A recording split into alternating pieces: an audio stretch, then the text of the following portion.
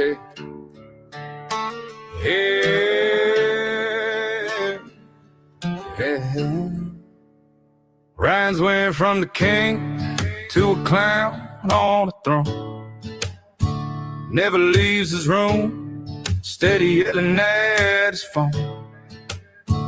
Photos full of NDAs, paranoid brain turned to mush. With dirt and leverage on your people who needs trust. Every Krieger that tagged the bridge feels like a fucking joke. Millions of fans feeling betrayed, been with you since Rolling Stone. Creekers tatted up, you with the cross all on the skin. Real ride or die motherfuckers that had your back to the end.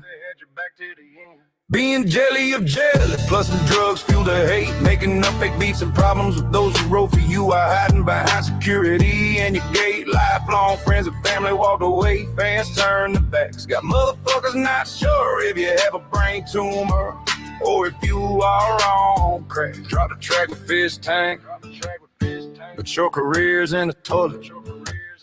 Drove off all your day ones, fag burning patty, made sure to destroy it.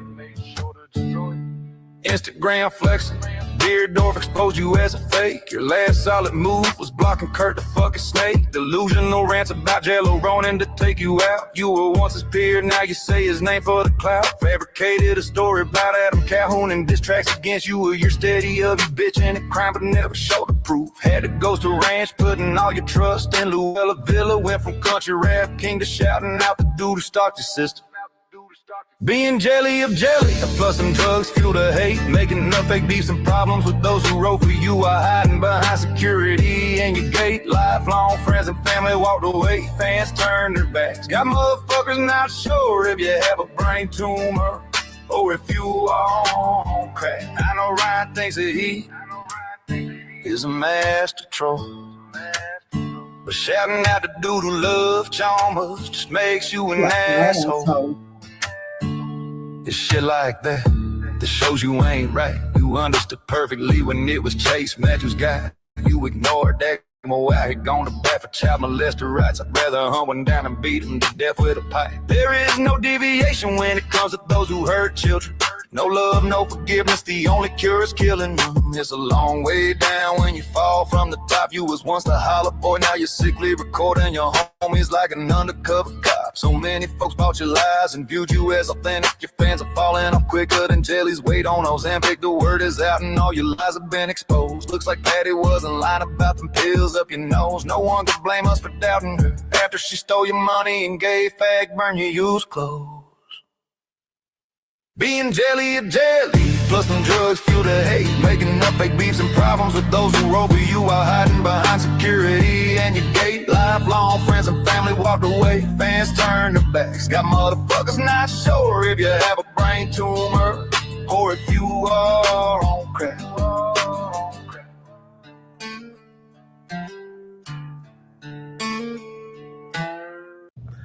The community of the country rap world that has turned into the troll community.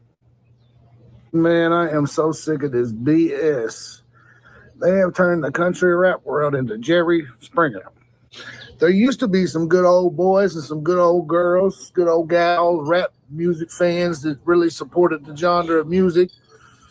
Now they're all trolls. Castro, who took it that way? Who is the one that... Who is the one that started getting all the trolling going? That's my question. Everybody in this community looks like this right now to me. Crawl, daddy, crawl. Yeah, what you know about it? Tell me, don't ask. Yeah, I got one getting away over there. Watch out. Crawdaddies, crawfish, crabs in a bucket, all the same thing. This is what it's turned into, y'all. Hell, I'm a troll. I've been trolled.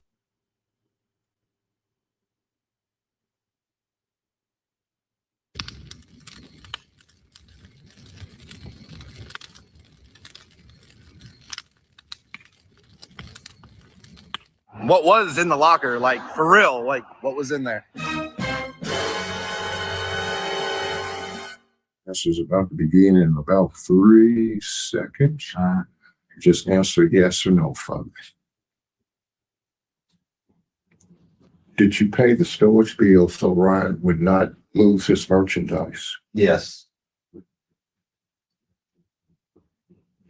Did Ryan have knowledge of the storage unit that you got him on his behalf? Yes. Today's a good day. Today's the day. How sad is it that you feel the need to have to take a lie detector test to prove your innocence? I mean, finally get to quit working for a complete maniac who's continuously trying to set people up and do the most horrendous shit.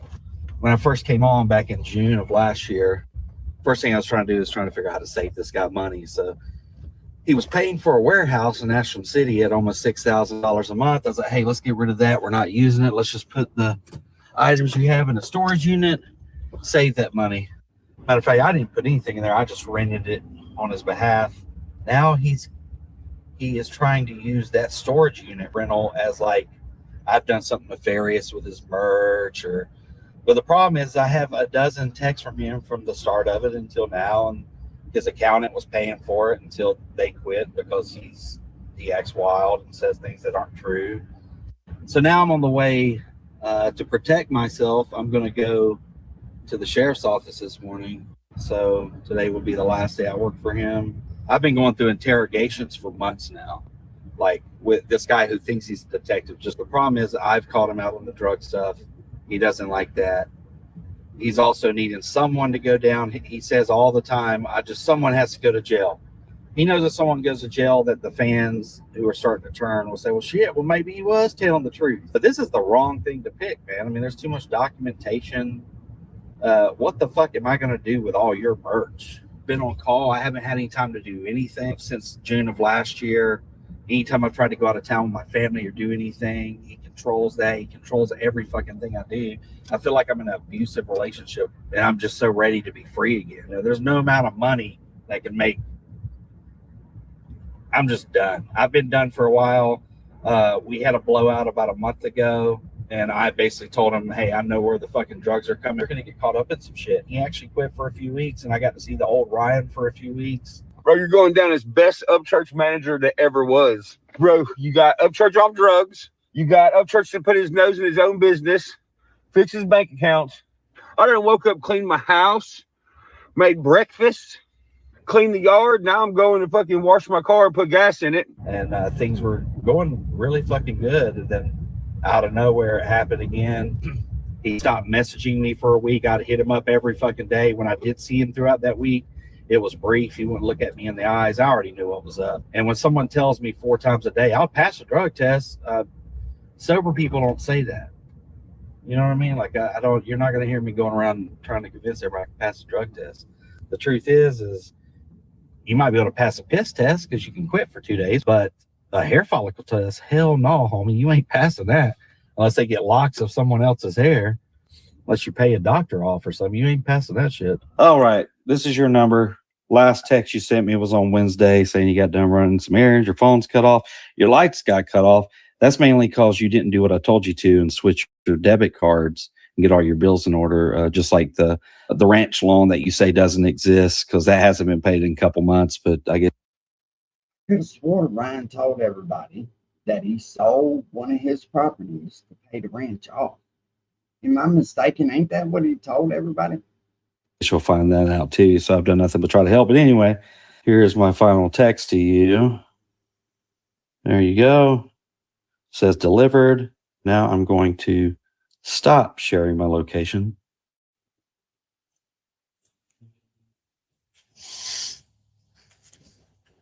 That feels fucking good. It's one thing to just not be able to afford someone and fire them. It's a whole different fucking thing to try to create a story and create this whole thing that never really fucking happened about a goddamn. Did you hear what he just said? See, I suspected that shit to start with Billy. Listen to what he just said. Create a story and someone. That feels fucking good. It's one thing to just not be able to afford someone and fire them. It's a whole different fucking thing to try to create a story and create this whole thing that never really fucking happened about a goddamn storage unit. When I have all the texts from you, your accountant set it up and paid it. And I was the one that went by and paid the last bill so you didn't lose all your shit. And you even thanked me in a text about it. Dumbass. A few moments later, from the world's biggest hater, it's up church. If you haven't realized, which if you haven't, I don't know how, I play a character. I let these idiots work for me, and then I catch them in their... You play a character. You let these idiots work for you. bullshit. And then I confront them, and they go, "Psych, he's on psychosis. Oh, God help him with psychosis. Devil scorns and animal bonds."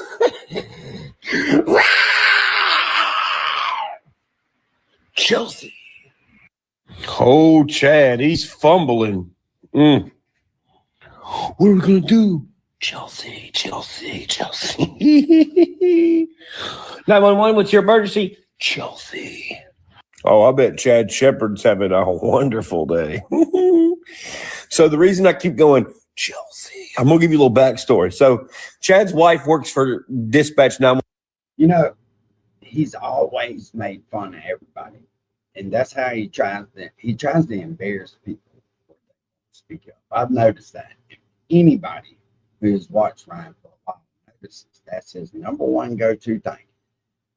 And then other people in the community, as soon as you kind of catch on and say something, then all of a sudden they try to shun you, right? Like all of a sudden, you know, they'd be cool with you until you have an opinion that don't fit the narrative that's being pushed. And then all of a sudden, you know, it is what it is. But that just goes to show you. 911 in Cheatham County, right? Well, she cheated on Chad, and Chad found out. So Chad like had a mental breakdown. This was like a while ago. Let's address the relationship. Listen, if you call destroying everything you ever built shit that you work your ass off places to get, if you call that being a good troll, okay, it's a good troll. It's the greatest ever done. Thing you want to throw it out there for the entire world to hear about, you know, it just shows what kind of character you have, because I could dig into you and paint a different side of you that a lot of people don't know about when it comes to relationships, but I'm not going to do that because I'm not going to go after your family. We had some problems, but you're making it seem very one-sided. You're talking about years ago after I dedicated. In my opinion, Chad should have never addressed this because it's really irrelevant. Years and years of my life, and made everyone but her the focus of my life, to where it did boil over to us having relationship problems. But it wasn't one-sided. I did some things too. You're not telling people that. I did some things too.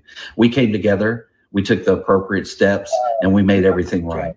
And now we've been together 14 years. Really so on a crawfish. On to the next topic. So anyway, he wanted to get back in good graces with Chelsea. And for whatever fucking reason, at age 50, walking around looking like Blastoise, he made this emo punk rock love song. And it was all about his wife, Chelsea. And at the end, it sounds so fucking cringe. At the end, he goes, "I love you, Chelsea. I love you, Chelsea." Ugh, gross. There's really no reason for you to know that besides the fact that it's just fucking hilarious. Chelsea. If y'all happen to run across Chad Offbeat's Instagram randomly, just stop in there and put a fist emoji and put Chelsea. He'll appreciate it probably. Well, Mr. Chelsea. Fucking faggot. This motherfucker's been in trouble for fraud and stolen property across state lines. I don't give a fuck about the stolen property shit, but the fucking fraud shit, you can't be nobody's fucking... No wonder you never seemed like a manager. You ain't no fucking manager. Fraud with banks and checks? Yeah, nah. Don't hire this motherfucker as a manager. Hell no.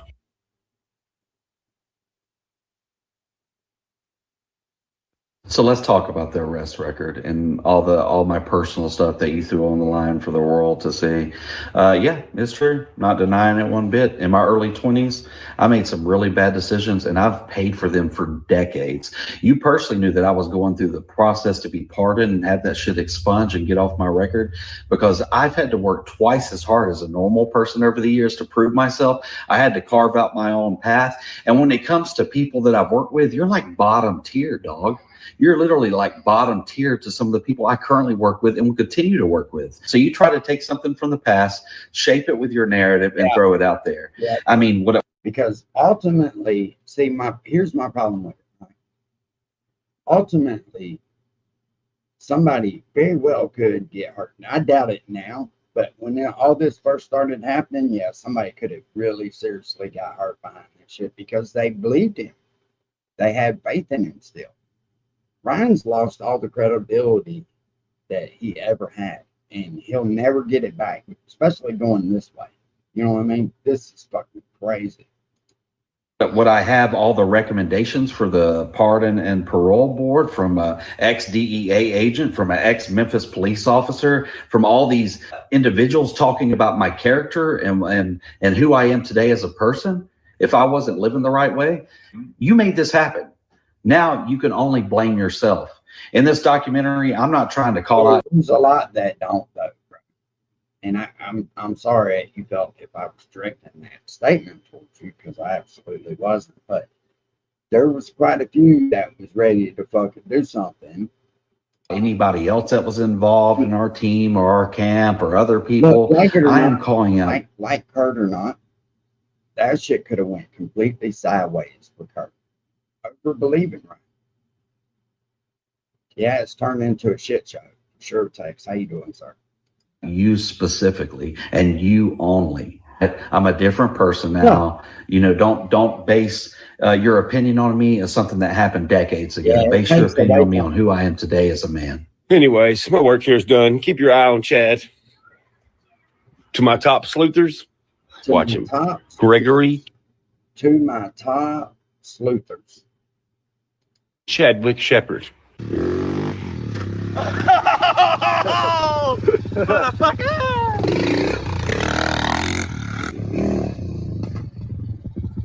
Hell yeah, brother. I'm Chad Shepherd. And before we start this documentary series, we're going to show you the very last interview I filmed with Ryan Upchurch because it's absolutely dog shit bonkers. Ryan asked me to fly a video guy up for the second time in a couple months. We didn't get shit accomplished. He sent us on a wild goose chase for a metal detector and some magnets, but we did film this interview. Check it out. Let me know what you think. Woo! I don't know, baby. I don't know, baby. I don't know, baby. 1, 2, 3, 4, 5, 6, 7, 8. I don't know how to be a decent person. I don't know how to be a decent person. I don't know how to be a decent person. I don't know how to be decent.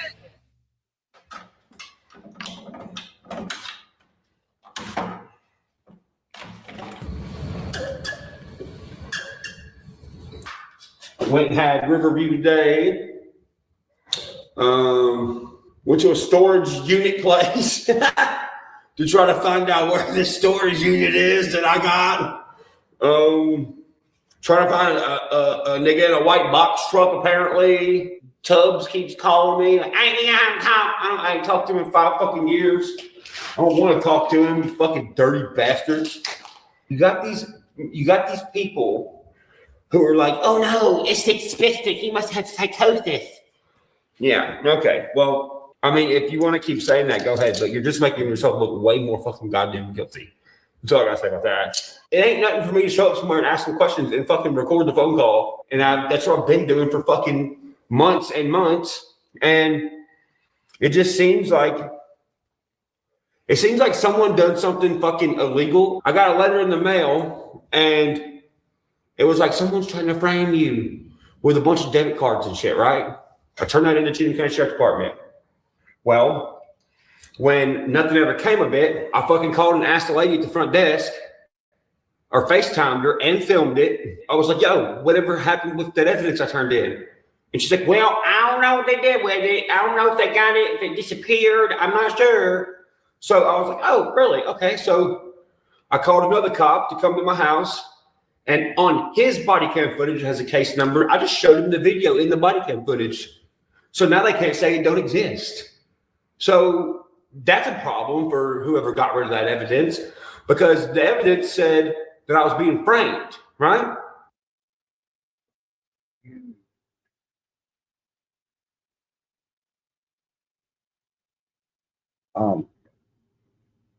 You just can't. Sometimes you just fucking can't. Yeah, the old church music was fucking great, dude.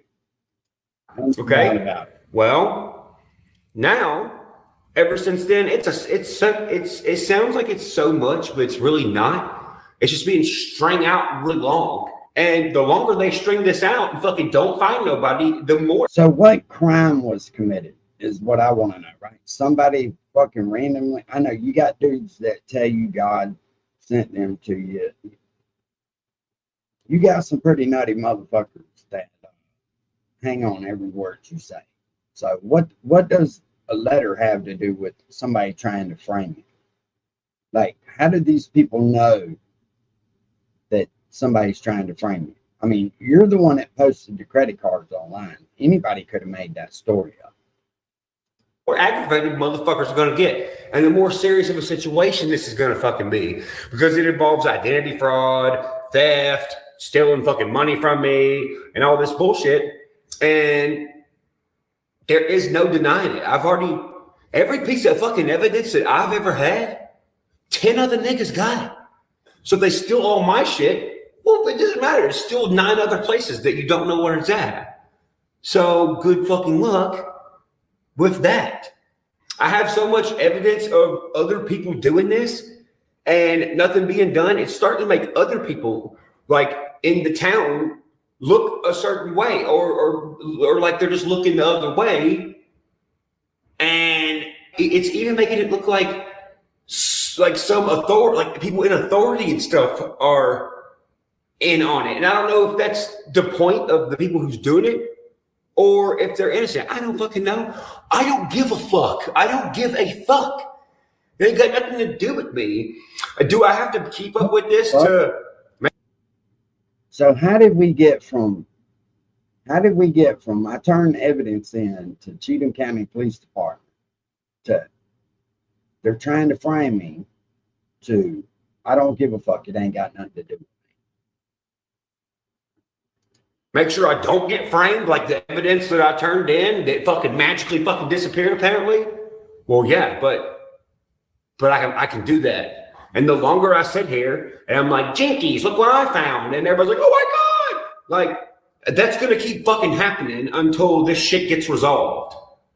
Because if I got to sit the rest of my life and watch my back, well, I'll do that. I have enough money to do that. I got enough properties. I have the smarts to sell the properties I do have, to save my money, to pay my little fucking light bill and water bill, to sit here the next 15 fucking years and just keep pointing out all the goddamn errors.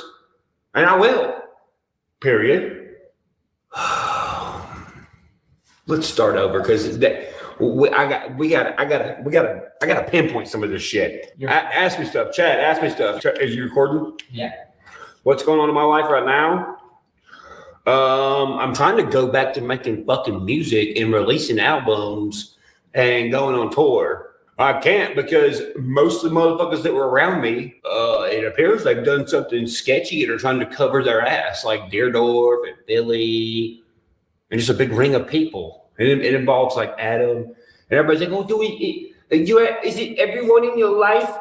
Everyone who's not a fucking millionaire that wants to be a millionaire? Yes, it is a part of them." Why did Adam Calhoun get mad that I didn't go on tour? That's what. Does that make sense to you guys? No, I fucking don't. And you know, now after watching all this shit unfold for the last year, I kind of understand what Patty was doing now. Patty was trying to protect him. Even though the way that she went about it and attacking people online and shit was fucking crazy, I think either she was trying to protect him or trying to protect herself financially. You understand what I'm saying? It doesn't look fucking good. hate Adam. Adam's not on tour with me, and my tour has nothing to do with him. Why is he worried about it? I don't know, but it is weird, right? Yeah, it is. Why is he coming to my house asking me if I'm a fucking cop? Like, what the fuck? Are you a cop? What the fuck are you asking me I'm a cop for? Adam Calhoun from fucking Illinois? What the fuck? Aren't you a fucking music artist? What are you doing in my house? I think there are a bunch of fucking drug dealers are doing something. And I think they're getting all these little artists that they know to go on tour and get their own tour bus. And I think they're going. There's a dude that lives down the road from me. Good guy, man. give you the shirt off his back. One night, he decides to pull out an AK-47 and he's shooting it in the air, right? He almost got killed.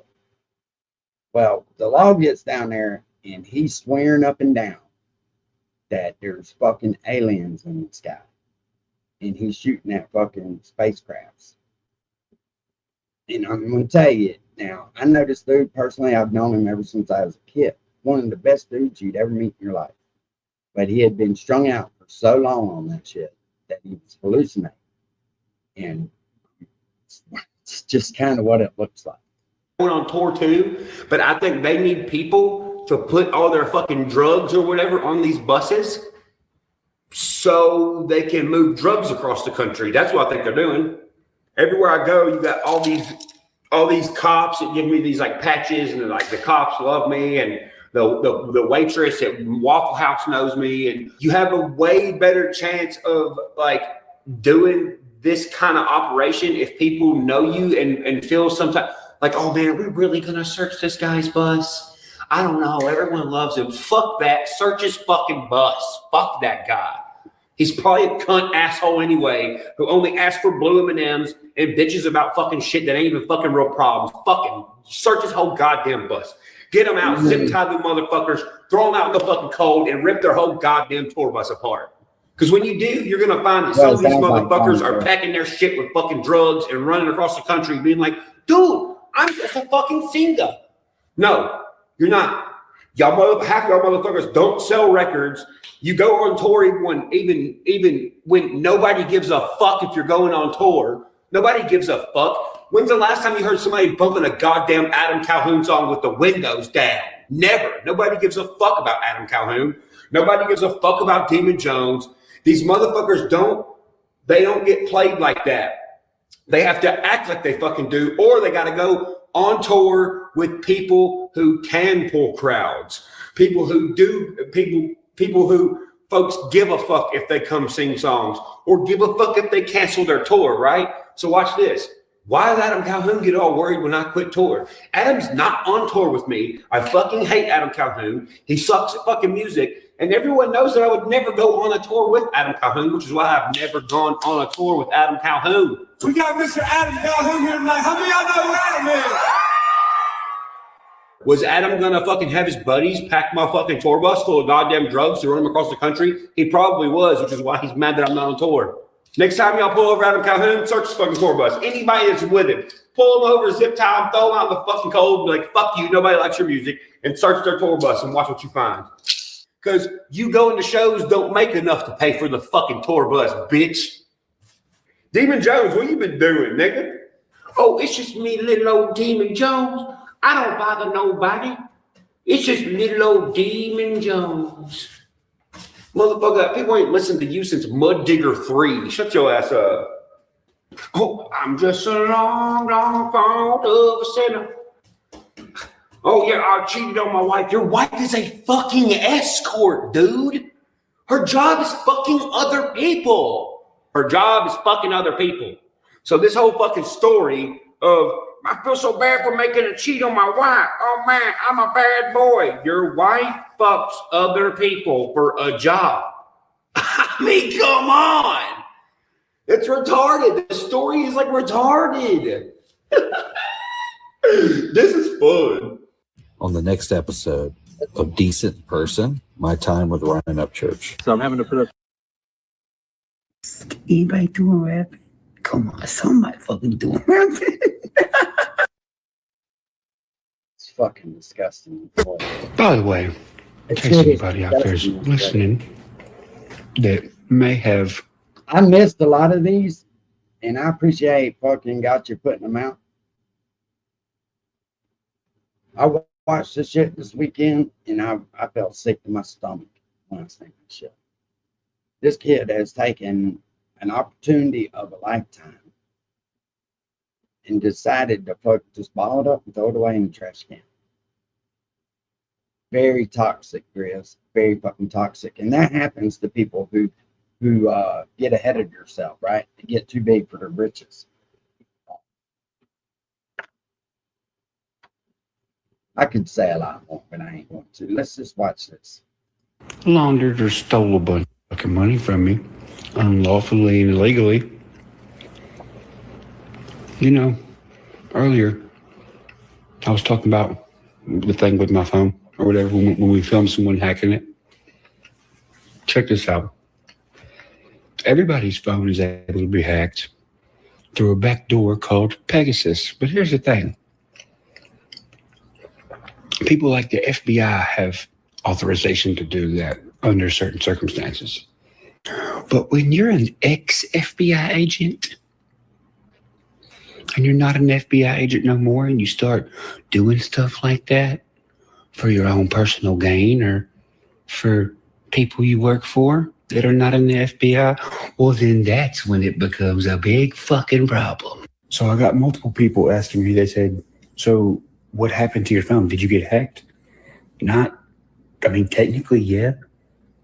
But we knew what they were doing. So we let them do it.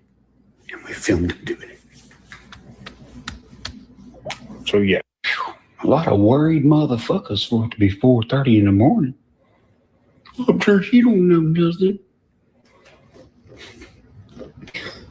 What are you doing? You fishing? Keep on fishing. What do you know? Whatever the fuck I need to know. Motherfucker, I know who cuts Freddie O'Connell's grass. By the way, it's a Garden of Babylon's landscape. All right. I'm going to take me a 2-hour nap. And to the people out there being like, dude, did nobody hack your phone? The link they sent me, we knew what it was. We filmed them doing it. They didn't even delete everything. They only deleted certain shit. That's why we backed up my phone before I clicked the link and filmed them do it. You're mad about it. I'm smarter than you, bitch. You know how good I feel sitting here watching all these weird motherfuckers on YouTube stay up all night watching it? You can't, because he won't let you. He won't let you really manage it. He thinks he knows everything. He's got to have his connection to his fans. That's the only life that Ryan's got, and it's fucking sad. He's gotten lost in the dark hole. And people will take advantage of it. 100%. Just like with fucking Dagburn. You know, Dagburn takes advantage of this to the fullest fucking potential. Leads people on to thinking that he's got Ryan on speed dial. And you know what? That's Patty's fault. Because I guarantee you, she's told that motherfucker everything about what Ryan was doing. Now that they're worried that he'll come out and say something. Because he has some kind of credibility if he goes to talking shit about Ryan and putting his business on. Ryan don't want nothing to do with that fucking kid. But he's forced to pretend like he's okay with him. Just like with the fucking pedophile shit. He knows that who fucking Johnny is, but he can't like disconnect from him, because if he does, all the shit, that information that Patty has told him, he'll put on fucking line. Every fucking thing I do and say. Knowing that everything I've said the past year, that these motherfuckers was like, oh, dude, you fucking crazy. By the way, you know we're watching what y'all are deleting. By the way, Ryan, we're watching you burn this motherfucker down. And why I feel the need to try to destroy everybody else. That part of it, man. Like, at first, I really believed there was some shit going on, right, with him and Adam. I think that when he realized he was financially fucked up, that if he pulled Adam and him's friendship apart, that he would get that revenue that Adam was getting from fans, that were cross fans between the both of them. I honestly believe that. It doesn't matter. What you're deleting, we knew you would delete it. It's already been saved. You can't delete it. But it feels good to sit here and watch everything start coming to light. Y'all getting real loud, aren't you? Here soon, y'all gonna start erasing y'all's profiles and disappearing from the internet. Watch. Now watch this. These motherfuckers were so happy they thought my profile got deleted, right? So happy. Motherfuckers doing victory laps, having fucking YouTube pep rallies. They were so happy. Just to find out it didn't get deleted. And look what kind of stuff I share. Stuff against pedophiles. So what the fuck were y'all so happy about? You fucking weirdos. Very sad, Grizz. Very fucking sad, homie. There's me. There's her. Okay. Now watch this. Watch when I leave. And then watch the time right here.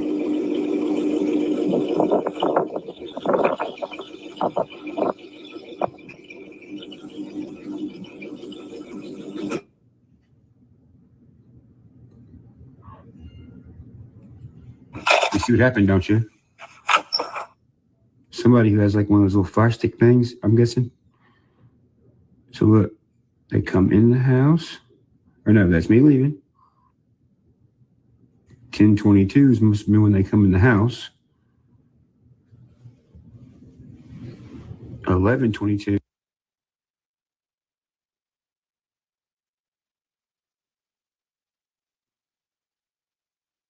You might be slick, motherfucker, but you ain't slicker than me.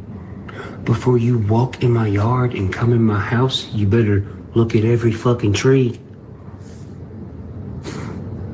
Yeah, they walked over here. Right here.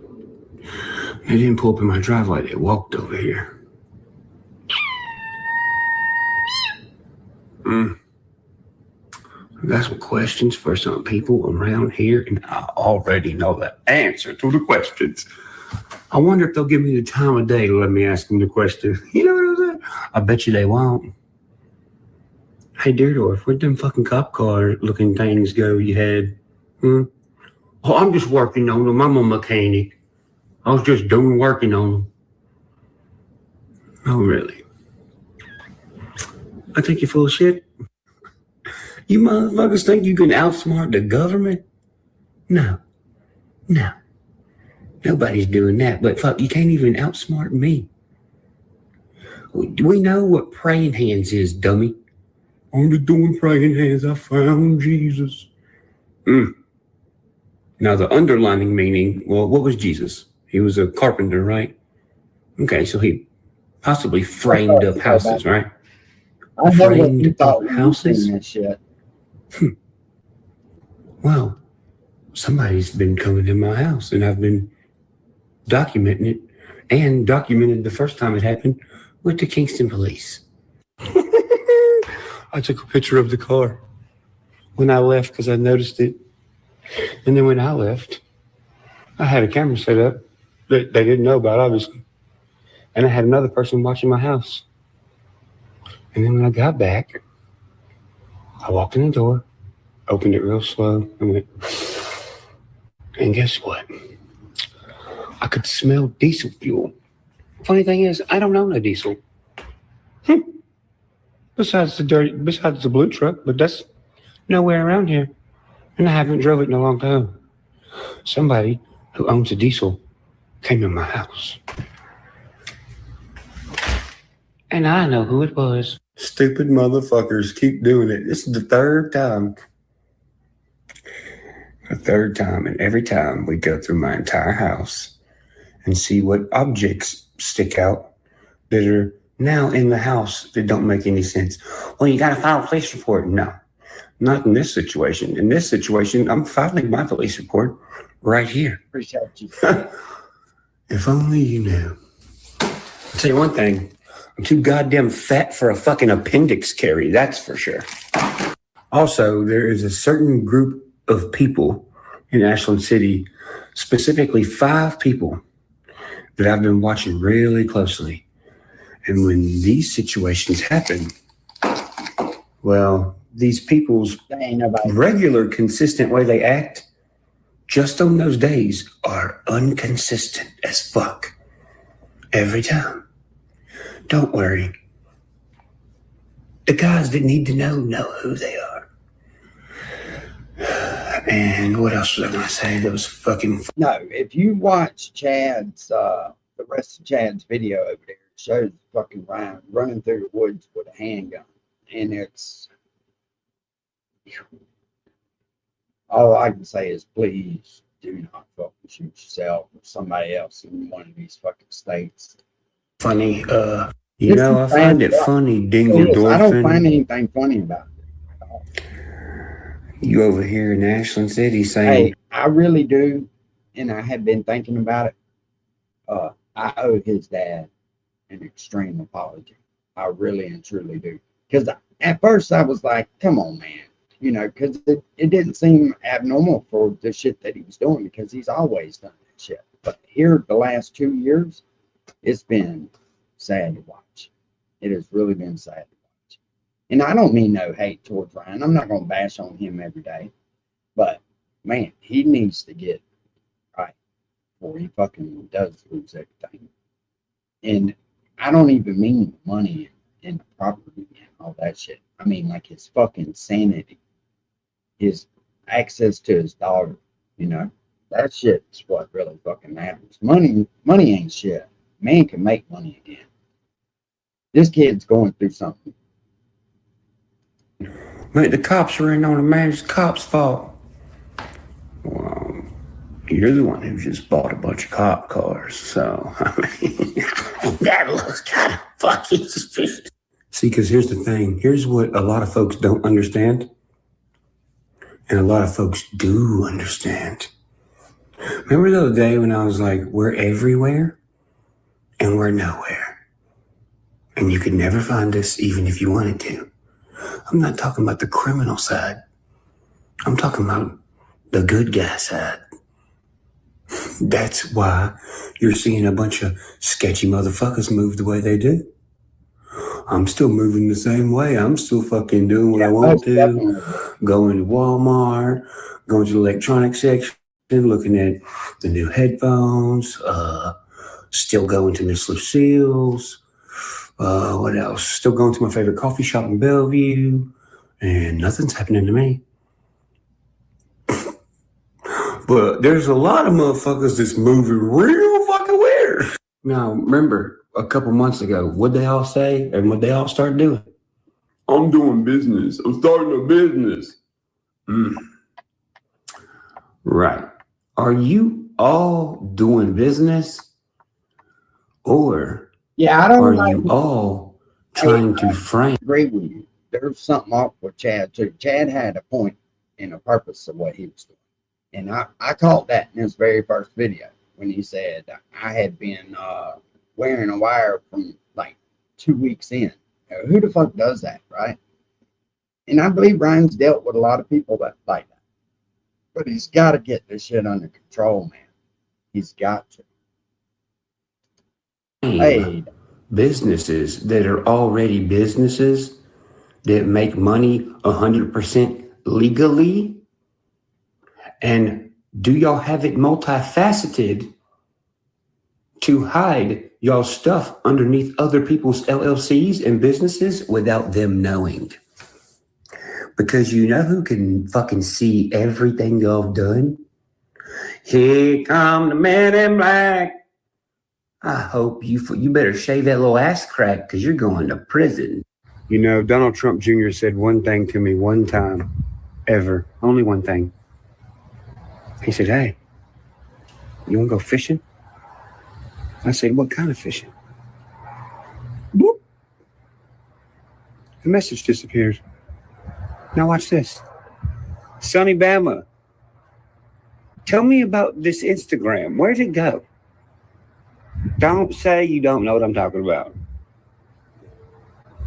Don't say that. I need y'all to tell me what happened to the Instagram. Okay. Jesus, they're terrified of the Trump administration. They're terrified. As I'm sitting here tagging Don Jr. in something, the door ring camera comes on.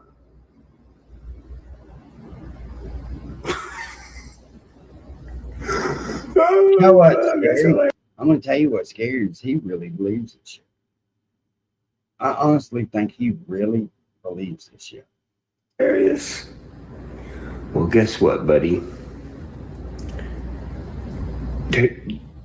Don, tell them there's nowhere they can go.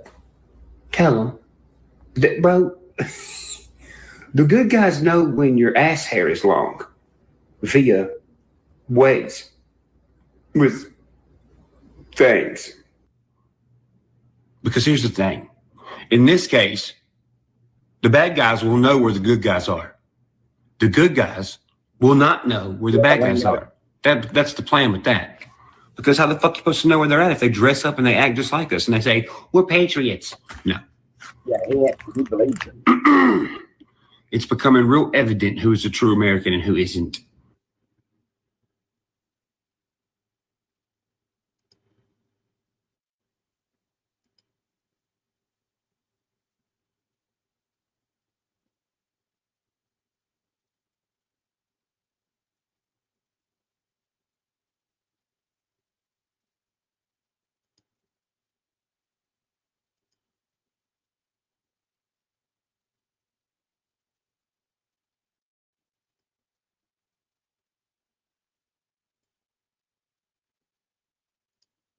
Oh, country music capital of the world, Nashville, Tennessee. What have you turned into? I see some of you fucking flumple dump motherfuckers trying to get ahead of the curve you already knew about, but you never said nothing. Don't act like y'all motherfuckers don't know that downtown, all these little groups, these little fucking weird dark groups are doing like weird lyric witchcraft shit. Hardy. Yeah, I seen your phone. Oh, Hardy hints at a conspiracy theory that involves the legend. Yeah, well, Hardy's also got 3 horse skulls in the back of the truck. Fucking singing, I woke up on the wrong side of the truck bed this morning. Oh no, has you and some of your buddies been waking up on the wrong side for a while? Yes, you have. And now there's these little headlines coming out like Hardy tips off at country music conspiracy theorist or conspiracy theory. It's a scary conspiracy theory. Yeah, well, you've been knowing about all these fucking weird voodoo motherfuckers down there. So don't even act like you oh no. What? Yeah, you've been knowing, motherfucker. Y'all just too scared to say something. Y'all have been instructed to say that. I guarantee you I already know what it's about. I bet the country legend that you're talking about is probably Keith Whitley. And Morgan, I see you're in the picture too. Why don't you tell everybody about your fucking green room, cracker? What was in your green room during your last Nashville show? Yeah, don't fuck with me. How's he know that? Because. And going back to the 3 horse skulls in the back of Flumple Dump's bed of his truck. Go ahead. I know what some of y'all was going to say. Well, it's different because in fucking Native American rituals, I don't fucking care. Don't care. Is he fucking Native American? No, he's not. Does he ever say anything about Native Americans? No, he don't? Okay. Well, anything that could be used for good could be used for bad as well. And well, it's a Native American spiritual ritual. That don't really help when your buddy is stomping to death a fucking Native American Indian that just walked out of a casket that says no trespasser on it. Do you understand? Yes, you heard me right. There's a music video where somebody in their little clique down there brings a dead Native American Indian back to life out of a casket with a fucking elixir. The Indian has a sign on his neck that says no trespasser. And after he is resurrected, he gets stomped to death by a monster jelly roll. I'm not sure. I'm being for real. I mean, if that's not witchcraft, what the fuck was that? Oh, brethren, We were just inspired by Yellowstone. I mean, and just as a plain ass country dude or a country woman that is from around Nashville, you watch that video and you tell me, is that Nashville? Symbolism wise, definitely fucking not. Definitely not. You got this guy flying in on a damn Pegasus unicorn. Okay. Y'all know around here that the locals are called unicorns. So you riding on the back of a pure local, which is what it's symbolizing. A native to somewhere is definitely a local, and so you're squashing the fucking native to death after you resurrect him. That's false hope. And then when you ride into town, all the wives are widows, and they look dead. And in the window is smiling, cross-dressing trannies. What the fuck? And then to double down on the cross-dresser deal that y'all got going on, y'all are now not only promoting cross-dressers, but you in fact are dressing up like somebody who wears a cross, making you a double cross-dresser. Man, anybody that knows anything about witchcraft is probably like, yo, what the fuck? Yeah, I know. Get back to your roots. You're being weird. Be a country boy again. I have no idea. Where do you think all this shit was practiced way back in the day? The Deep South, motherfucker. The military knows about this stuff. Been knowing about this stuff. Unclassified document AD 464903. You know what's crazy, Cat Midnight? Is he thinks he's going to have this magical moment where everybody's just going to run back and be like, oh, it's okay, Ryan. It's okay. No, bro. No, it's not okay, man. It isn't. Your boy knows. Go fuck yourself. Was he sitting there with a shotgun? Your boy knows. 03. Your boy knows. 64903. Your boy knows. It looked like he's sitting there with a shotgun over the shot. Go fuck yourself. Here and saw a car pull up. I literally ran out with no shirt on, and they were already gone. So I'm going to catch them red-handed. Here's what I surmised. Why are they looking in my mail? Several weeks ago, when me and Ryan got into it, he rewarded me and bought me a new motorcycle. What he does, he'll give you something, but he'll be the lien holder on it so you can take the shit back. So he knows the title's coming in, and I'm going to catch him in 2K. He kept denying the drug use. One day we're in the studio and he just brings it out in front of everybody. Basically told me, the cops knew. Have you supplied Ryan with heroin, meth, Audidor, cocaine, or any other drug? No. Did you really have a TBI agent come to your house last year concerning Ryan? Yes. I pulled up to the cops. I said, hey, y'all know somebody's following me around. They're like, yeah.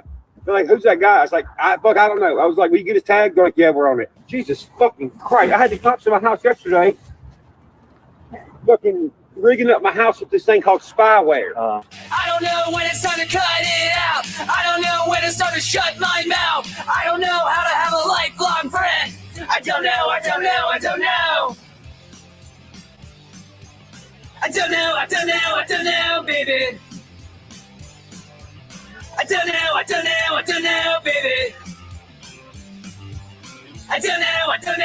know, baby.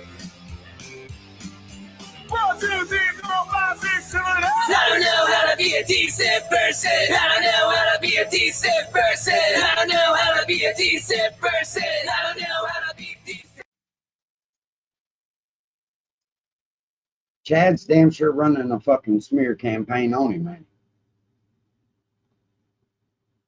That part with him running through the bushes with a fucking handgun looks wild.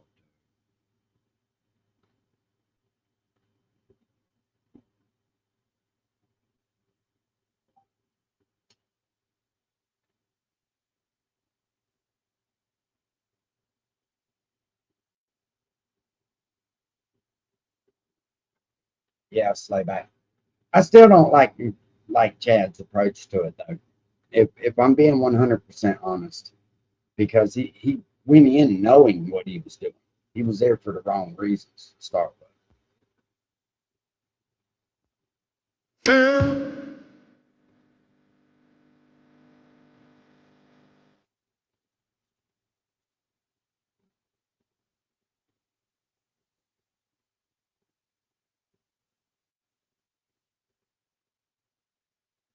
Hell no.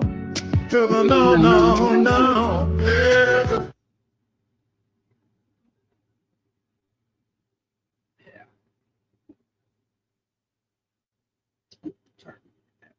It's fine. Yeah, these big wig fucking millionaire, billionaire fucking music, accountant, financial lawyer. All y'all motherfuckers down there suck. You fucking suck. You underestimated a motherfucker that's actually from around here that cares about what he does. You fucking idiots were confused when you're like, oh, what are you doing? You need to make more music. Why? Because I'm a fucking musician, dummy. That's the first fucking red flag, bitch. The second red flag was the ex-manager, the fucking financial team that he hired, and the fucking lawyer that he hired, all being in coalition. All you motherfuckers quit at the same fucking time, pretty much, within a fucking month. Bro, when everybody removes herself from around you, you would think a normal person would go, what the fuck? What am I doing, man? I'm being too hard on people. You know, something, not this dude. Not this dude. This dude figures out some kind of conspiracy to try to, I'm also just trying to hit my location. It's all right. What you fucking idiots didn't realize is y'all thought that Oh, I he would just be definitely like, has. oh no, what am I going to do? Definitely That's not how we roll around here. We pick up the weight and we figure out what the fuck to You do. can't take that from him. When this dude hit the scene, he had motion like nobody's fucking business. But nobody wants to see him spiral out of control, one Instagram clip after another. Nobody. Now So with people me being who the fuck I am and how I was raised around here in Cheatham County, I had to pick up the fucking weight. I had to put my fucking career on hold for Jesus Christ the past fucking 2 years pretty much, because the lawyer's fucking retarded and she don't know what freedom of speech is. She's like, you have to file it out of court. It cannot go to federal court. Please don't make it go to federal court. Well, how many? Just hold up a big fucking red flag and be like, woohoo! Look at me, my red flag. What fucking lawyer that's getting paid and you're fucking invoicing me all this fucking money? What do you not want to go to court for? I'm paying you to go to court, motherfucker. Because she doesn't want the loss on her record, because you wouldn't stay off the internet talking about the shit. After you found out, you still got on here and said some shit. But no, she fucking quit last minute and blamed it on non-communication, and some fucking judge down there signed off on that bullshit. What the fuck kind of judge is gonna sign off on that? A goddamn cricket. Not only are you motherfuckers slimy pieces of fucking shit, you're the most non-American slimy pieces of fucking shit that we have in this whole entire country, bitch. I fucking make all my money legally. I'm probably the biggest actual independent artist in the fucking world. I've never been in serious trouble. I do what I'm supposed to fucking do. I work my fucking ass off, and I try to teach it to the fucking youth while I support the president that obviously knows what the fuck's going on. And I'm the one you try to fuck? Oh, well, I think the fuck is gonna be way bigger coming your way, buddy. And trust me, I've seen the comments. Oh, you sound guilty. Why are you getting so defensive? I'm not. Is that what you think it is? offensive? You think I'm guilty? Well, I hate to fucking break it to you, dumbass, but the fucking FBI can find out anything they want. They don't have to confiscate your phone. They can fucking look in your phone. If you ain't doing nothing bad, you don't have nothing to worry about. If you're a scummy fuck that is doing very non-American shit and funneling money out of the country while somebody's trying to fix the goddamn debt and make everybody's fucking minimum wage better, well, then you're not really helping us, are you? No, you're not. You're not, especially when you're in the fucking music hub of the goddamn world and you're down here trying to fuck the person who is able to prove to you the American dream is actually real. Yeah, go fuck yourself. See, when shit gets rough in this country, a lot of motherfuckers just give up. Hell, these administrations and these companies that have been against Trump and fucking pouring propaganda on Trump, they want you to be fucking lazy. They want you to be a fucking dumbass. They want you to be fucking retarded. They want your money. So they want you to be lazy. I don't know very many lazy people, got money that you can take from them, but okay, go for it. How much money does one need? As much as you're willing to make. As much as you're willing to fucking put in the work for. Legally. That's how you make the country. This is a fucking high rant right here. This motherfucker is fucked up. Start to look better. That's when roads start to get cleaner and shit starts to get paved and forests start to get fucking mulching jobs done so they don't fucking catch on fire. Yeah, remember when Trump said we need to clean up the forest? Starts getting mulching jobs done so they don't catch on fire. All right. I'm buying that. The motherfucker even cares about the forest. Sorry for saying motherfucker to you, but he even cares about the fucking forest. He cares about the tree in the woods that no one hears fall over, all right? And you know what makes me angry as fuck? You want to know what makes me more mad than anything in this whole fucking situation? These motherfuckers that have done this, that have ruined the reputation of, slandered, and fucking just poured propaganda on the folks that are selfless. The ones that don't need more and more and more and more. They can make more and more and more, but they don't need more and more. I have everything I want within my house. My fucking Mustang and my Harley. That's it. I've made way more money than a house, a Mustang, and a Harley. But that doesn't mean some slimy fucking lazy bitch can come in here and find 3 other lazy bitches and you just suck the fucking blood out of that motherfucker because you can. You don't do that. And you know why? Because that breeds laziness. This motherfucker says 3 lazy motherfuckers come in here. More money find 3 lazy motherfuckers than a house, a Mustang, and a Harley.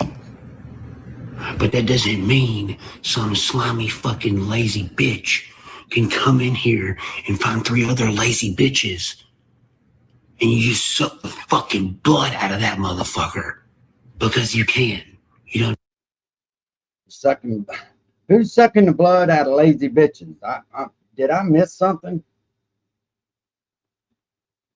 Do that. You know why? Because that breeds laziness. That breeds bums and people who ride coattails and people who hold their hand out and stand at the fucking gas station and ask you for your money while they just walk around and scratch their fucking balls. That's what that breeds.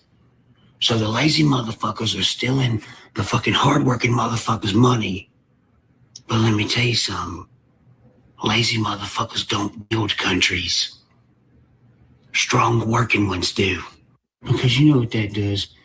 When lazy motherfuckers who are non-responsible breed and raise another lazier, more non-responsible motherfucker, then the country ends up as a fucking shithole.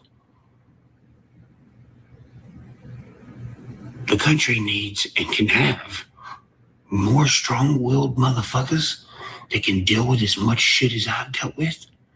Well, our kids are gonna fucking rule the universe. If we get you out of position, because you're fucking everything up. Instead of this whole country under these other administrations, not the Trump administration, Because I see what he's doing. I see what he's doing. That's He's what fucking. that's what I don't even see all of what he's doing. I see half of what he's doing. He's a fucking genius, okay? With these other administrations, look around. We can't even chase criminals the right way. Because there's fake cops and there's all these people that are empowered that don't give a fuck. They just do weirdo shit and fucking have little. And people over in that dude's chat thinks he's got like the inside scoop, and they gonna be able to talk to Ryan if they hang out with fucking gobble nuts. Oh shit. Sex rings and fucking money laundering rings, and then we're more in debt. And then the ones making us more in debt are like, I don't know what's happening. We gotta fix the debt. The debt's you, motherfucker. This country could be fucking badass. This country, imagine if we had all this fixed and we'd already been going towards the way that Trump's got us going. Imagine if we'd been doing that for 100 years. By the time Barron Trump is Donald Trump's age, we should have this country to where we like the leader and we trust the leader so much. There's no funky shit. There's no weird shit. There's no none of that. There's full transparency in what needs to be transparent. That said president at that time in the future should be able to be like, yo, you guys want to help me build the biggest pyramid of all time? And we should all be able to build that motherfucker in a week. The fuck is he talking about?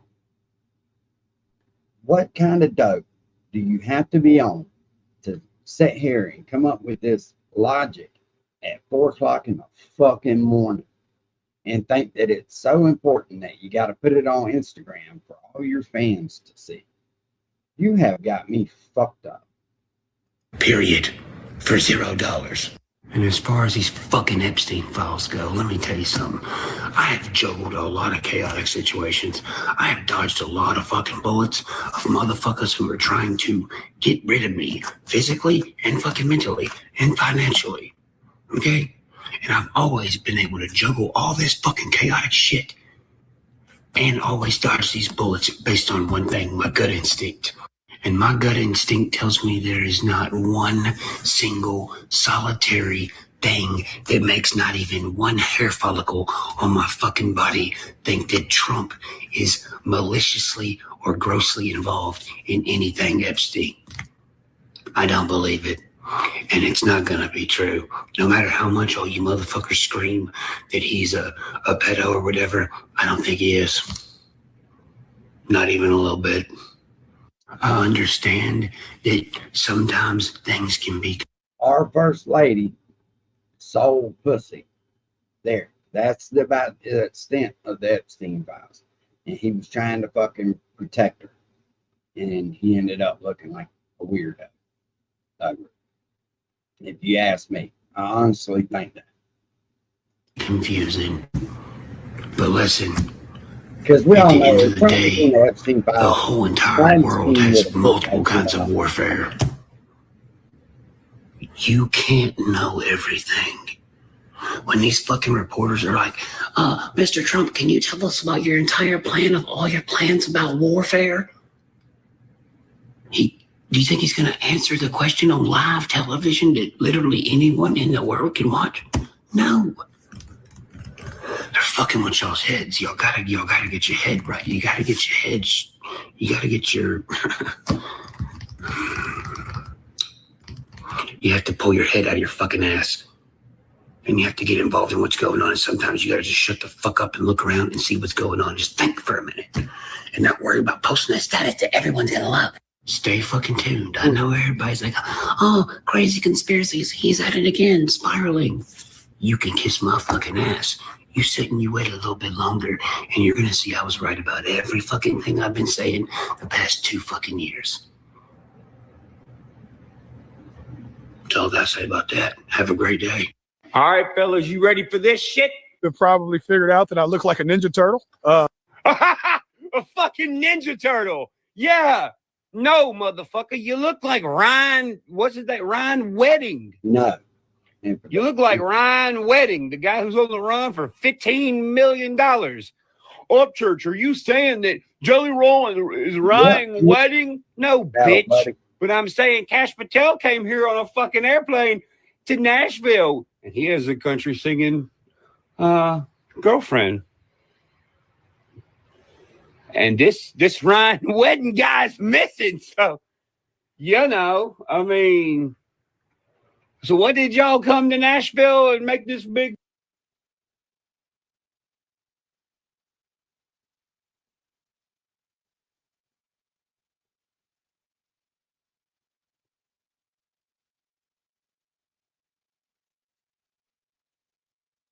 Hey, to all y'all out there that got that fake Ryan Upchurch fan mail from Dingledorf and his wife, will you see if the P.O. box on the box matches that one that I just posted? Because if it does, then we got a winner, then we know why. Look, so listen to this suspicious ass shit, right?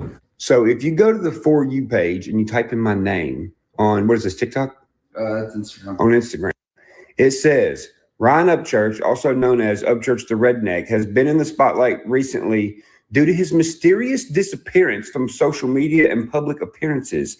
His fans have expressed concern and speculation about his well-being, with some even starting petitions to demand information about his whereabouts. However, it's been revealed that Ryan faced personal challenges affecting his mental health, leading him to step back and focus on his well-being. He's now working on new projects and plans to make a comeback. Look at that shit. 1 minute, man, he sounds completely normal, and then the next minute, he sounds like he's just fucking out there. He's gone. Where'd he go? He's missing. You know, there's so many fucking holes poked in the business, the music business of Nashville, which bleeds over into other businesses. It bleeds over into realty, accounting and financing, distribution,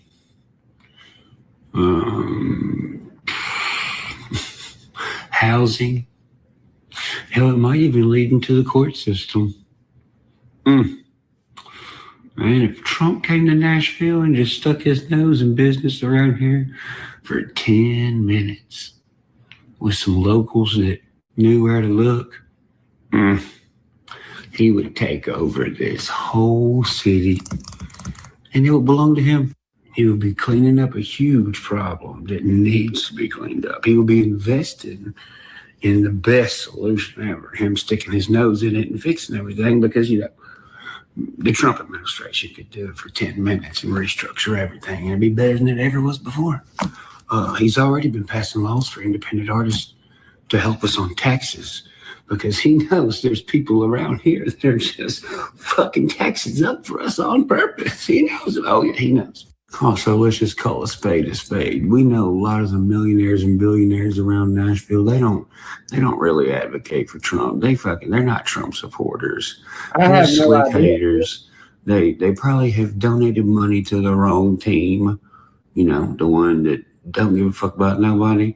They probably are the ones who help fund money towards propaganda and misinformation. And to me, he sounds like crazy fucking Carl in this. That's who he sounds like. You know, they're already a problem. You know, to add all that other stuff to it, that doesn't sound good. That doesn't sound good. Fuck it. He just needs to give the music business to his son Barron and just say, fuck it. Barron owns music now. How about that? They're trying to hack my phone right now. Watch.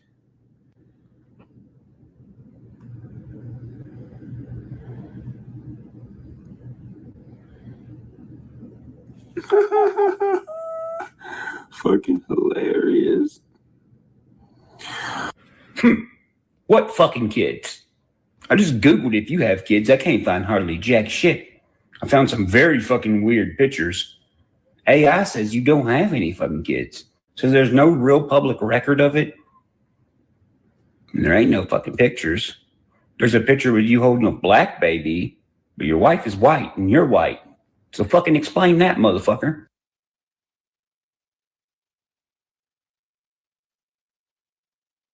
Shit was on airplane mode. Was it really? I didn't catch that. have any shit. What? Fucking hilarious.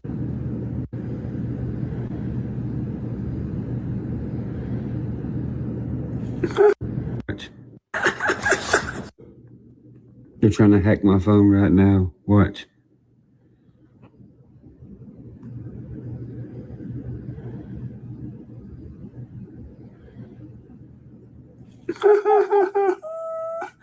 Fucking hilarious.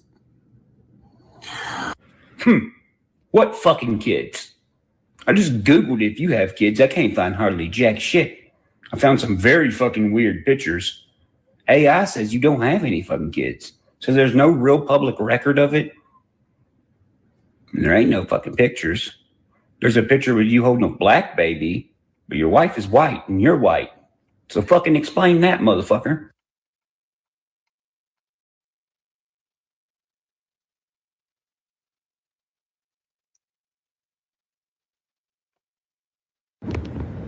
That's why I posted. I think people scared of AI because AI is telling the fucking truth about people. And now there's new AI companies trying to reverse that. That's what I fucking think. I think AI was collecting data and started snitching on motherfuckers who are weirdos. That's what I think. Look at these fucking weird pictures.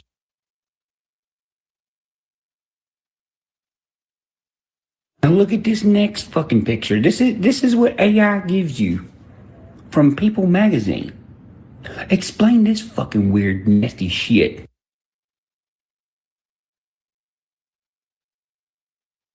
Now, if I'm finding out stuff like this and I'm showing you proof of what I'm finding, let's see who comes to attack me. Let's see who comes to sue me, because whoever those people are going to be, they're probably fucking weirdos too.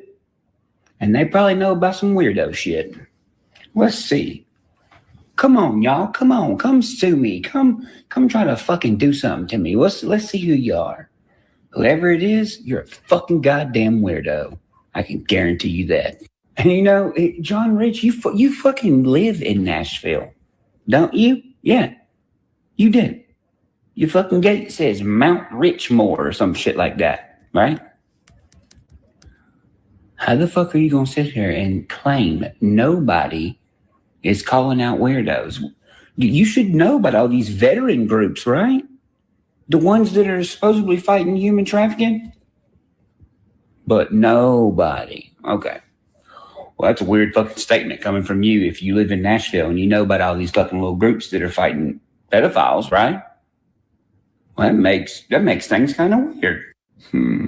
John Rich, you did a fucking song with a dude from California who is really from Canada. And that's the guy who is in his videos standing over a baby crib yelling and screaming. That's who you do music videos with, you fucking freak. You know, I find it real fucking weird that AI apparently put this headline out about Jelly Roll donating $20 million to a dog park. What kind of fucking dog park is that? $20 million? God damn.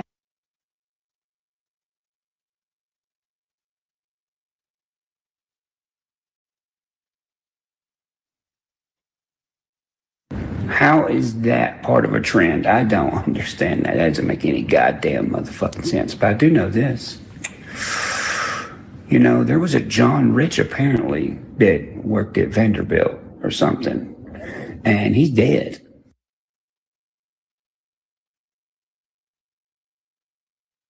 And John Rich, the country singer, well, he has dead.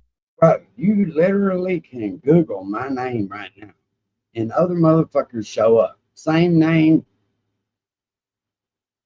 Whew. This kid really is lost, honey. Dance marathons there.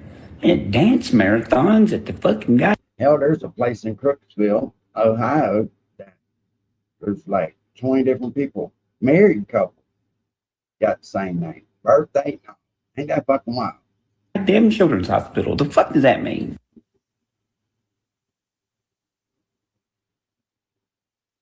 Well, here, watch this. So Andy Ogles who is speaking out against this and saying, hey, the mayor of the town is friends with like sex traffickers and fucking murderers. He's saying that. So John Rich, one, why are you ignoring that? Why don't you just share Andy Ogle's name talking about it? Because the mayor of the town, his wife, works at Vanderbilt Children's Hospital. And they're friends with Jelly Roll. And Jelly Roll is got $20 million for a dog park. Once again, whatever the fuck that means. So speaking of dog parks in fucking Vanderbilt, why in the fuck is this the case? Look at this. So y'all got veterans that are busting sex trafficking, right? Veterans have dog tags. Well, Vanderbilt puts a dog on the tag on your child, making this kind of a dog tag. What do you know? Well, that might be why me and my wife had the worst goddamn experience in the fucking world at Vanderbilt. And it seemed like a goddamn third world country. This might be why the fucking bitch at the hospital attacked me for the fucking paperwork that she had to fix. Y'all motherfuckers were worried about me, and you still should be worried about me, motherfucker. P.S. Hey, Jelly Roll, you skinny fat bitch. Don't forget, I ain't put out the whole video yet when y'all showed up to my house unannounced, making no goddamn sense. You have to roll with us, brother. They'll give you $100 million. No. I know something's up with y'all's group. Y'all weird, bro. Something's going on. And now you're selling your bar. Well, that was fucking fast. You just got there. All right, now let's see who attacks me. Now let's see what happens. Who does what? Because everybody's going to know about it. Come on. P.S. Hey, Be Loose, I know about Jelly Roll coming to your house in Dixon. Not your one in Kingston, your one in Dixon. Weird. Manager, video guy, 2 houses fairly close to each other. It ain't like you're a fucking millionaire superstar who rides Can-Ams or nothing like that. Why is he so stuck on trying to destroy everybody else? That's the part that I don't fucking get. No. You just own 2 houses for nothing. God damn. You know, another thing, there are some characters in Nashville that work in music. A bunch of them. And it don't matter how late I stay up.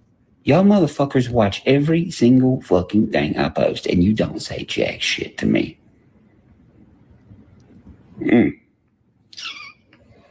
I've been watching it for 7 months, screenshotting it too. Y'all watch every fucking little thing I post. It don't matter if it's till 4 in the goddamn morning. Mentions my lawyer, mentions the Kylie Rodney case. Mad as fuck because I don't think that person's real. Doesn't make any fucking sense. If I'm looking and trying to out the pedophiles, how am I a piece of shit? I'm not. But guess what? You're on the sus list now, faggot. Not only that, another music guy who is not successful at music at all. What the fuck? You know, the last thing that my lawyer said to me was, Ryan, I think him and Hosier's friendship is for protection because I just do. I just think that's not a real friendship. This dude don't know how to be friends. Why don't you think she's real? I said, because I don't have a fucking reason to think she's real, bitch. What the fuck? Why the fuck do y'all want me to say this person is real? I don't understand. She said, well, I can give you the autopsy report. I'm thinking, what? Where the fuck did you get that? And I also thought to myself, I was like, you're just now saying this? I said, well, fuck it, I don't care. I said, anybody could fucking make a goddamn fake report. She's gone. all the right people are watching y'all. And we're not going to stop watching. And there's a lot of us. So last night, I was going through Polaroids. And I was going through my mini iPad, wherever it's at. And I was looking at all the stuff my inner circle said during it all when this popped off. All the text messages, all their posts, everything. Before they deleted everything. And I was sitting there looking at these Polaroids, and I was like, these motherfuckers are weird in all these Polaroids. Why is me and Beth the only happy motherfuckers here? Was Beth really happy, homie? Huh? Or was she terrified?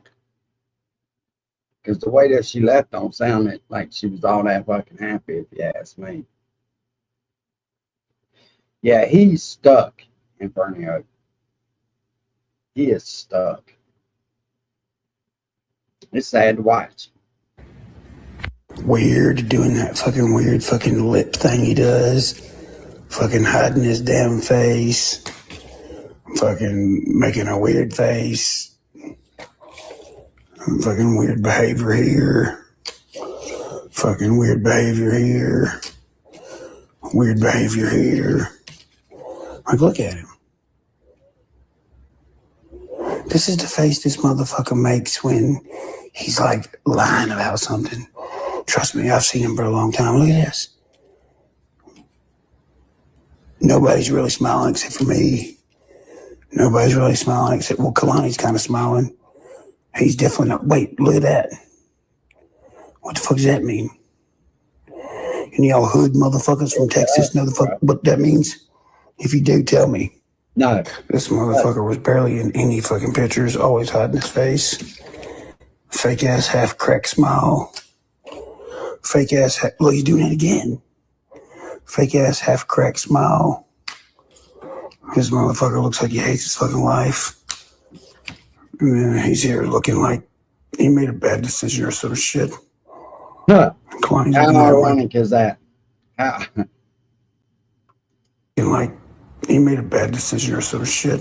Kalani's looking at him like, what the fuck is wrong with you, motherfucker? Not only that, look at this. Look at this picture of B-Loose. So it's JJ Lawhorn to the left, then B-Loose, then Ripta, then me. I'm smiling. This motherfucker's hiding his face. This motherfucker definitely hiding his face. He looks like a fucking black ninja Power Ranger. And you got this fag over here fucking doing whatever the fuck he's doing. But look at his hand signal. What does that mean? If anybody knows exactly what the fuck that means, tell me. I want to know. So as I'm going through these pictures, I see this one of my cousin right here, Billy. And I was like, well, that's kind of a goofy picture, but you know, whatever. Then I found this one. Who the fuck is this? It ain't Billy.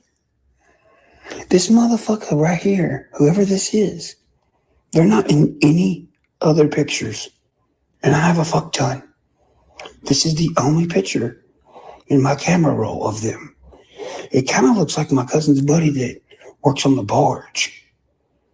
I don't know his fucking name, though. You have to ask this motherfucker. But I can't really tell. If anybody knows who this is, let me know. Because whoever it is had my fucking camera and they snapped a fucking picture of their face. You know, when this first all popped off, I was sad and I was pissed. I was sad because it was it's my people I've known my whole life. Hell, one of them's my fucking cousin. I was sad and I was pissed. I was pissed because I was like, you motherfuckers. This popped off. I was sad and I was pissed. Slayback, I think this is probably the time to you know, when this first all popped off, I was sad and I was pissed. I was sad because it was I regret it. I fucking regret it. Fuck all of y'all. It put my dreams on hold to support yours, and I fucking regret it. I regret it. I fucking regret it. Fuck all of y'all.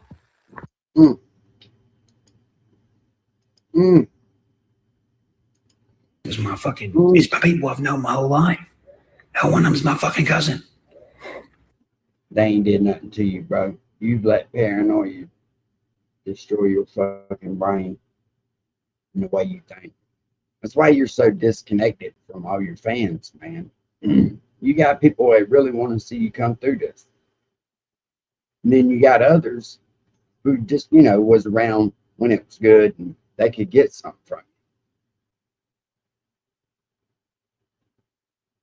Bro, you are making the biggest mistake of your life. You're going to look back in probably 10 years, 15 years from now, or probably tomorrow, Fuck. So much like grabbing salt and putting on the Cheerios when you take that first bite.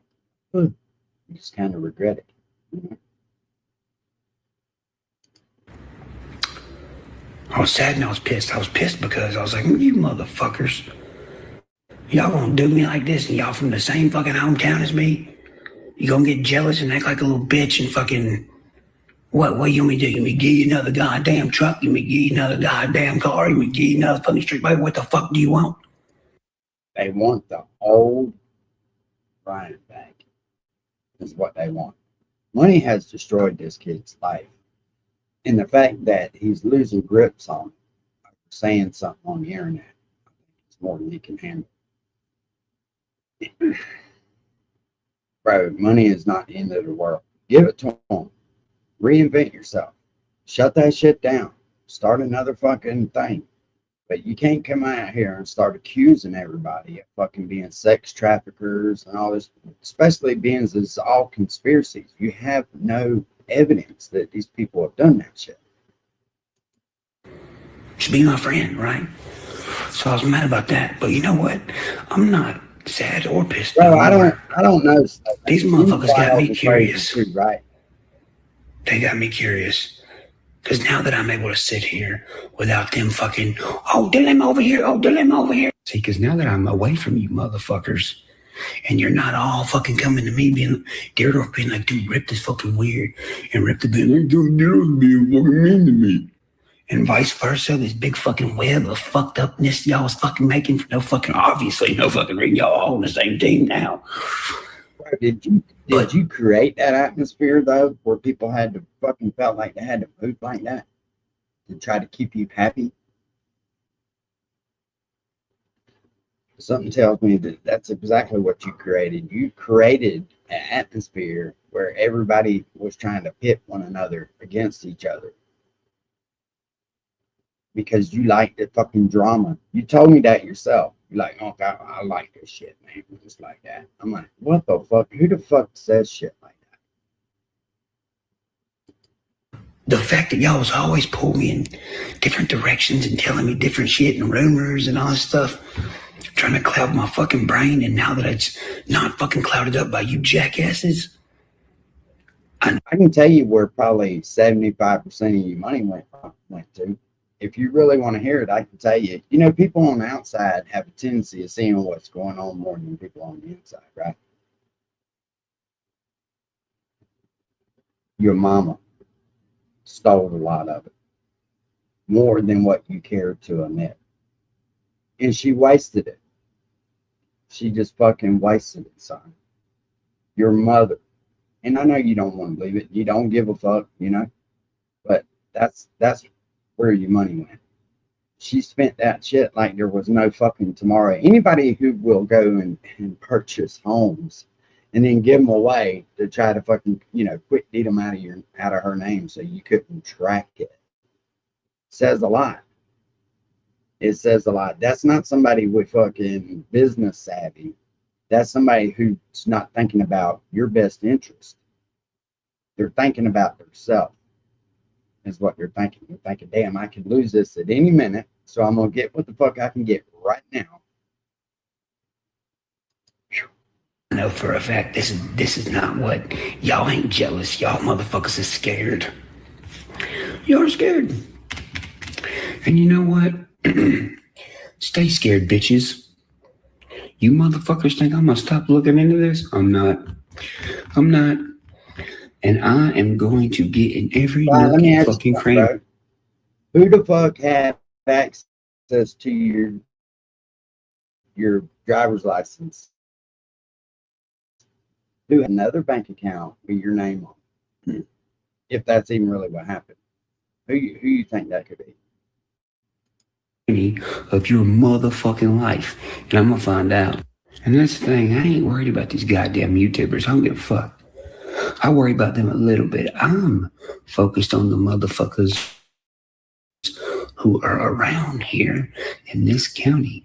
And why the fuck y'all are acting weird? And why the fuck you trying to... Let me ask you something. If your mom, right, had been handling all your finances, and I'm talking to y'all in the chat, if your mother had been handling all your finances, and you walked in, you know, you're a local there ain't but a couple of banks, and you've been in every one of these places with her saying, hey, she's got a power over you.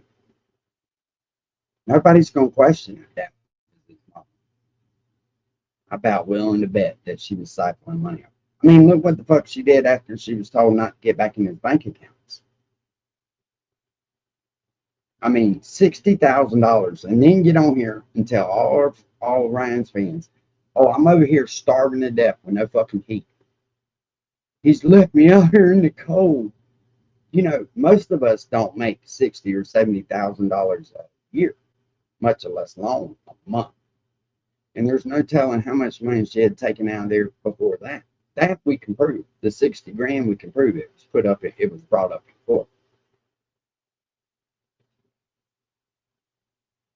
Yeah, your mama is your fucking hole in the bottom of your hole. If you don't know what that is, look it up. I fucking move out, you quick deed sell your house, shit like that. That means something. It means it means that something. They felt like they've earned that and building your career with you. Because you ain't did this by yourself. We've watched you since you've been posting by yourself. And it looks awful fucked up, dude. You probably ought to quit posting on the internet, just to be honest. Who knows? But she damn sure got on here and tried to pour mouth all his fucking fans. Oh, he's just left me out here in the cold with no food, no heat. I ain't had no heat. $60,000. Fuck. What you go to is for entertainment. Motherfucker, y'all ain't entertaining. Y'all don't even make 80 cents a month off the internet. You benefit zero from this. Unless y'all got some other shit going on. What is you making money some other way? Cause see, I thought y'all was all fucking starting a business, remember? Oh, we all starting our own business. Well, Ripta works for like UPS or some shit, or FedEx, or Amazon. That's not starting a business. Somewhere along the way, from when this started to now, y'all lost control of the narrative, or whoever facilitated all this bullshit quit talking to y'all.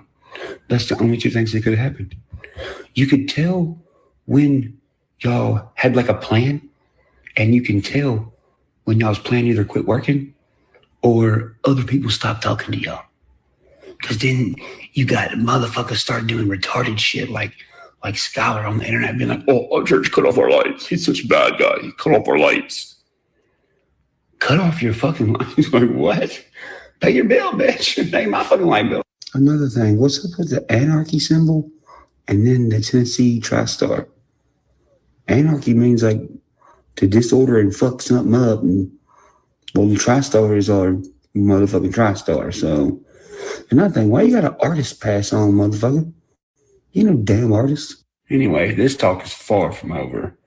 You want to do investigating? Me too. We're gonna investigate the fuck out of this until I get some goddamn answers.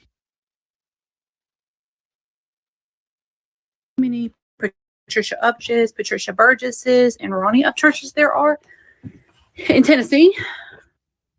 No, I don't think anybody does. I mean, we don't sit there and look at every that's a lot name of in Tennessee give some crack all day. But Burgess and Upchurch, that's not really a common name. Now, if it was Ryan Smith or something, not Ryan Upchurch, then that's a more common last name. But Upchurch and Burgess, that's really not a common last name. Your leader is standing in front of a house of somebody we don't know.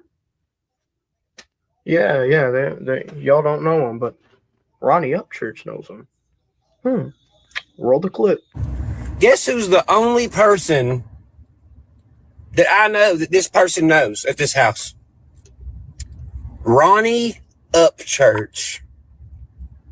Going to find out they did know him, didn't they? Wow. So, Patricia, I think that backfired on you. Creek Squad is a cult/gang. So what you are insinuating here, Patty, is a bunch of rednecks who follow one guy, and the guy calls his fans Creek Squad. That makes it a gang. That's weird, because every famous person's fans is Martin's are also gangs. So you got to think about that one if you're classifying Creek Squad as a gang. Every notation of that name, everything surrounded by that name is forever tarnished by aggressive idiots threatening my family and Ryan's dad's family. Says the woman who was stealing from her own son behind his back. Your reputation is forever destroyed. I don't think anybody with a right mind is ever going to trust you again. I used to be a fan of you. I am not a fan of you anymore. Why would you steal from your own son? If you wanted some money, just ask him. He's your son. You're his mother. He would have gave you money. He asked you if you needed money. Oh, no, I'm fine. So that is messed up, Patty. Have you ever seen those videos where people go into the abandoned houses and the furniture's still there, the table's still set, there's dishes in the sink, and it's just like, wow, these people just left in the middle of the night? No, I don't watch that type of stuff. And if there are any abandoned buildings and they've been sitting there for like 15 years. That's what you're about to see here at Ghost Ranch, because it's been very difficult for us to leave. That's insane, because you're over here buying $500,000 houses, but it's hard for you. Are worried they have to leave quickly before somebody gets hurt. He's been asking you for 4 months to leave Ghost Ranch. But you got to leave quickly. 4 months, Patty. I'm going to be going live all day. As soon as somebody shows up here, I will be live. Wait a minute, who? Also, now we know why fucking Gobble goes live all the time, don't we? Which, I mean, we've been known, but now we know who gave him the idea. Ryan's guard, Rob, that's not his real name, by the way. That's an alias. Asked. Is it trying to intimidate me? He's standing at the gate every time I try to leave. Now, I'm not 100% sure, so don't quote me, but I'm pretty sure you're talking about the security guard. That's what he's paid to do. He comes out with his, Today, Junior? body language. Oh my gosh, his body language. So scary. Trying to intimidate me. I can't even go into my dog field without him staring at me and stalking on me. That's what the security guard is paid to do, Patty. You don't understand. He's paid to watch people. He's paid to protect. Nashville's so bad, there ain't gonna be a fucking goddamn downtown Nashville no more. It's all gonna be deserted, and everybody's gonna be in trouble for a bunch of fucking shit. A whole bunch of shit. I ain't even went to court yet for this fucking Kylie Rodney bullshit. The lawyer that I'm about to show you, I have paid over a fucking $1 million. She quits because I'm not cooperating. What do you mean? You have over $1 million of my dollars. How the fuck is that not cooperating? I've been to every fucking deposition, every meeting. Not to mention I've paid over $1 million. Over a fucking $1 million. We ain't went to court yet. And now she filed something with the court where she's like, I can't, he's not communicating with me.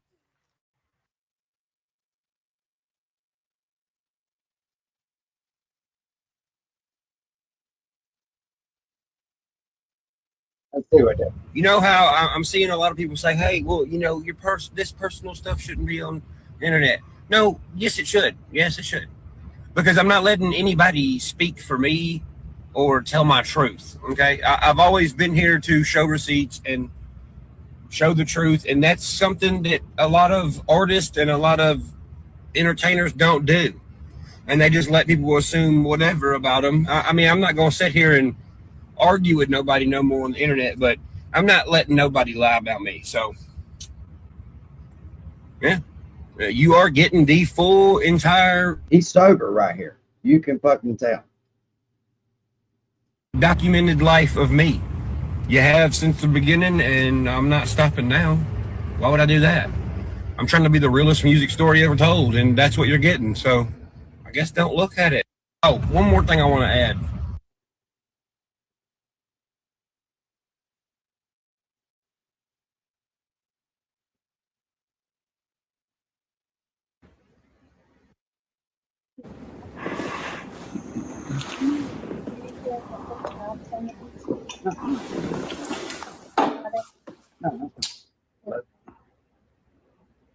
Well, I tried to go have vacation. Okay, I'm ready to speak about it. Everybody's been wondering what's been going on. And I'm making you pizza. Homemade. Oh, are you? My gloves are off now. My gloves are off now. And this, I don't care. If I have to drag it out for the next 5 years in court, I will. I need a fucking bunk bed in the courtroom.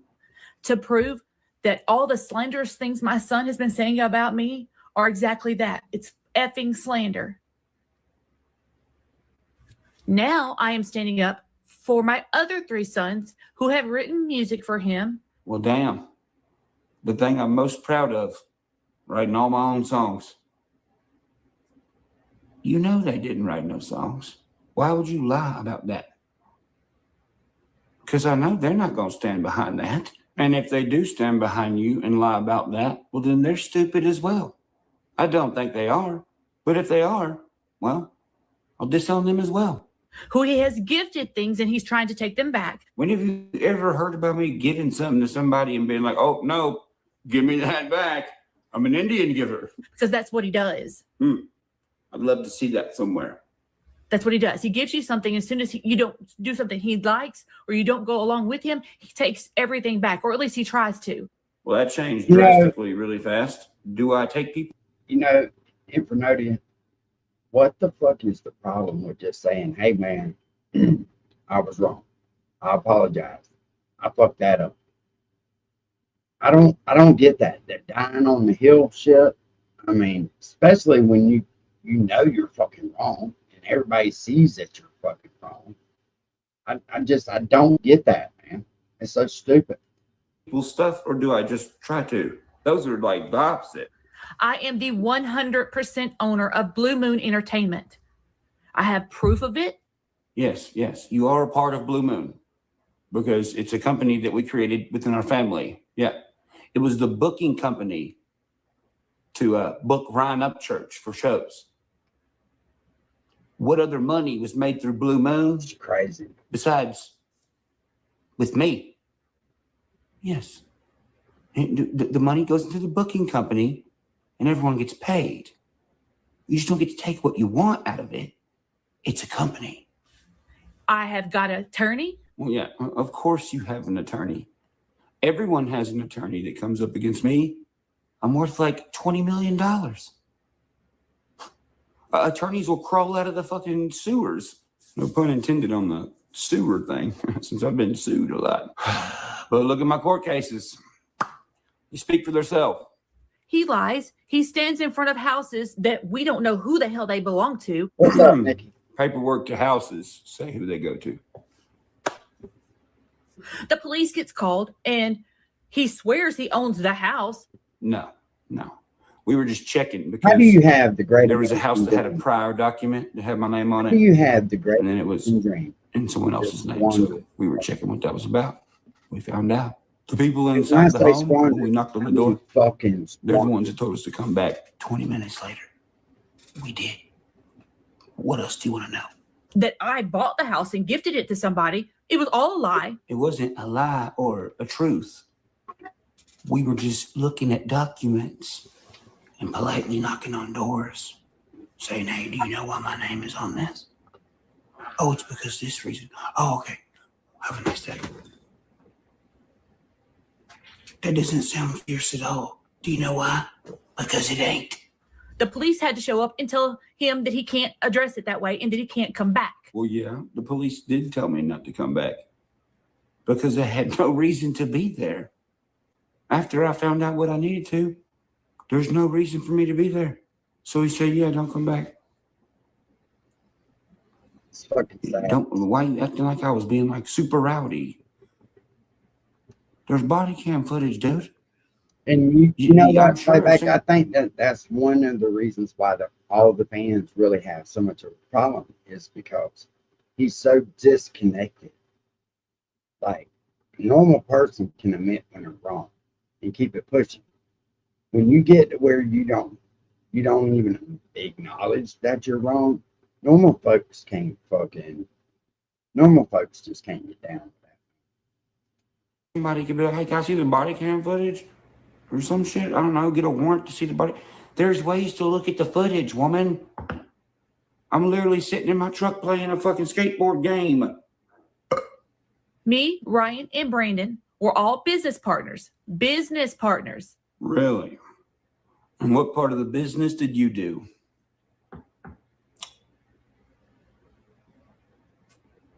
Not anything that I told you to do. Like taxes, finances, land taxes, greenbelt taxes. So what did you do? I would love to know. But now they're mad at me and they're cutting me out. I mean, I don't know about him, but I am. I mean, when I'm told my taxes are being done for years and years and years and they're never done, appointments were made for you to go and you didn't show up to any appointments. At least that's what the tax place is telling me. I mean, and the taxes ain't done, so, you know, looks like a zebra, walks like a zebra, is probably a motherfucking zebra, right? But thank God for Brandon, because now my shit's good. And it's all getting done like it's supposed to. Trying to say that everything that I've done is fraudulent. I wouldn't say everything, but a few things, yeah. Blue Moon solely belongs to me. Brandon wrote checks out of it because I allowed him to be administrator on it, so they can't act like they didn't know it didn't exist. Well, yeah, every artist is aware of what booking company books their shows. Doesn't mean you have to be aware of all the money that's unrightfully coming out of it. It was put in place to protect him from himself. What the fuck does that mean? Okay, hold on. So you're saying the booking company was put in place to save me from myself? No, the booking company is there just to book my shows. What? Oh, Lord. And now I got to protect myself and my sons. Now you got to protect yourself from what? A minute ago, you were protecting me, from the booking company that only, books me. And now you're trying to save you from me. That to me tells me that I'm not doing nothing to you. What are you talking about? If your problem is with me and I'm ignoring you, what? It just don't make sense, man. This is to protect him because he can't stop bullying people online long enough to fucking have a clear thought. Is that what it is? Sure, why not? I can't go anywhere. I am done crying. Now I'm effing mad. What are you mad for? I've been in Gatlinburg playing Pac-Man machines. What now? I am very sorry for everybody who Ryan Upchurch has bullied online. Yeah. Talk to me like you never met me before. That looks real normal. I am so sorry, Katie, even though what you did was shady and not nice. You weren't there for the right reasons. But I still don't think you deserve to get what you got online and are still getting today. You're unbelievable. I cannot believe what the fuck I'm hearing out of your fucking mouth. You're saying sorry to Katie Noel for a few comments of people saying, hey, you fucking suck. Because why? Because Katie tried to say I sexually assaulted her, fool. You can't falsely accuse people of shit like that. But no, you're sorry that people was telling her she sucks, but her music sucks. Wow. Nicole Arbor, I don't know what happened with you guys in the studio. He makes a lot of promises, but as soon as he's pissed, he takes those promises back. Excuse me, what? You do know that that woman told the fucking TBI that I like buried people in my front yard and killed people, right? You're backing up the person who told the TBI in a whole courtroom. Yeah, Nikki. That me and my Fucking friends crazy. murdered people and buried them in the front yard at Ghost Ranch. What in the fuck is wrong with you? So I apologize for what my son has done to you. Oh yeah, horrible me, right? Fuck you, Ryan. How dare you rush this woman to the hospital and get her checked out because she thinks she was roofied? Man, you're such a horrible son, you are. Xana May, I am sorry for what he's done to you. God damn. Because I know what it's like to be bullied now. I can't even go to the grocery store. I call bullshit. And Kylie Rodney's family, I am very sorry. Man, you're doing a good job at telling all these trending internet situations. Sorry. Makes sense if you want to, destroy me. Yeah, let me go through and pick out every conflict he got in that I know he didn't start. I'm going to name all those people and be like, I'm sorry to all y'all. I also hate my son now, too. Your greatest strategies. You're wonderful. I don't know what the hell is wrong with him. Yeah, something's terribly wrong with me. It's a tragedy. Also, sorry, Chase Matthews. Can't leave out him. Yeah, no, don't get back here, you little holler boy. It's a very weird thing to watch. But hey, I'm here for it. Because I'm in the same boat you are now. Everybody is harassing me out in public. I can't go anywhere. All because he's so mad that you made a decision that he didn't want you to make. Well, that sounds kind of gay. Plus, that's not true. I think everyone who's watching this read the articles and seen all the videos. And I've showed everybody why I was mad. It was because I said, hey, Chase going mainstream was Ryan Upchurch's idea. So, me being against mainstream, I was like, hey, asshole, that's not my idea. Fuck you for saying it. And that's all.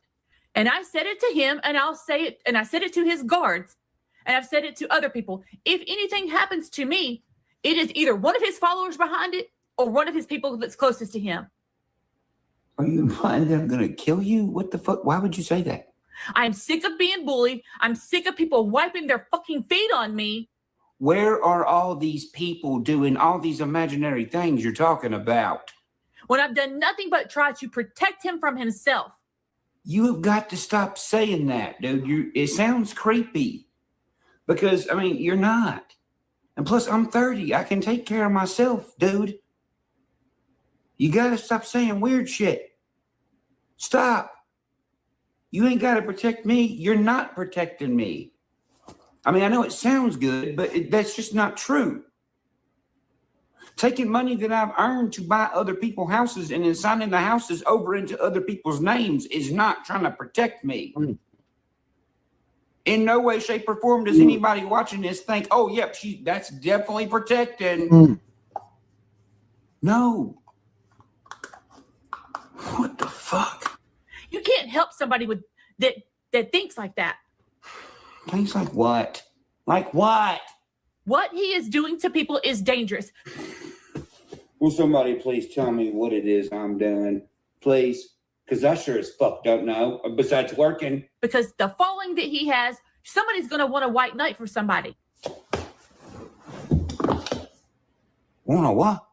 You know what I'm saying? They're going to want to run in and be the hero and off, Upchurch's mom or off, oh my God, what's her name? Nicole Arbor. Or kick Jace Matthews' ass out in public just because their leader said so.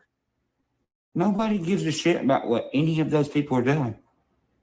I haven't even mentioned them. This is what we're dealing with. This is dangerous behavior, and I'm done sitting down. Where's all this danger at? Please just point me in the direction of all this danger. I am done. I'm done. So there's my statement, y'all. I'm ready, and I will be in court for the next 10 years. I do not care.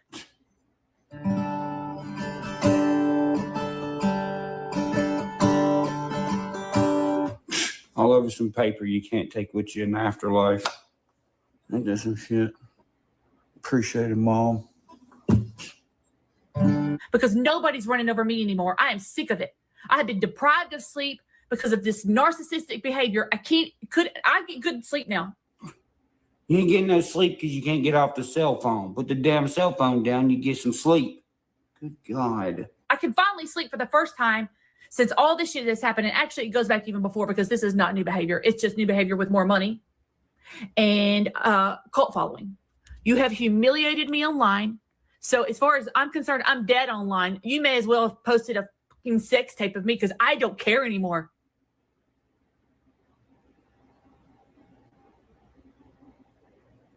I don't even know what to say to that. That is not something you say to your son.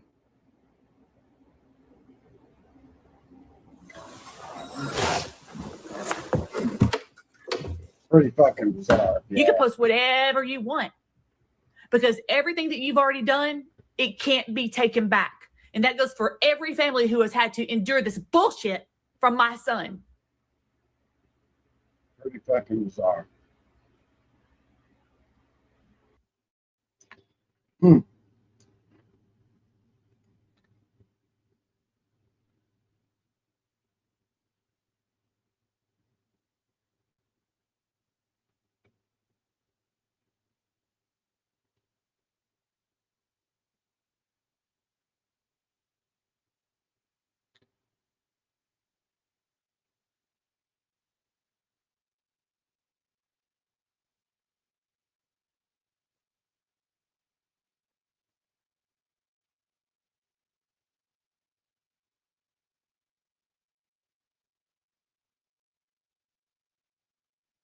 Should have been a cowboy, yeah, like Jesse James. Now I'm in a big old truck. My own mom?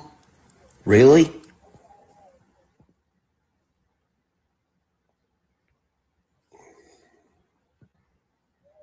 No, you're not my mom. You're nothing to me. I don't ever want to see you again. I don't ever want to talk to you. I want nothing to do with you ever again. You're Patty. And you're also a piece of shit. How you gonna sit here and watch me bust my ass for the past 7 years to provide for you and my family? Our family, my brothers. And fucking steal from me and hide it from me? What the fuck? I had to read a strand of text messages earlier, y'all. That was my mom texting somebody else. Being like, hey, can you pick me up and take me to the bank so I can hurry up and get this money out before they spend it? Do you hear that? Before I spend my own money? What? I let my mom and my brothers live with me. I ended up buying them houses. Mom, you lived with me. I bought you a house of yours. And then what? And then I go do a show at the Municipal. One of the best nights of my life. You sang on stage with me, dude. The song is called Fallin'. And it's about picking up people in time of need, not fucking stealing from them. How you gonna sit here and tell me, oh, well, you have a spending problem? No, you do! How you gonna buy two $500,000 houses and not fucking tell me? You are so fake. You're so fake.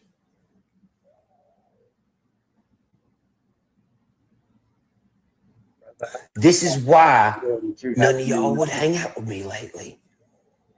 This is why things have been the way they've been. I don't ever ask for nothing. I asked to have bonfires with people. My family. I just want to sit around a fire and talk. Y'all been out fake balling. Fucking buying $500,000 houses with money I've busted my ass for. And then turn around and tell me that I need to slow down on spending when I'm literally buying chocolate milk and dip. You've sat there and you've watched me be an independent artist, which means I have to work harder. Caddy dipping on these lanes, gripping on the grain, ain't in my league no more. This is a different. Yeah, something tells me that she spent more than $500,000. That's just when she got caught.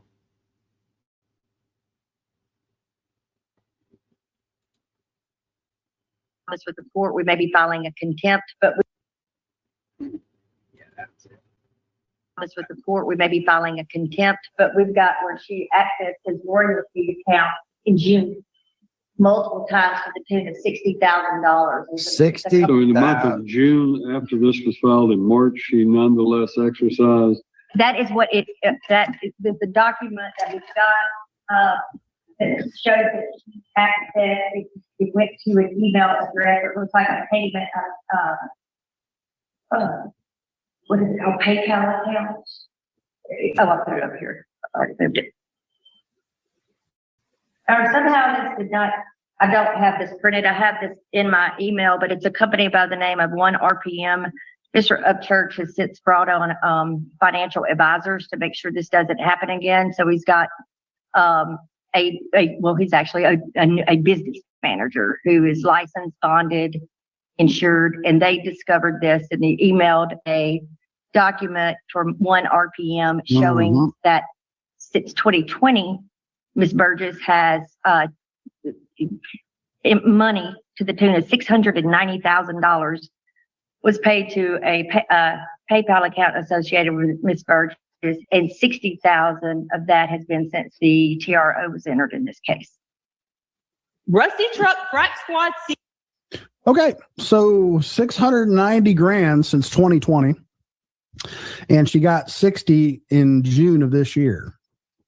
And as the the judge was being, he was a little shocked by all that. He was like, so after this was filed, she went back into the account and got $60,000. So again, she'll go on here and do her theatrics and all her bullshit. We all saw this, right?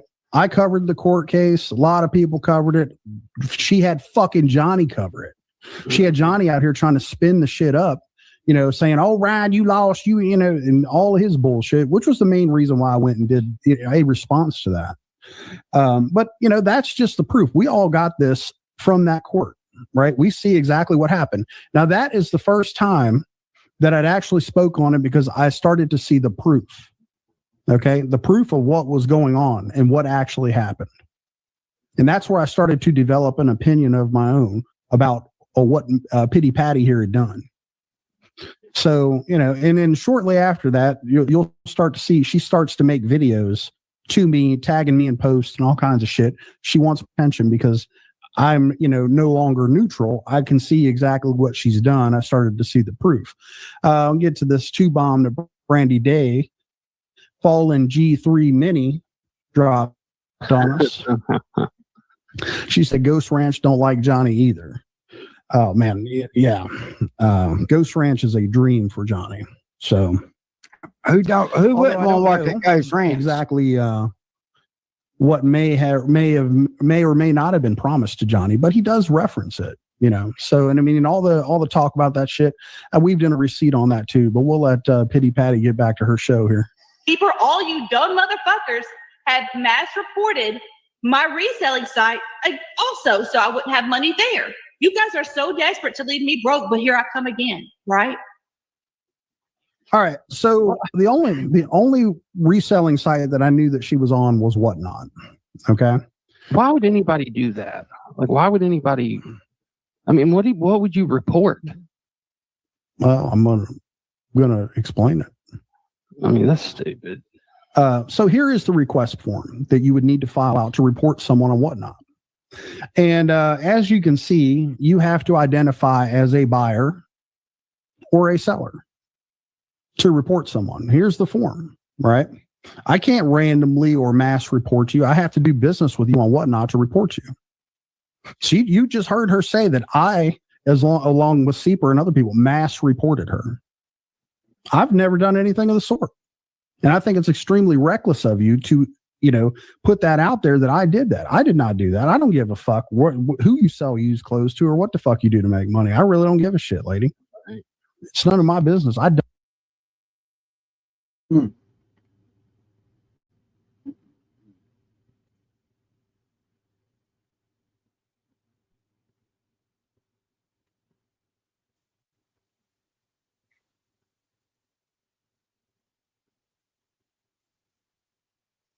Now we're ready for Ryan Upchurch versus and Blue Moon versus Patricia Burgess. I think I was told there's some video that's being asked to be played, and we're working on trying to set that up. So Thank you, Your Honor. you want to make any sort of opening statement? Yes, Your Honor. So, Cynthia Sherwood and Austin Carell for Ryan Upchurch and Blue Moon.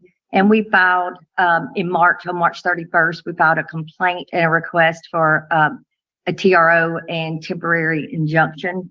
The temporary injunction was granted in April, and we are here today on the temporary injunction hearing, as well as our motion for default. So this case is about a betrayal of trust at the highest levels, betrayal of trust, as well as breaches of fiduciary duty owed by Ms. Burgess to Mr. Upchurch. Those breaches include material misrepresentations, theft of many millions of dollars worth of, theft out of his bank account, buying property. Yes, Your Honor. She's trying to whisper to me. I don't hear her I whispering can't very do well. that.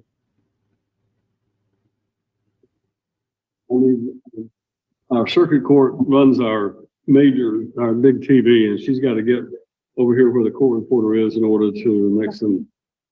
So just bear with us for a second. Yes, Your Honor. You said bear with you. Are you ready? Bear with us. We're going to come back to you in just a moment as soon as we can get this adjusted. So. Many millions of dollars. Oh, this is part for the course today.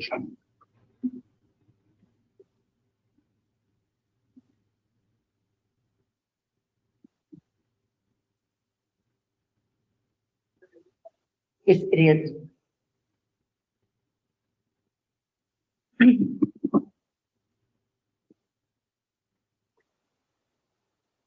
Yeah, not anymore. She fucked that kid over.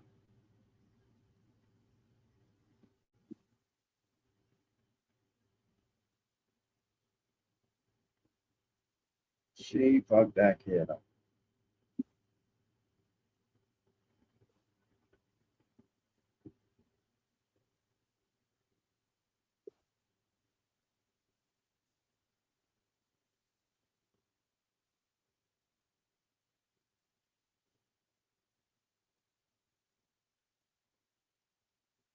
I'm signing everything.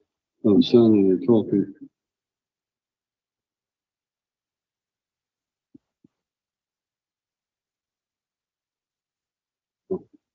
I'll say that's no problem.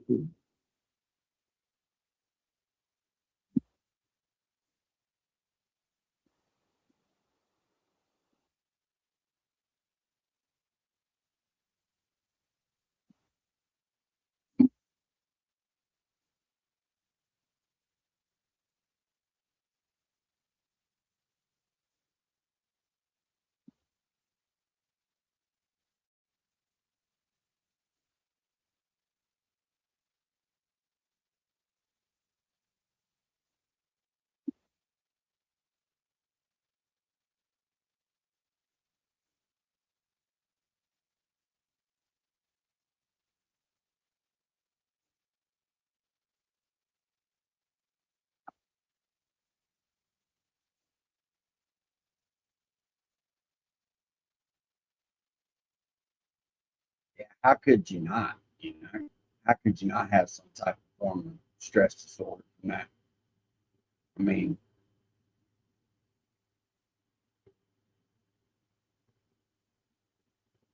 the one person that you think's here, gonna be here to protect you, is the one out just fucking doing you in.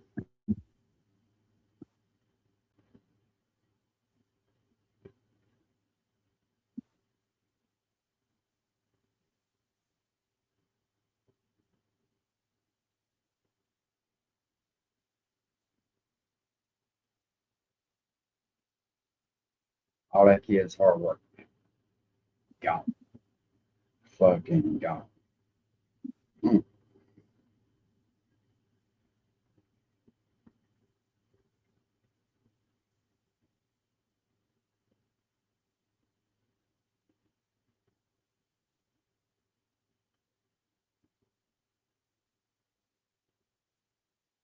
Ain't no coming back. Is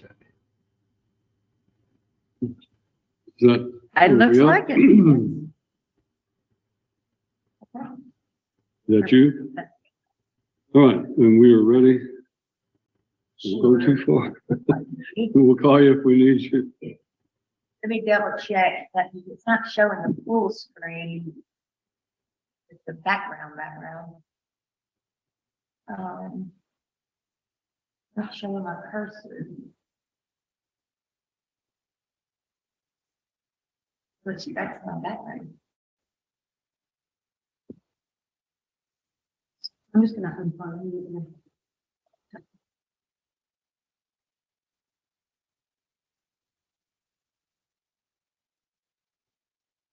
You know, at the time, she's like, fuck, ain't nobody gonna catch me, because she had full access to his fucking bank account. He couldn't see the shit if he wanted to.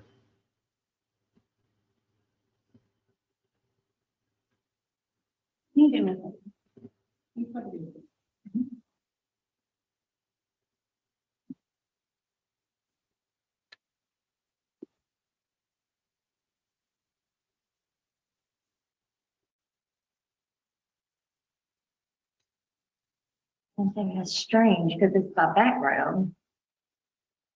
I can just bring it. Like, If she it's didn't win the okay, motherfucker. No, he felt It was bad. a very short video. I just think From what I it's much of the court's understand, time. I'm happy to from bring what I it. understand, he was pleading his case to somebody else. He's like, he had it all laid out on the hood of the truck going, oh my God, it's worse than we ever fucking thought.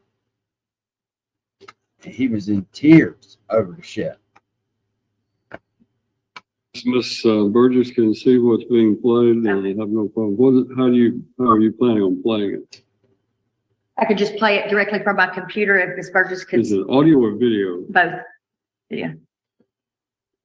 And it's filed in the clerk's office, but it's just. This is the Patty Lynn video. This is, Your Honor, I should have done this when I first stood up. Allegedly. I could give them Ms. Burgess a email versions. But this is a courtesy copy of the court. There was two filings made this morning, one of which is that video.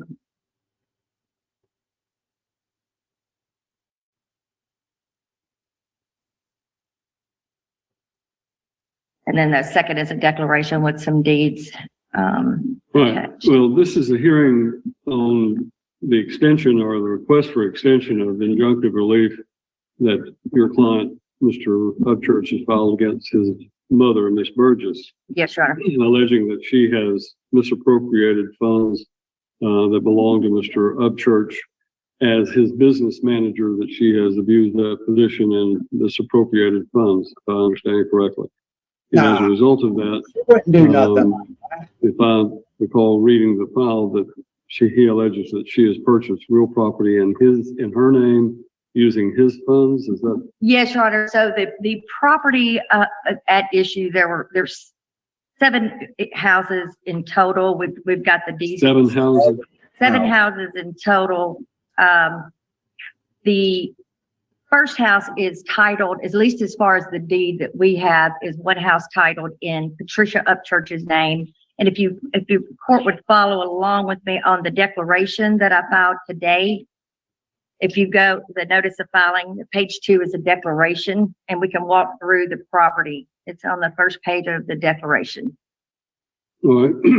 So the first piece of property is 1242 North Stroudsville Road. That property, as far as we can ascertain, the deed is in Austin Upchurch and Patricia Burgess's name. Patricia Burgess is Mr. Upchurch's mother and former business manager, and Austin is his brother. Mm-hmm. And that particular house, Mr. Upchurch did intend to buy a house to help his brother. The only surprise to Mr. Upchurch was that his name was not also on the deed. Then you go to exhibit number 2 or number 2 listed on that document, and it is Highway 41A, Pleasant View, Tennessee. That was a house purchased and titled in. So the next 3 houses, exhibits 2, 3, and 4, you see that, Your Honor, on the declaration. All 3 of those houses are titled in the name of Blue Moon LLC. Blue Moon LLC was an entity created, as Ms. Burgess even admits, and we'll look at an email here in a moment, to protect Mr. Upchurch. It is the successor to the original entity, Upchurch Enterprises, where all of Mr. Upchurch's earnings, we're talking millions and millions of dollars, were funneled into Upchurch Enterprises account. In 2017, Ms. Burgess came along and started operating as Mr. Upchurch's business manager. She'd always been around, but she took on a more active role. I bet she did. Then at some point in time, either she decided or someone decided that Blue Moon LLC would be created.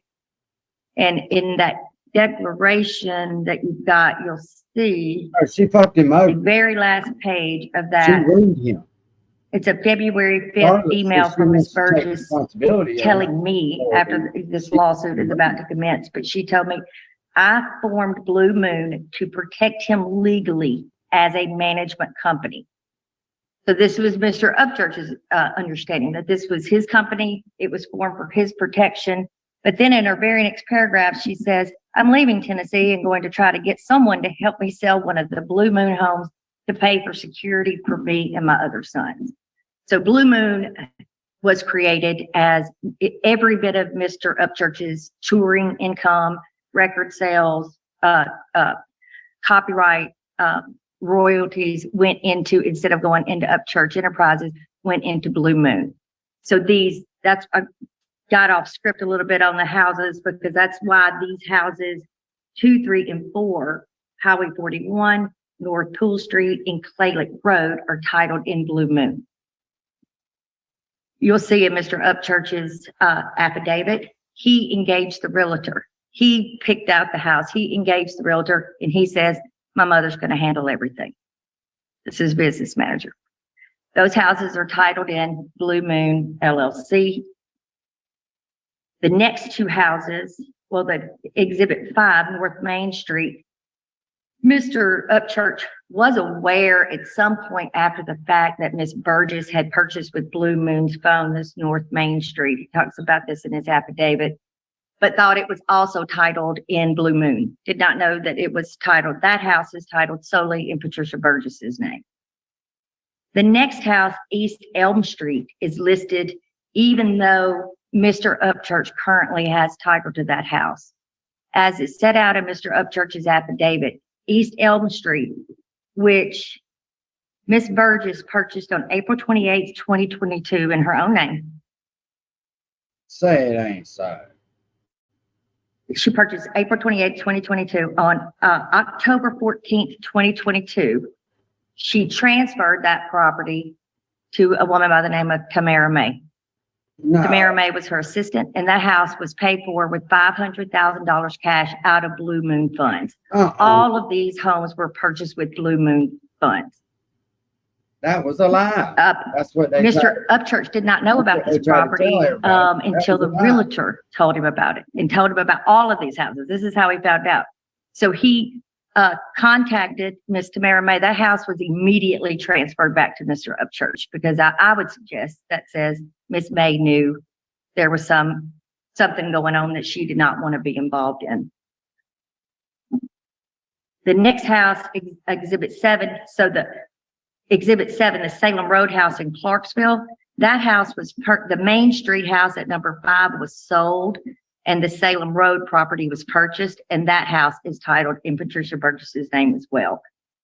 So you have number 1 in Austin, Upchurch and Patricia Burgess, and then numbers 5, 6, and 7 just in Patricia Burgess. Do you realize how lucky Ryan was? Because legally, Tim didn't have to get that house back. That was a done deal.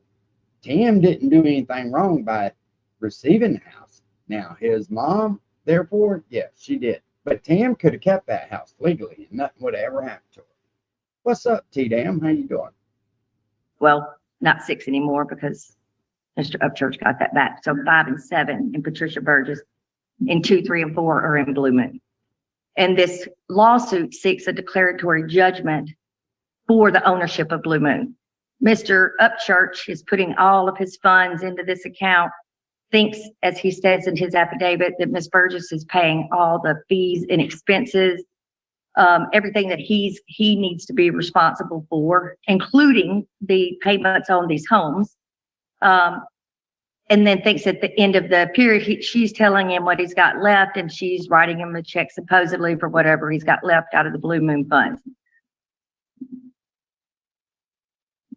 Also in the affidavit, you'll note that Mr. Upchurch says he paid for all of the upkeep. For all of these Blue Moon homes, he's paying every cent for the upkeep. He also notes in his affidavit that none of the taxes were paid. None of the taxes were paid for these properties until Mr. Upchurch learned of all of this at the end of the last year, and he's gone and caught the property taxes up on those properties. He's the one who purchased them. The video that we can show is Miss Burgess admitting. She's now stating that she, in some of the emails, that she owns Blue Moon. Blue Moon is hers. The Blue Moon assets are hers. She had no income. All of this money belonged to Ryan Upchurch. And what this video is Miss Burgess making an online video and stating, Ryan Upchurch bought us everything. He bought my house. He bought his brother a house. He bought his best friend a house. His best friend lives in a Blue Moon house. Mr. Upchurch may have bought homes for people to live in, but he most certainly was not buying $500,000 homes. He did not, with the Blue Moon, he knew about those and he thought those were his. He thought Blue Moon was his. So saying that he bought his best friend a house, yeah, sure, his best friend lives in a house, but that house is Claylick. That's the one, that's actually $799,000 house that's on this property.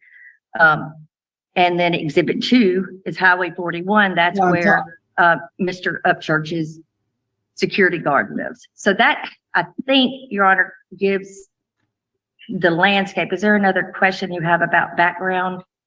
Well, Grizz, just to be fair now, a lot of these people that he bought houses for helped him along this path.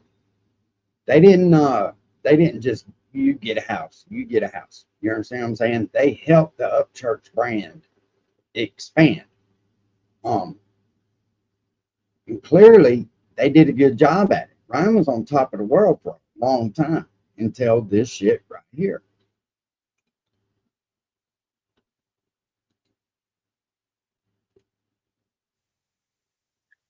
All right.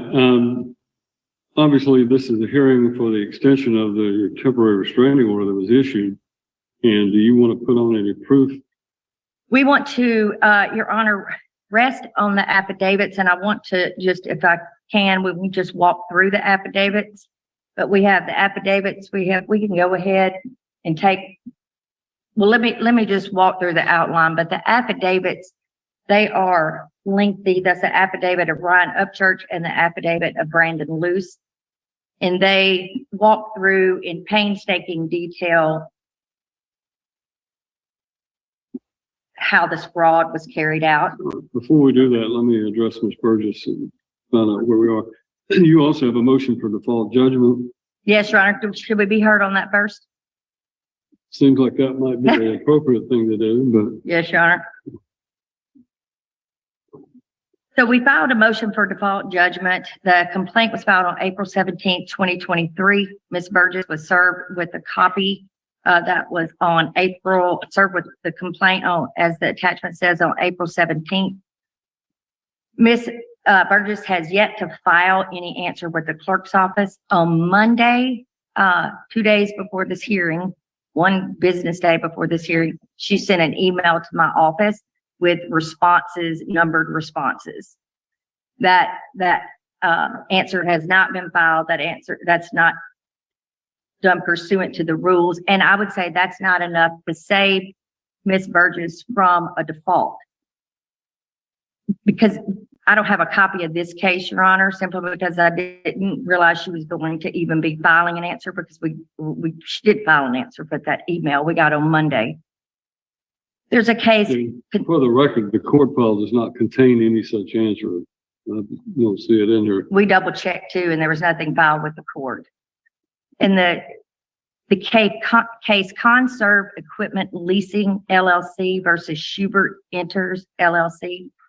That's a Tennessee Court of Appeals case. The citation is 2023 10 at Lexus 39. It was filed February 3rd, 2023. And in that case, you had a defendant who had failed to answer until about 3 hours after the default judgment hearing. So after the default judgment was granted, he filed an answer 3 hours later. The trial court refused to set it aside. The Conserve Court reversed that or overturned that simply because the trial court didn't make findings of record. But what the Conserve Court says, I think, is very instructive. It walks through what you have to do in the face of a motion for a default judgment. And it talks at length about this case.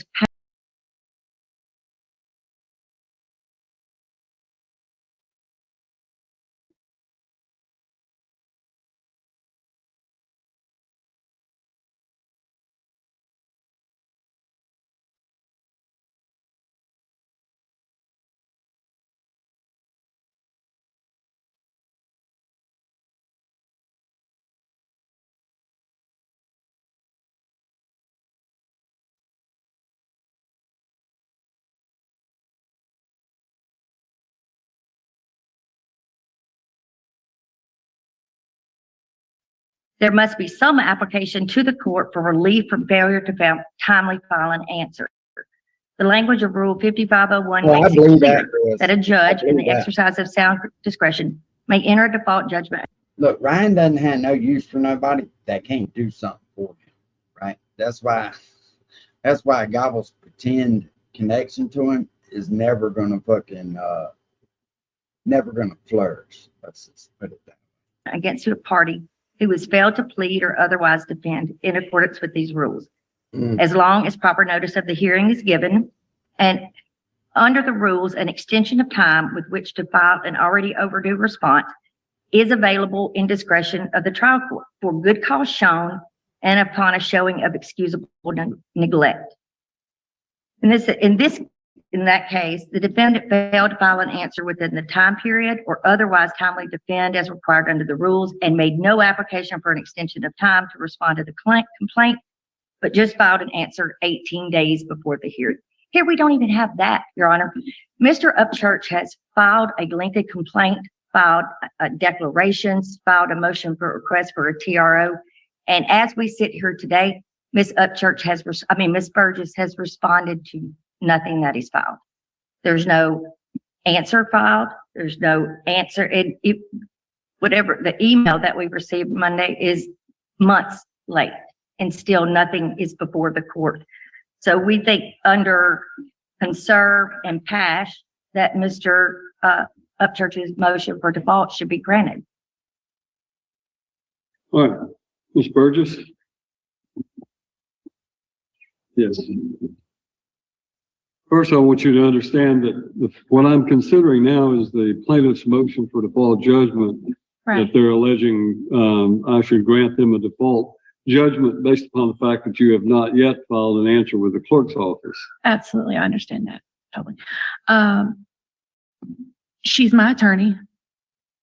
So we have a conflict of interest here. She actually is representing me January the 22nd, 2024 in a case as me as Blue Moon, separate from Ryan as Blue Moon. Now, in this case right here, she's saying Ryan is Blue Moon. But I have filed with the Board of Professional Responsibility. I spoke with them last week and I filed this because she is actually my attorney. They froze my accounts and they're suing me for $25 million, which is not even worth, to keep me from being a default attorney. I can't get an attorney. Nobody will take my case for more than $25,000, and she's my attorney. To keep me from getting an attorney. What's up, Rusty Truck? How you doing, sir? Well, I watched that that got you put out there. Holy fuck, man. I had missed a bunch. I hadn't been watching his Instagram. Jesus Christ. Okay. The motion that is before me is the motion for default because of the fact that you've not filed an answer and contending, with the complaint that's been filed. I understand what you're saying, and that's a different matter from what I'm considering. So what is your intention as far as if you are not able to hire an attorney, are you going to represent yourself in this matter? Yes. And why have you not filed an answer? I did file an answer. I didn't think that I could. I was told, because I don't know anything about law. Hell, I don't even know really I didn't think I could. She just lying her way through this shit. anything about our business. We were running kind of a crap show. That was my boyfriend, my lover right there. And that was my son. And I was their secretary. So I did what I was told to do. And I was told that when I called to try to get representation, they're like, honey, this is ridiculous. This is 211 points that you have to answer. You're going to have an attorney. I didn't know I had the option to fill out and do it myself until somebody called me and told me, nobody's telling you this, but you have the right to do this. So I did it at the last minute. I didn't know what to do. But that has not been filed with the clerk's office. The summons that was served on you, just listen as I tell you this. Right. The summons that was filed, served upon you had certain information on it, including the following. You are hereby summoned to defend a civil action against you in the Chancery Court for Cheatham County, Tennessee. Your defense must be made within 30 days from the date of the summons is served upon you. You are directed to file your defense with the clerk of the court and send a copy to the plaintiff's attorney at the address listed below. If you fail to defend this action by the below date, judgment by default may be rendered against you for the relief sought in the complaint. Okay. Are you alleging that the reason that you are delaying and you have delayed in filing a response is having to do with the fact that Ms. Sherwood was, in your opinion, your prior attorney, and therefore you could not get another attorney? Yes, sir. I'm not addressing the issue because of the fact that you would have to file a motion to disqualify. Obviously, Ms. Sherwood is a competent attorney who would know what the rules of ethics are. If the Board of Professional Responsibility, advises her that she has a conflict, she'll act accordingly. There is no motion to disqualify her before me. So for that reason, all I can do is to consider whether or not to grant a default judgment. Yes, sir. Ms. Sherwood, in the interest of justice, I'm going to grant her 15 days to file an answer to this. I'm going to give you 15 days. You have to go through this complaint, and you're going to have to answer each paragraph, either admitted or denied. It's just that simple. And you file that with the clerk, and then you send a copy of that to Ms. Sherwood, okay? Absolutely. Until Ms. Sherwood removes herself from the case, if that is going to happen, then she is the attorney of record as far as this court is concerned. Yes, sir. Now, have a seat, and yes, sir. I'll take up your motion for the extension of the restraining order, Ms. Sherwood.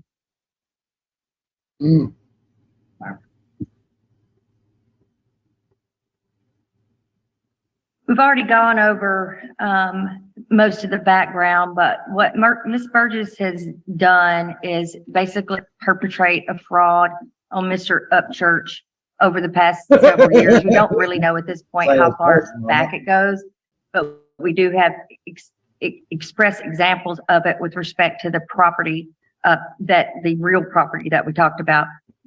Blue Moon was created to protect Mr. Upchurch and the profits of his creative endeavors. We've already seen the email that is part of the evidence that we wanted to submit, that she states and admits that it was created to protect Mr. Upchurch. But yet she's selling the properties. Ms. Burgess, Ms. Burgess has said through the emails, the email that you just saw where she's going to sell the Blue Moon property. She also said, if you look at in our memorandum in support of our temporary restraining order, there's an affidavit of Brandon Luce, and it should be the last few pages on that.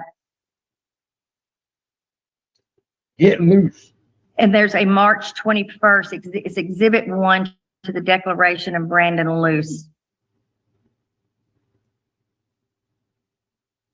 It's the last 2 pages of the, Exhibit 1 to the Declaration of Brandon Luce. yes, Your Honor. All right, I have it. And it states, I need Rob to move out of the house he is living in. It is the property of Blue Moon. He cannot live there for free. I'm liquidating my company totally. So what, and then if you go to the Exhibit 2 of the Declaration of Brandon Luce, she's talking about Rob is living in her house and that she's going to be listing the property. That is that property that was number 2, Exhibit 2 on the Declaration of Cynthia Sherwood.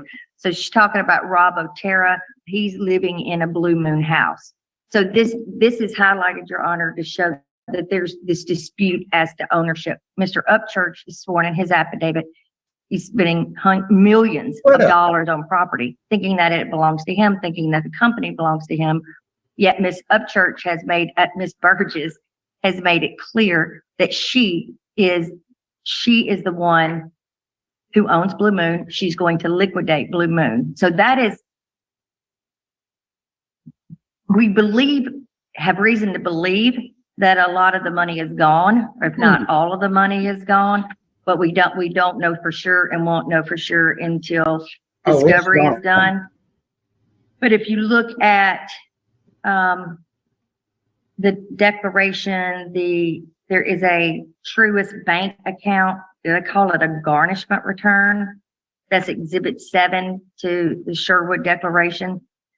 And it talks about once in a blue moon, checking baby. accounts there, and there's essentially no money in any of these checking accounts. $4,200, $100, and negative $1,900. So we don't know where the money is, but we know that there is property out there that this court can protect until we can have a trial on the merits. I bet the fucking Goodwill down there is fancy as a motherfucker. All the homeless people pork and gold grills.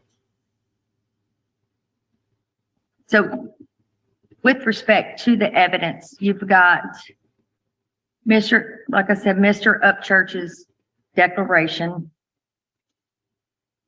And if you just walk through it, Your Honor, he tells a very, sad, tragic tale. I mean, I guess it's not entirely unusual. It looks a little bit like reading, I don't know if you've ever watched those behind the scenes music specials. That's really where it is, where a manager has come along and taken advantage, and oftentimes it is the parent.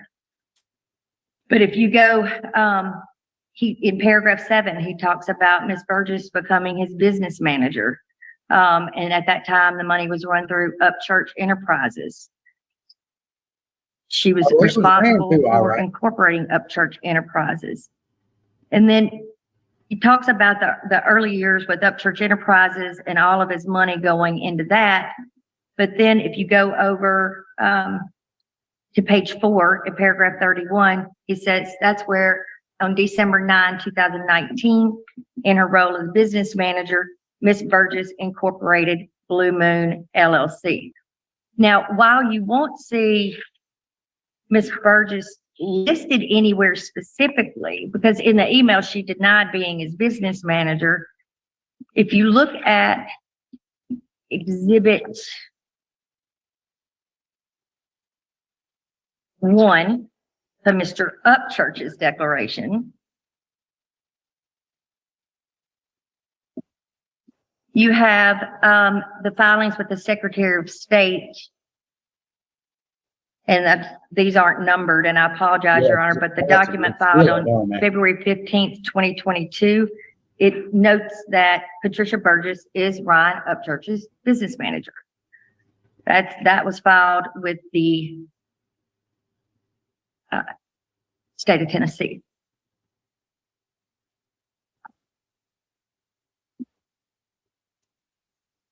Blue Moon, Mr. Upchurch tells you in paragraph 32 of his declaration that Blue Moon is named after one of the songs he wrote. It was to be his corporate entity through which he booked his shows and that would be the holding company for his touring and merchandise income. And Ms. Burgess essentially admits that in the February 5th email. And she says, this company was created to protect Ryan.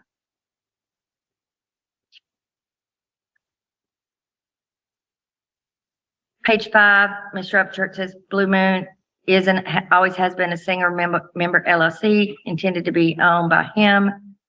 But as we can see in the emails, Ms. Burgess is now claiming to be the owner, not just of Blue Moon, but all of the millions of dollars worth of properties that were purchased with Mr. Upchurch's money.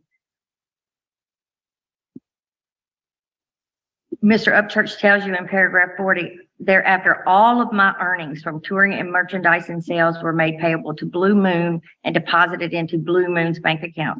My income was the sole source of funds deposited into the Blue Moon account.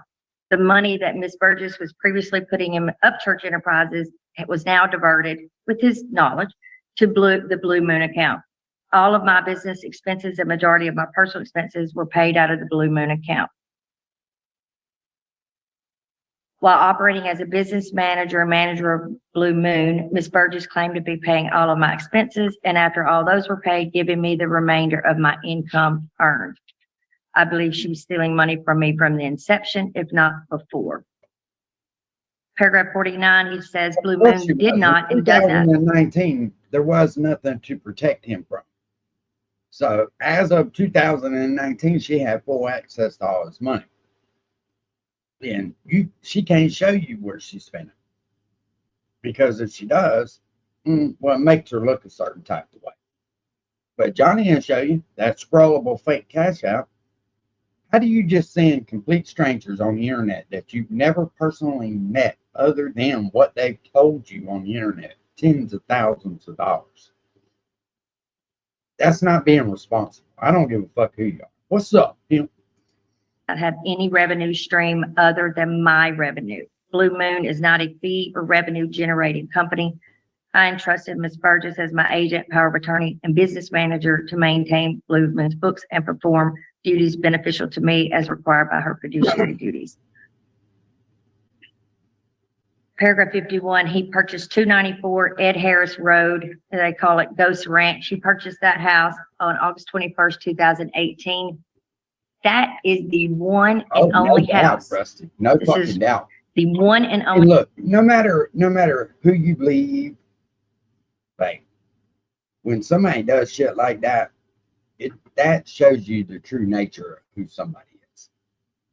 When you go in here and just fucking only house that is actually titled in Mr. Upchurch's name. Giving away. The other houses that Mr. Upchurch bought, and he says this, he goes through this extensively in his affidavit, but I won't go find the particular paragraph, but he tells you that he bought Clay Lake. He bought Clay Lake for him to live in. That's a $799,000 house that he bought for himself to live in. It's titled in Blue Moon. He let his mother handle the matters with the real estate agent, also believing that he owned Blue Moon. He moved into Clay Lake. He lived there for a bit, had some construction problems with it. And so he moved out and he bought himself North Pool. North Pool is also in Blue Moon. That was the house that Mr. Upchurch bought for himself to live in. Eventually, he left North Pool and went back to Clay Lake. And now he's at Ghost Ranch. But all of these houses belong to Mr. Upchurch. If we look at this video, just go ahead and show it to the court.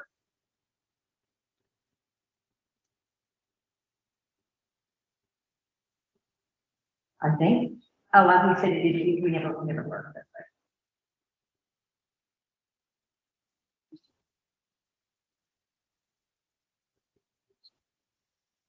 Do you need the clerk to come back and assist with this, or you think you're going to be able to play it? I think didn't we say we just bring it up there? It never worked. Right. So. Well, you want to play it on that laptop? Yes, Your Honor. How long is it? Very short. I mean, a minute, maybe. Play it for Miss Burgess to make sure she's seen it. Yeah. All right, then set it on the podium.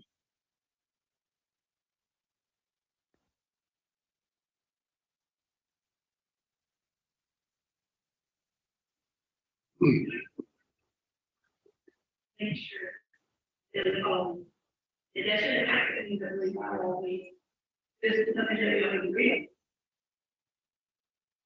If one of us ever made, we would make sure that we always, it doesn't have to be that we always, this is something that we already agree on. Rusty, you better knock it off, bro. You know.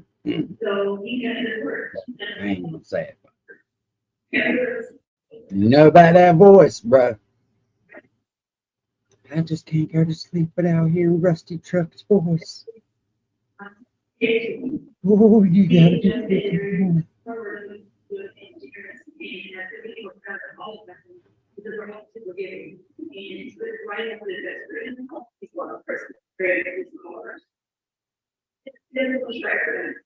So that is that give credit where credit is due, and that credit is due is not done right.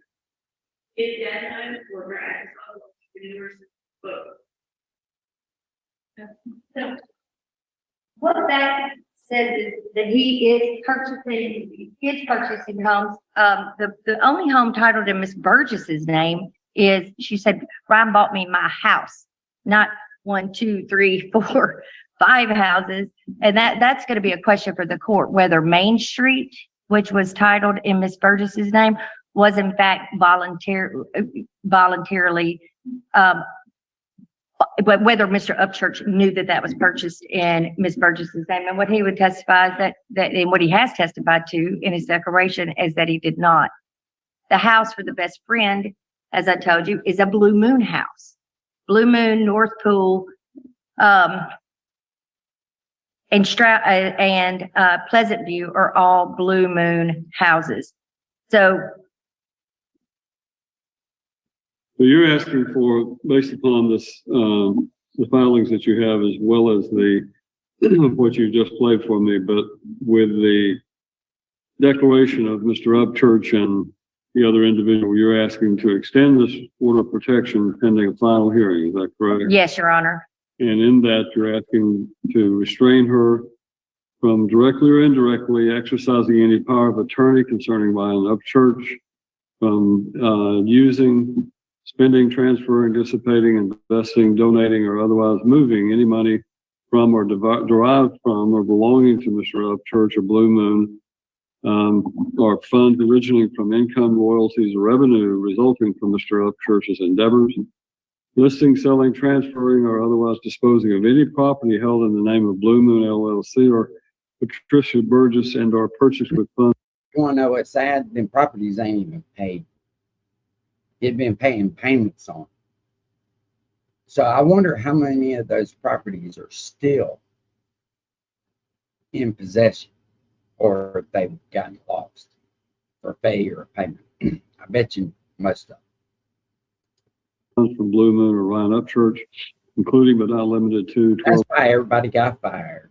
He had to make up this big elaborate lie about people fucking stealing from him and all that shit. It's to cover up that he's broke. You know, he even says it in one of these videos. He says, you're saying that I'm broke. I'm not broke. When you start not paying the 42, construction you list people, all of these you're houses. fucking broke. In addition, you're asking that she be enjoined from contacting the tenants or inhabitants of any of those properties and not transferring any of those properties' title until further orders of this court. You're asking she be restrained from selling, transferring, or otherwise disposing of real or personal property purchased with money from or derived from Mr. Upchurch and or Blue Moon. Rusty, if you remember back probably about, I don't know, 7, 8 months ago when I said that, somebody come in my chat and said, financial advice from Monk. I already knew he was broke, which is okay. It's all right. Before, I mean, it don't make you no worse or no better than anybody else. Fuck. Or acting in any capacity of Blue Moon on conducting any financial business or other legal transactions.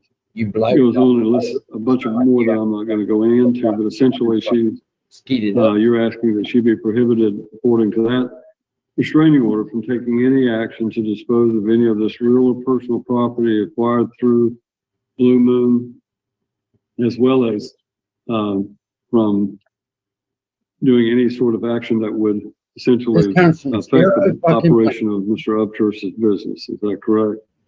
Correct. And to, it all boils down to not dissipating any of his assets, because part of that is correct, Your Honor. Part of what we have in there is about her not accessing any. This is from not putting one foot in front of the other, right? If he'd have just paid one property off at a time, he would have never gotten in a situation. His royalty accounts. We didn't get a chance to file this with the court. We may be filing a contempt, but we've got where she accessed his royalty account in June multiple times to the tune of $60,000. So in the month of June, after this was filed in March, she nonetheless exercised. That is what the document that we got, that showed that she accessed, it went to an email address. It looks like a payment of, She successfully PayPal account. Oh, I'll put it up here. took advantage of his brand and ruined him all in the same go. Yes, Your Honor. Let me pull this.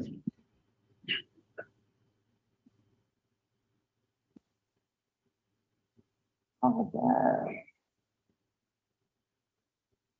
I think that Justin Adams video is more damning than what people fucking have really put it in perspective. I know that's right. And still not that 60,000 in a month, and still not to have no fucking heat or groceries. Damn, you got a bad habit. That's $1,000 every 12 hours. Oh shit, that's $2,000 a day. Jesus Christ. Somehow this did not, I don't have this printed. I have this in my email, but it's a company by the name of 1RPM. Mr. Upchurch has since brought on financial advisors to make sure this doesn't happen again. So he's got he's actually a business manager who is licensed, bonded, insured, and they discovered this and they emailed a document from 1RPM showing that since 2020, Ms. Burgess has and I'm gonna tell you right now, she's been still getting his money. That's where the fucking ship from Bama ship came from. Yeah. Tell me about this count. This $250,000. Go ask your mama, Bubba. She knows all about it. I guarantee it. I guarantee it. Allegedly. Let me say money to the tune of $690,000 was paid to a PayPal account associated with Ms. Burgess, and $60,000 of that has been since the TRO was entered in this case. That has been since the PayPal account. $690,000 was paid to a PayPal account associated with Ms. Burgess, and $60,000 of that has been since the. That's fucking cash. The TRO was entered in this case. $750,000 since 2009. Ms. Burgess, you understand what this hearing is limited to today is to determine for me to determine whether or not there has been a $150,000 need for the extension of this restraining order. Do you have anything you want to say about that one issue? I'm giving you time to answer the lawsuit. This is not about the merits of the lawsuit. This is basically Mr. Upchurch through his attorney seeking to keep you from accessing any funds that belong to him or Blue Moon. Mama or no mama. I'm trying to raise a family. You over here stealing $750,000 besides the fucking properties, and then you're going to turn around and try to sell all my properties before I can get them back in court? Mama or no mama. That's a done deal. That's a wrap. You could never be back in my life. Never. I don't give a fuck. And from disposing of any property pending another hearing. And may I just address one thing before I'll sit down and let her.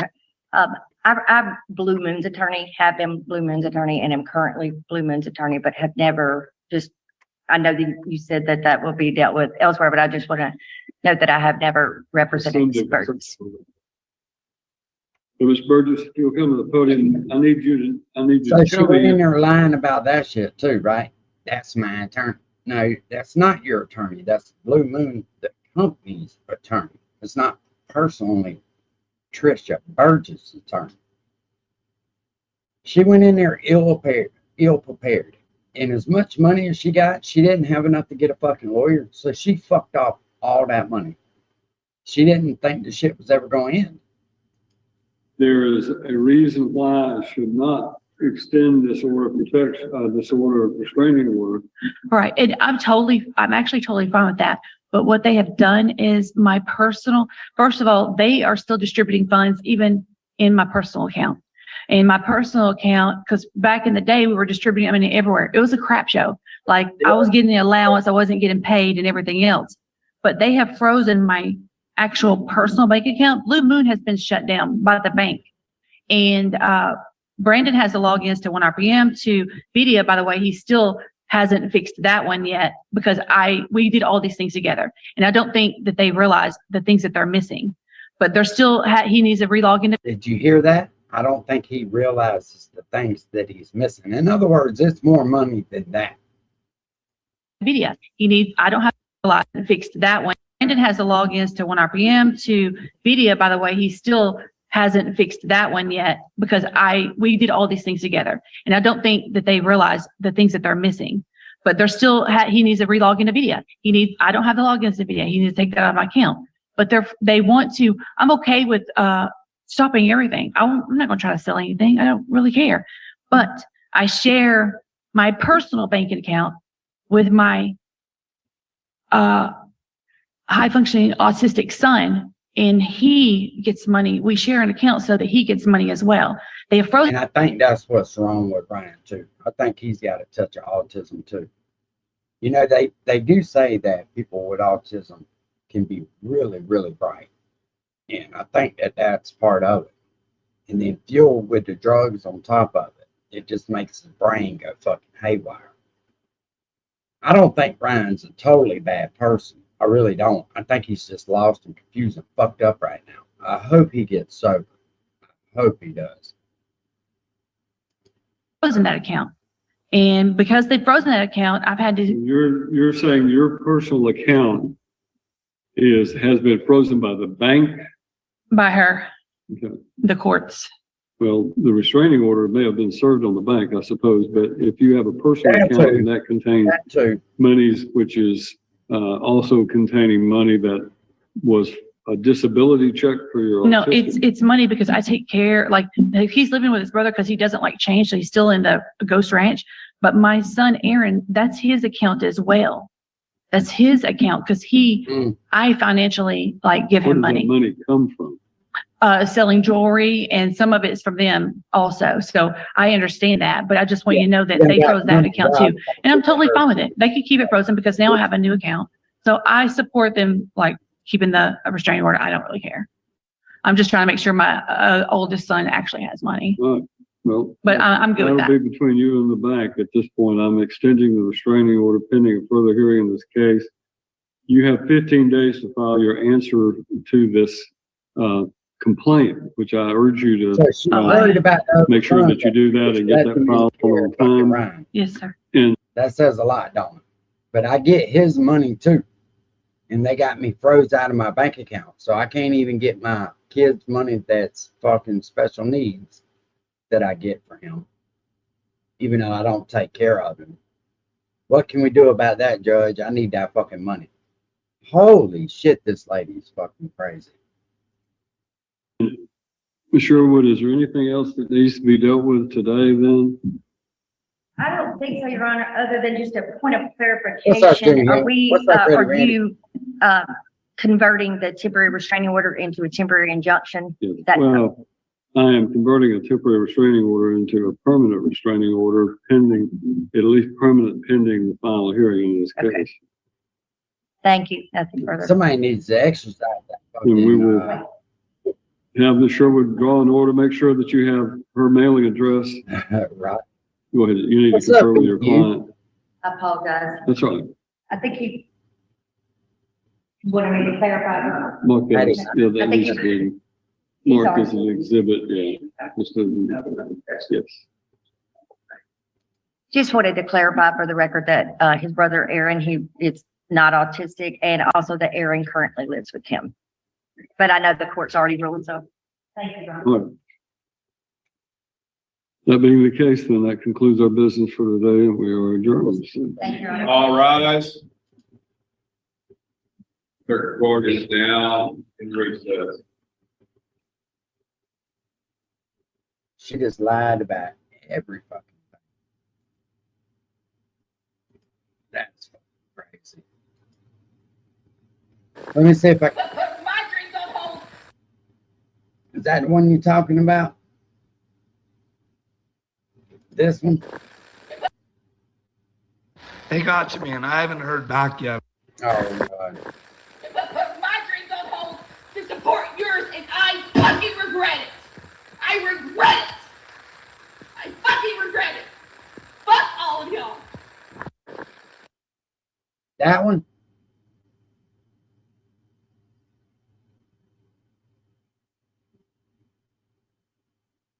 Learn patterns from the parents. Very well. Very well. Very well.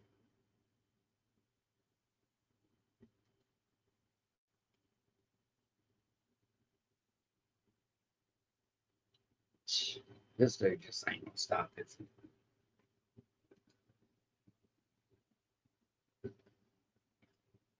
Well, I know this. I know it don't look good. Now, I was going to play something else before fucking Slayback got me on that right there. Let's take a trip down memory lane, shall we?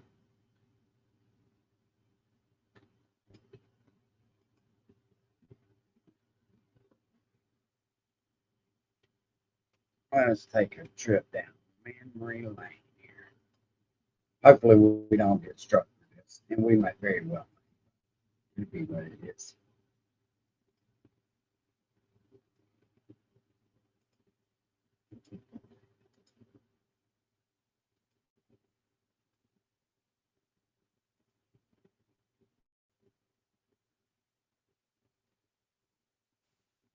Hey, whatever floats your boat, girls be like, what's up, boy? I can tie a cherry stem with my tongue. Okay, and it's an extension cord. I just tied it in like fucking 18 knots. What the fuck do I get?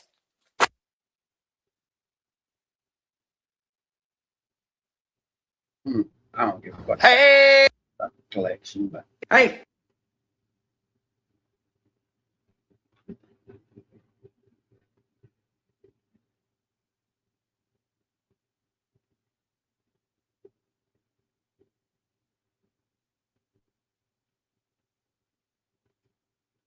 There ain't nothing I hate more than a Walmart checkout line. You got 50 fucking million checkout lines and you're only using 3 of them. If you gonna sit there and do that, then take the other ones down and let me use them for scrap metal. Little Larry's got freaking bills to pay. And when I say bills to pay, I mean marijuana to purchase. Hey now, little Larry loves marijuana. It must be the ganja got me so high. Of course I love Slim Shady. I'm white, I got a wife beater, and I'm from the trailer park. Oh yeah, when you was a baby, you was drinking breast milk. You know what I was drinking? A 6-pack of Bud Light in the morning. But now, bitch, oh yeah, Bubba. By the time I was 4 years old, I was slapping hookers on the ass. Kid rocking up and down the block with a bottle of scotch by a yacht with a flag saying chillin' the most. I'ma rock that bitch up and down the coast. Yeah, now look at me. I'm the coolest 11-year-old in the world. What?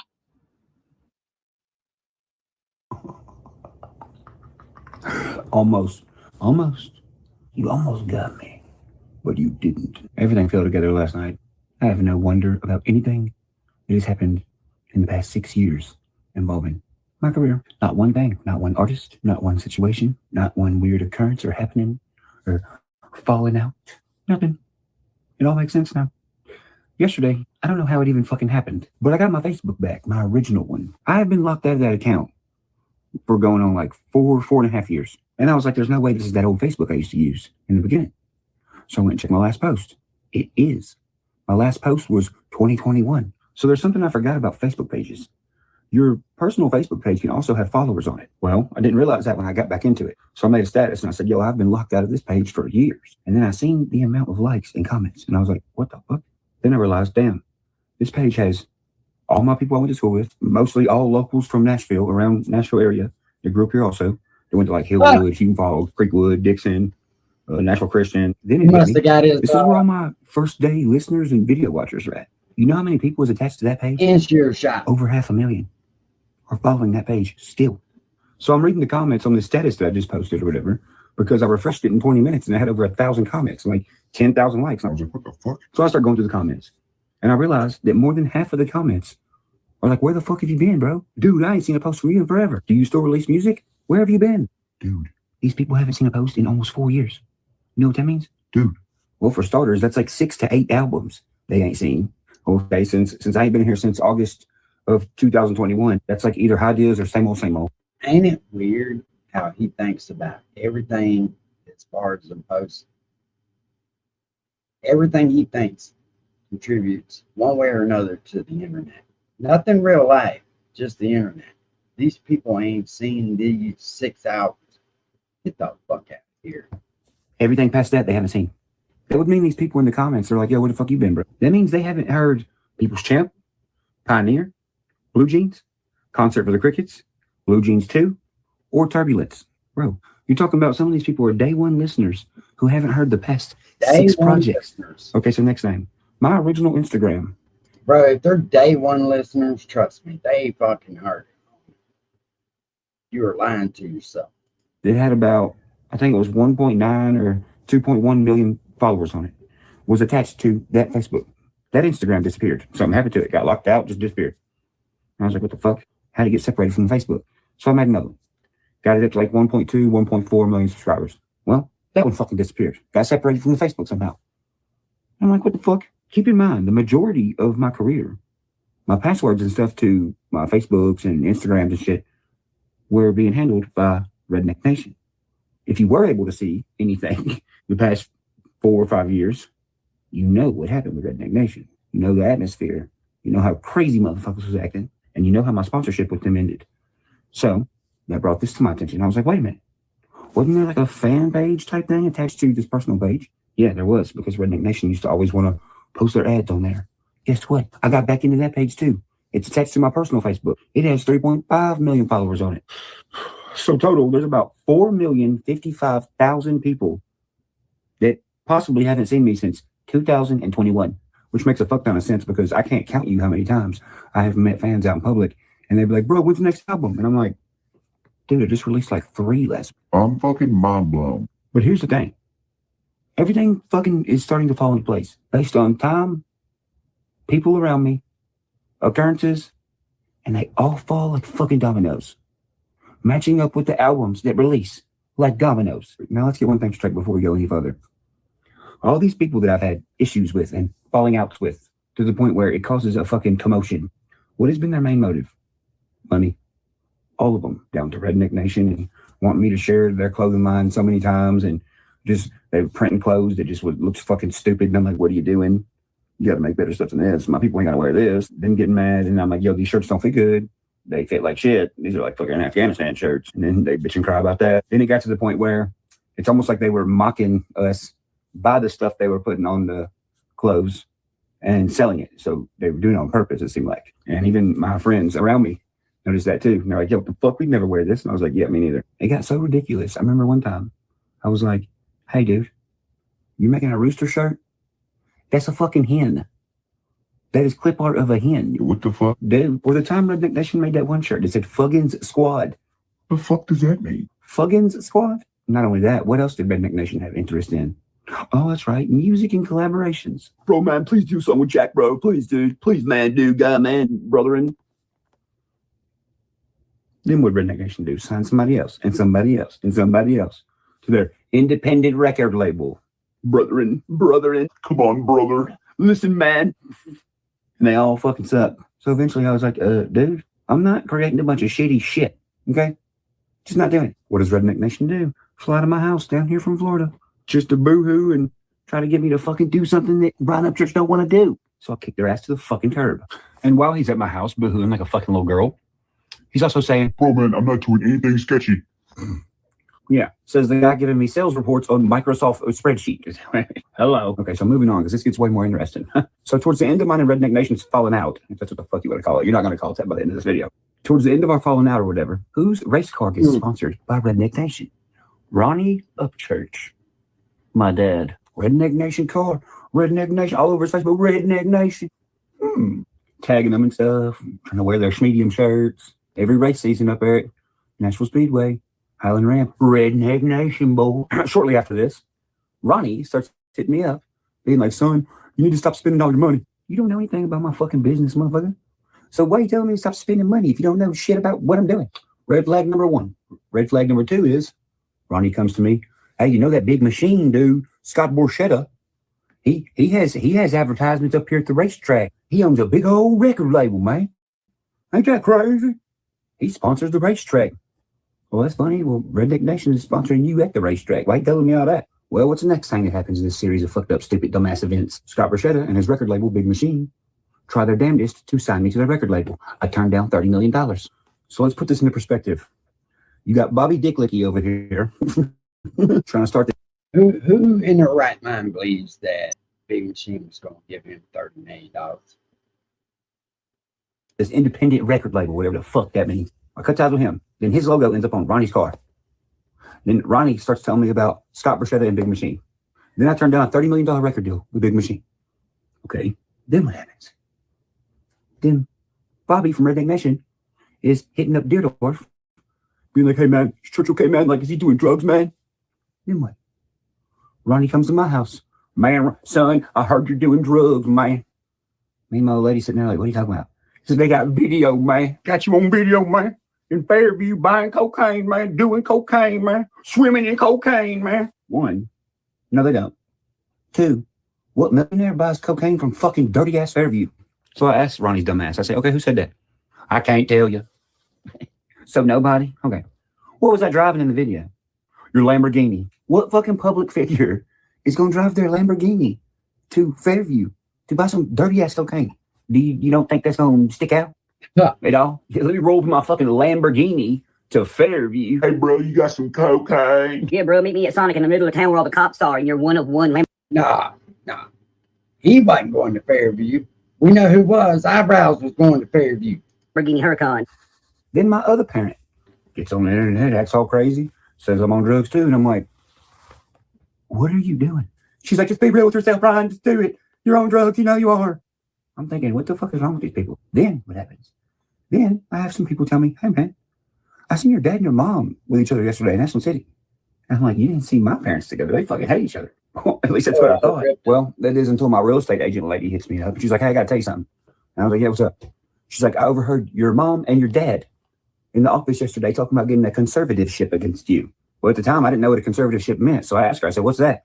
She's like, well, it's pretty much where they try to say something is mentally or physically wrong with you, and they take control of your company and your bank accounts. So I'm like, damn, well, I guess the person that told me 2 days ago, they seen my parents, my mom and my dad in National City, them motherfuckers were telling the truth. So then Bobby Dick Licky from Redneck Nation is still hitting up Robert. Man, you sure he's not on coke, man? You sure he's not a drug addict, man? Robert's like, bro, what is wrong with these people? Then Ronnie, he's on Facebook. My son's on drugs. Patty gets online. Ryan's on drugs. Y'all wouldn't be doing this for a conservativeship, would you? Then who else is doing it? Dagburn. Remember what Dagburn said in the beginning of his little video series? I was supposed to be sponsored by Redneck Nation. Interesting. Then he starts pushing the drug narrative. Ain't that funny? A fucking crackhead pushing a drug narrative. What do you know? Not only is this meth head, Ed Netty looking motherfucker pushing the drug narrative and also saying, I was supposed to be sponsored by Redneck Nation. Who else is also giving him money? We find out, well, it's Patty giving him money. Told y'all, this was the beginning of his fucking downward spiral. What do you know? Ronnie, what's Ronnie doing over there on Facebook? Oh, he's being nice to fucking Dagburn. I look around and I say, you know what? I'm gonna scare these motherfuckers. I say, you know, fuck y'all. I say, I'm gonna take y'all motherfuckers to court and sue y'all for this. I'm gonna file for discovery so I can get y'all's phone records and y'all social media records. What happens? Oh man, Patty's phone just got destroyed and burnt up. And Dagburn, well, he deleted every video, deleted his social media, it's all gone. Then what? Then they both start acting fucking retarded to another level. You know why? Well, if they did something wrong and it goes to court, well, they'll just plead insanity. I mean, did you see her videos? You see his videos? You see Bobby's? They all looked insane for a minute, but they ain't good actors. They suck at acting. Just real scared of going to prison, that's all. They're like, fuck, I gotta be an actor. That's why what they were doing all looked so cringe. Bobby getting in fake fights at gas stations. Dude weighs 700 pounds, taking his shirt off with his fucking alligator arms. Being like, bro, man, I'm fucking insane and crazy, bro. Man, brotherin'. Everybody's like, why would you post this? Patty, I'm crazy. What do you mean I'm crazy? Dagburn. Well, he's a crackhead. He smoked crack enough to probably actually be a little bit insane. So he's probably just a fucking idiot getting taken advantage of. I mean, he was online saying, I'm supposed to get sponsored by Redneck Nation, y'all. Bobby Dicklicky's over here commenting on Dagburn saying that, being like, shut the fuck up, delete this fucking video right now, Johnny. I'm gonna take my fucking shirt off and show you I'm a big skin pumpkin. And here comes Ronnie, the self-proclaimed fucking NASCAR driver, coming in turn 3 with a big old Redneck Nation logo on the hood. Hey, Johnny, hit me up, brother. Damage control. While Ronnie's over here petting him going, you're doing good, Johnny, you crackhead, stupid fuck. Keep going, crackhead. Don't you worry, Ronnie, I will. Do good at your race this weekend with your Redneck Nation car. Then the other one who's in on it too, they got to do their part. Here, Johnny, what's some money, Johnny? I'm crazy, Johnny. You want some money? Then he deletes this shit. What do you know? You're all busted. If I want some of y'all to go to prison, you're gonna. Y'all motherfuckers conspired against me. And it sounds like a little bit of money laundering. Of money that wasn't yours. Now bringing this back full circle. Who had control of the social medias? Redneck Nation, right? Okay. Hey, keep in mind now, this shit is still up on his fucking page. If you separate the day one fans of the accounts that I just got back today, and you separate them from the ones that you're now creating for the page to talk shit to me, if this one over here, the new one, outweighs the original one, then you succeed. But I'm here, figuring it the fuck out. Should have fucked with somebody else. Knock, knock. Who's there? The wrong one. That's fucking crazy. There ain't nothing I hate. That's fucking wild, ain't it? Oh, shit. I think he is crazy. So, very dirty. Very fucking dirty. Very, very dirty. And anybody who is a parent, when they seen that, it hit different, for sure. You're like, how in the fuck could you ever do that shit to your kid? No matter what's going on. I'm not getting on the internet fucking bashing my kid. And I'm damn sure not reaching out to some fucking crackhead in Kentucky. Let's see.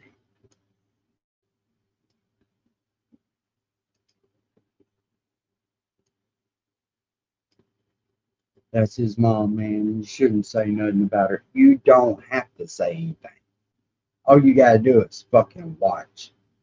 You don't have to say a fucking thing about it. You just watch the video and it says it all.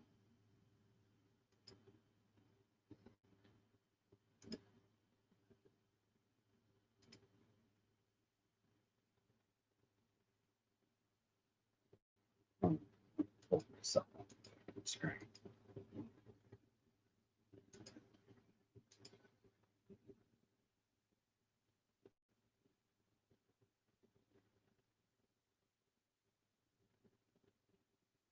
Let's just go through his videos. Just not even popular. We'll just go from the latest.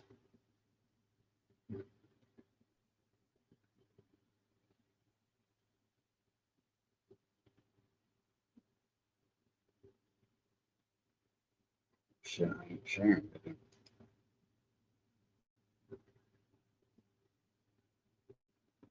Well, Rusty, how could you? How could you? You was exposing her fucking useful idiot. Unuseful, useful idiot. She couldn't have that.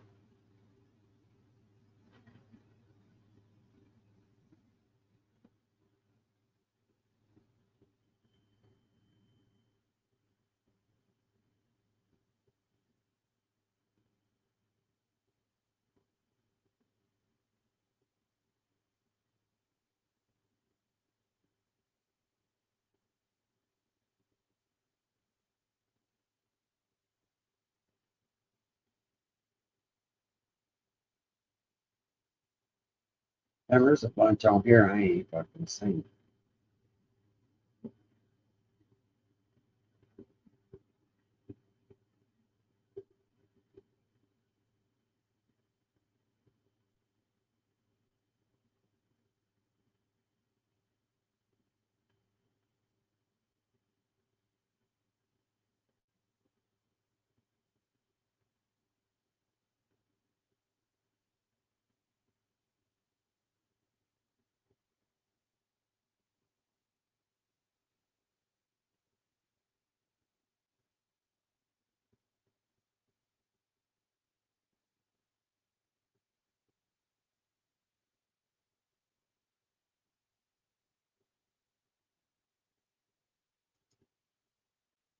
All right, so this clip has been sent to me like 15 times today.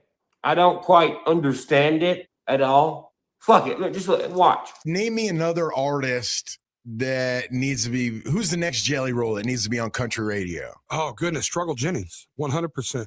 I don't know if I'm allowed to say this. Struggle don't hate me. Struggle Jennings is working on a country album right now. I came and wrote with him on a song. He's got an incredible project. It's coming out next year. I'm trying to get, I hope the next Waylon and Willie, me and him do together it. I hope Struggle, comes over. I think Ryan Upchurch would be good for the format, if you know what I mean. If we could ever get him to dial in. He just loves rap so much. He's just such a rap guy. But I think Struggle's completely ready. What did this dude say that was so fucking bad? Honestly, how do you take offense to that? You got the #1 artist of the year saying your name on a podcast. How do you take offense to that? Good for the format, if you know what I mean. If we could ever get him to dial in, he just loves rap so much. He's just such a rap guy. But I think Struggle's completely ready to commit. So that's my hope, is to bring Struggle. Just kind of like how Ernest brought me over. Do what? Well, first off, we'll look at the title. Why Upchurch won't commit to country. Won't commit to country. What does that mean? I am the country. What are you talking about? I don't get the wordage. The first single I put out was a country song. Jelly didn't have anything to do with the title. You do realize that, right? It was the motherfucker he was on their podcast. They did the title. And there ain't nothing like blood eyes rolling down, coming through the night, nowhere to go. What about Summer Love? That was almost 6 years ago, dude, at the beginning of my career. In the summertime when I was young, I was there every damn weekend, flirting with the girls that live down the street, leaning in close, I can feel her heartbeat. That was a whole country project. Hell, it had traditional country on it. I mean, hell, this song was called Country. I'll be damn, where's country music gone? I don't know, but from one country boy to another, they ain't changing my redneck or blue collar. Then you had American Made. Red bone on the board, shotgun holding forward with the safety turned off and a lock screen door. If you don't wanna come snooping around my place. Hell, what about the country album I put out after that country album? Everlasting Country. Taste of Country. These golden sunsets sinking down in Hunter Green, on the edge of the country scene. Those lights are too bright down there, man, for a good old boy like me. You had Stole the Show. You stole the show. You stole my heart. Yeah, the room went quiet when we locked out, like the place emptied out for us. This song I wrote in Gatlinburg called Country Girls. It's got some of the most countryest lyrics in it ever. Listen. I cut my exhaust to make a turn ahead. Them smiley face KC lights made her laugh, and I spent my last dollar just to take her home. I cut my exhaust to make her turn her head. Them smiley face KC lights made her laugh, and I'd spend my last dollar just to take her home. If that wasn't your teenage years, we ain't the same kind of country. I don't know, Miss My Buddies. I could use another night in a truck all muddy, rolling through Music City, trying to make a girl love me. One more night on the town I wish. what about the next country? Or what about the next country project that come out after that called Same Old, Same Old? The world turns slower where the road goes dirt. The women talk sweeter here on the outskirts. A boy. Yeah, his HIV medicine is time to be picked up. So he needs something, you know what I mean? He needs some views so he can get his correct medicine. Friend knock you out for trying to flirt. The songs hit different when written and sang by Come on, bro. I mean, this next one, I don't even have to tell you the song. I just got to play you 4 seconds of it and you know what it is. What about getting fucked in your ass in the state park as being an Upchurch fan? There's not, I don't think Ryan's got a song about that. I mean, stop me if I'm wrong.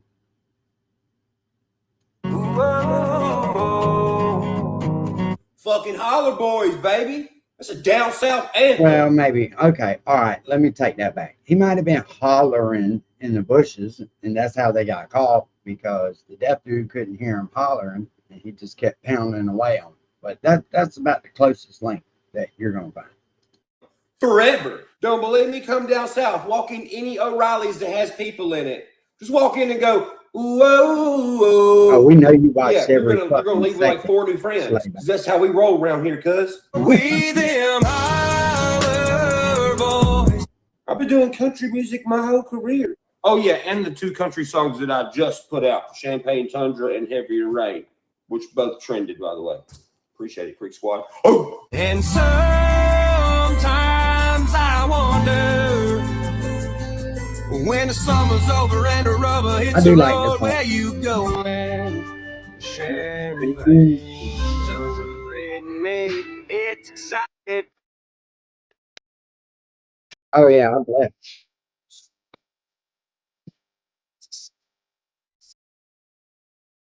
Just fishing.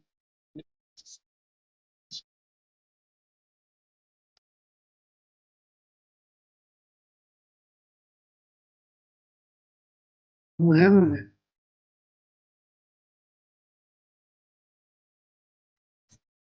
I'm so heavier.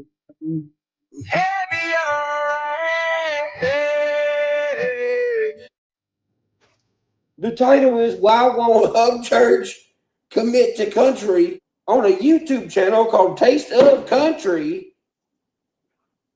Do you know? Because I don't. Name me another artist that needs to be, who's the next Jelly Roll that needs to be on country radio? Oh, goodness. Struggle Jennings, 100%.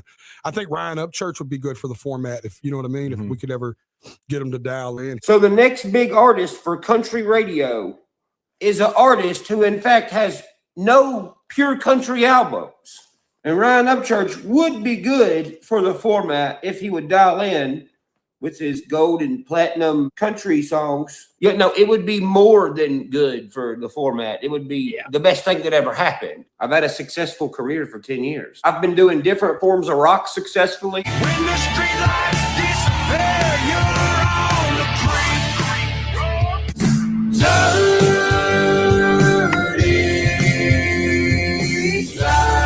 Different forms of country successfully and different forms of rap successfully for the past 5 years. Shout out my folks in Davidson. Once a local, now a powerhouse from a local, they ain't gon' take it. I ain't a superstar, I ain't a rolling stone. I'm greater than that, they know it's facts, I'm one of the chosen ones. Where did this guy go? Damn, I'm the people's champ. I know what they saying, but your boy don't care. Oh, damn, yeah, I got the stamp, certified in hip-hop, I'm a first string player. All the baddies one shot, they got the Bonnies in a coupe. And they ain't playing me, but do my tracks, they on a loop. Southside, till I die. When I get to heaven, I need 7 4 drive. He just loves rap so much. He's just such a rap guy. But I don't know why the guy in the background is laughing. It doesn't make any sense. So, yeah, guy in the back doing the yeah, I also rap, but I am the rap guy who raps over country beats and made it cool again. The rap guy who shouts out specific Nashville country radio stations while he's rapping. To a Dairy Queen day, doing under 35, jamming Big 98.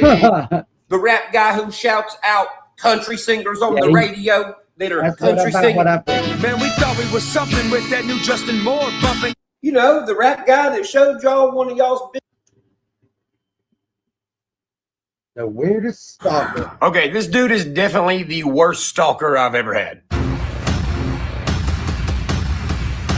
Let's guess who that is. Okay, so I came across this guy some months ago, probably even over a year ago. How long ago was it, Trevor? We first come across him. It'd been like a few months. At least like 6 months ago. About 6 months ago. As you know, one of the things I like to do on my channel is find people who don't really like me, and I'll make funny rebuttal videos to them. And we usually go back and forth a couple times, and that's it, and we go on about our lives. Well, so there's this guy who's resurfaced as one of these people a few times. I haven't really given him that much attention. And the reason that I didn't really give it much attention was I didn't see anything really that was interesting or sparked my interest to be like, this will be good between me and this guy. It was more like, okay, this is going to be me wasting my time. I'm just not going to fuck with it. I made a couple. Did you fucking hear what he just said? Much attention was I didn't see anything really that was interesting or sparked my interest to be like, this will be good between me and this guy. This will be good between me. It was more like, okay, this is going to be me wasting my time. I'm just not going to fuck with it. I made a couple of TikToks out of it. It was funny. I think I made one YouTube video probably about 6 months ago about it. And that was pretty much it. Until he come back up and sparked another little thing where he got really angry that I said John Cena had a lesbian haircut. And the way he stereotyped John Cena and his haircut. Like, I know some of y'all are probably laughing, but it made me think, like, why is he so mad that I said John Cena had a lesbian haircut?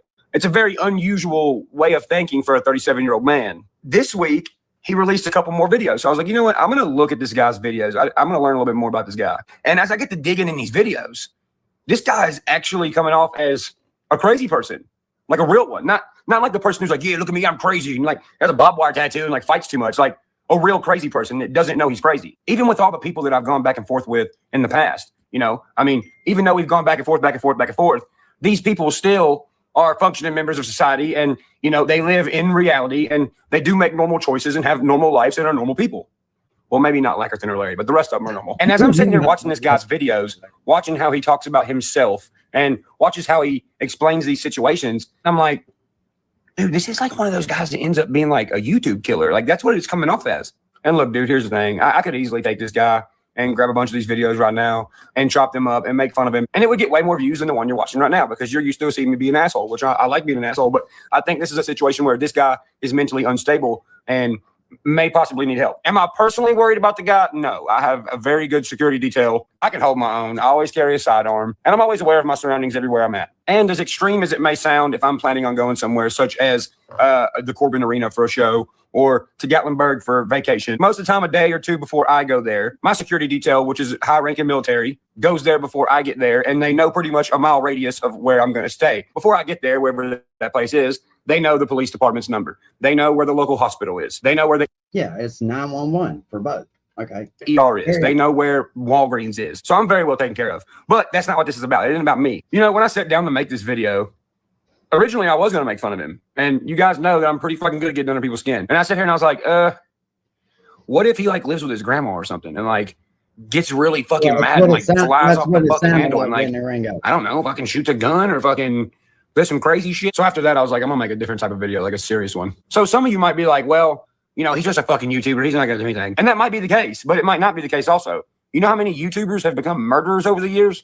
A couple examples. Elliot Rogers, 22, California, went on a killing spree, stabbed 3 people. I think he stabbed 3 more people. Hold on, let me fact check this. I don't want to give you the wrong information on the wrong person. Okay, he did a lot more than that. Holy fuck. He stabbed 3 guys at his residence, shot 3 females in front of a sorority house, shot another dude at a deli. This is all on the same day, by the way. Injured 13 people during fire exchange with police, and then shot himself in the head in a BMW. Do you know why he done this? The day before his rampage, he posted a video on YouTube explaining why it had to come to this. He described that being a virgin, girls turning him down, and popular kids ignoring him at school had become too much to bear. Then you have Trey Eric Sessler. He was a YouTuber that did like video games and like reacted to anime and stuff like that, had millions of views. One night, he decides he's going to shoot his fucking dad, his mom, and I think it was his sister.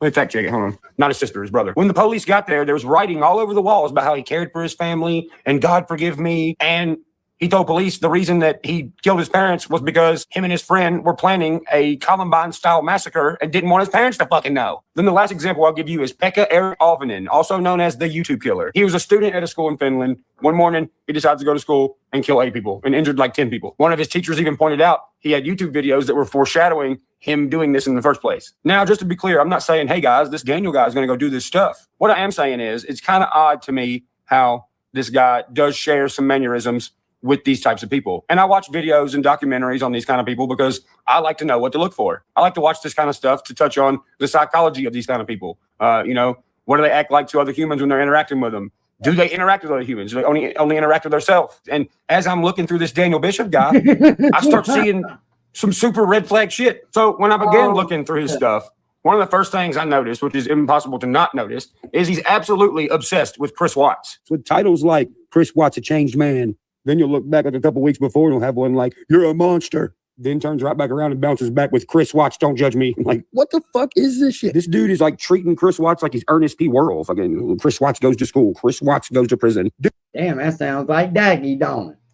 Dude, he has one called Chris Watts. I went undercover. This Daniel dude even went as far as making a video to express how angry he was that the community that Chris Watts and his wife lived in were disgusting and lazy because they weren't shrining the fucking house, like upkeeping it and taking care of it for his wife, who is dead. Another angry, upsetting video. Shanann Watts, her once very, very beautiful home, is now deteriorating right before our own eyes.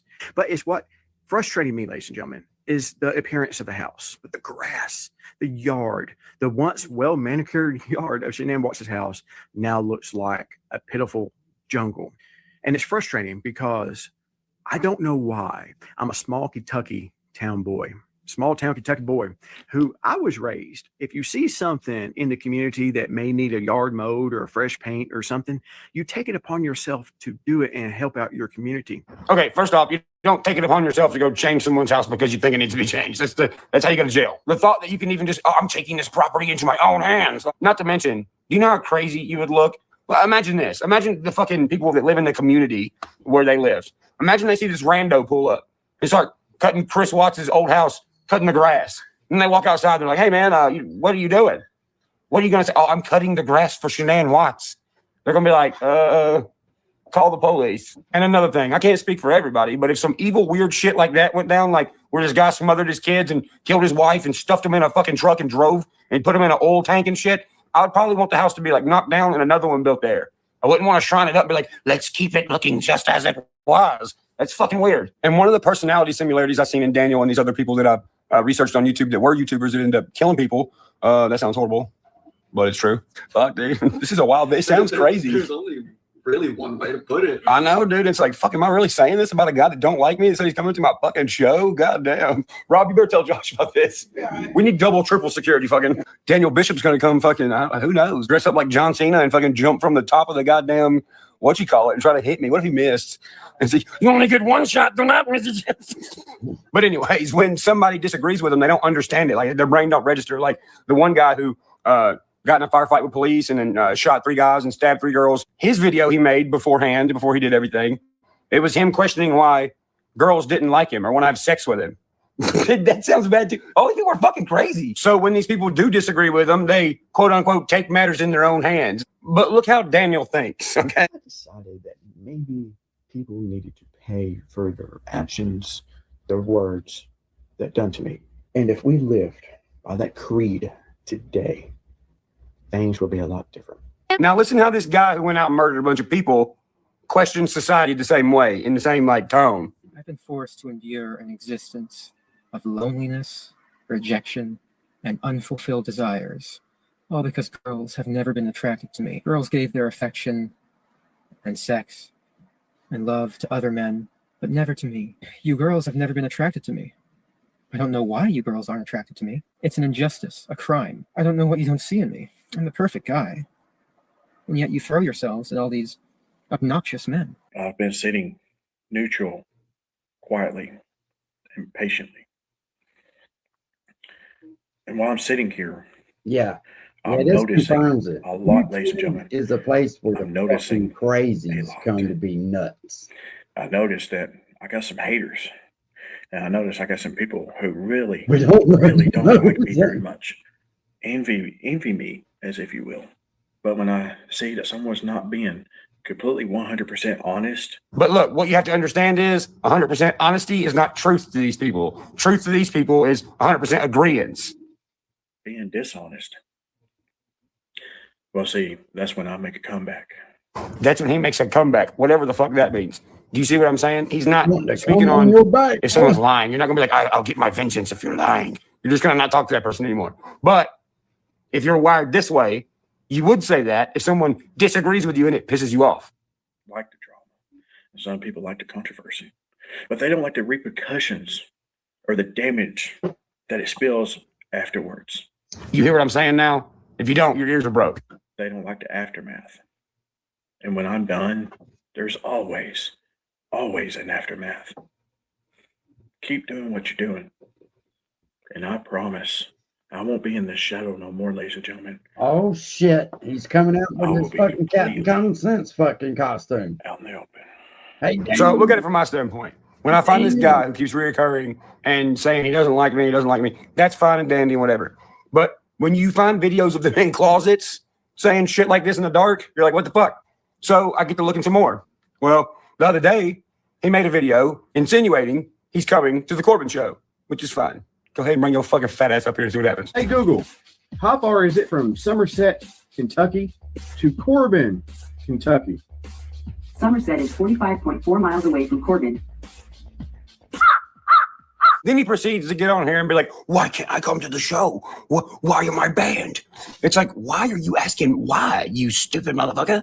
But he's got a video on YouTube sitting in the kitchen talking about how if he goes and kills another YouTuber and gets rid of him, it'll get a lot of views. What would get a lot of views?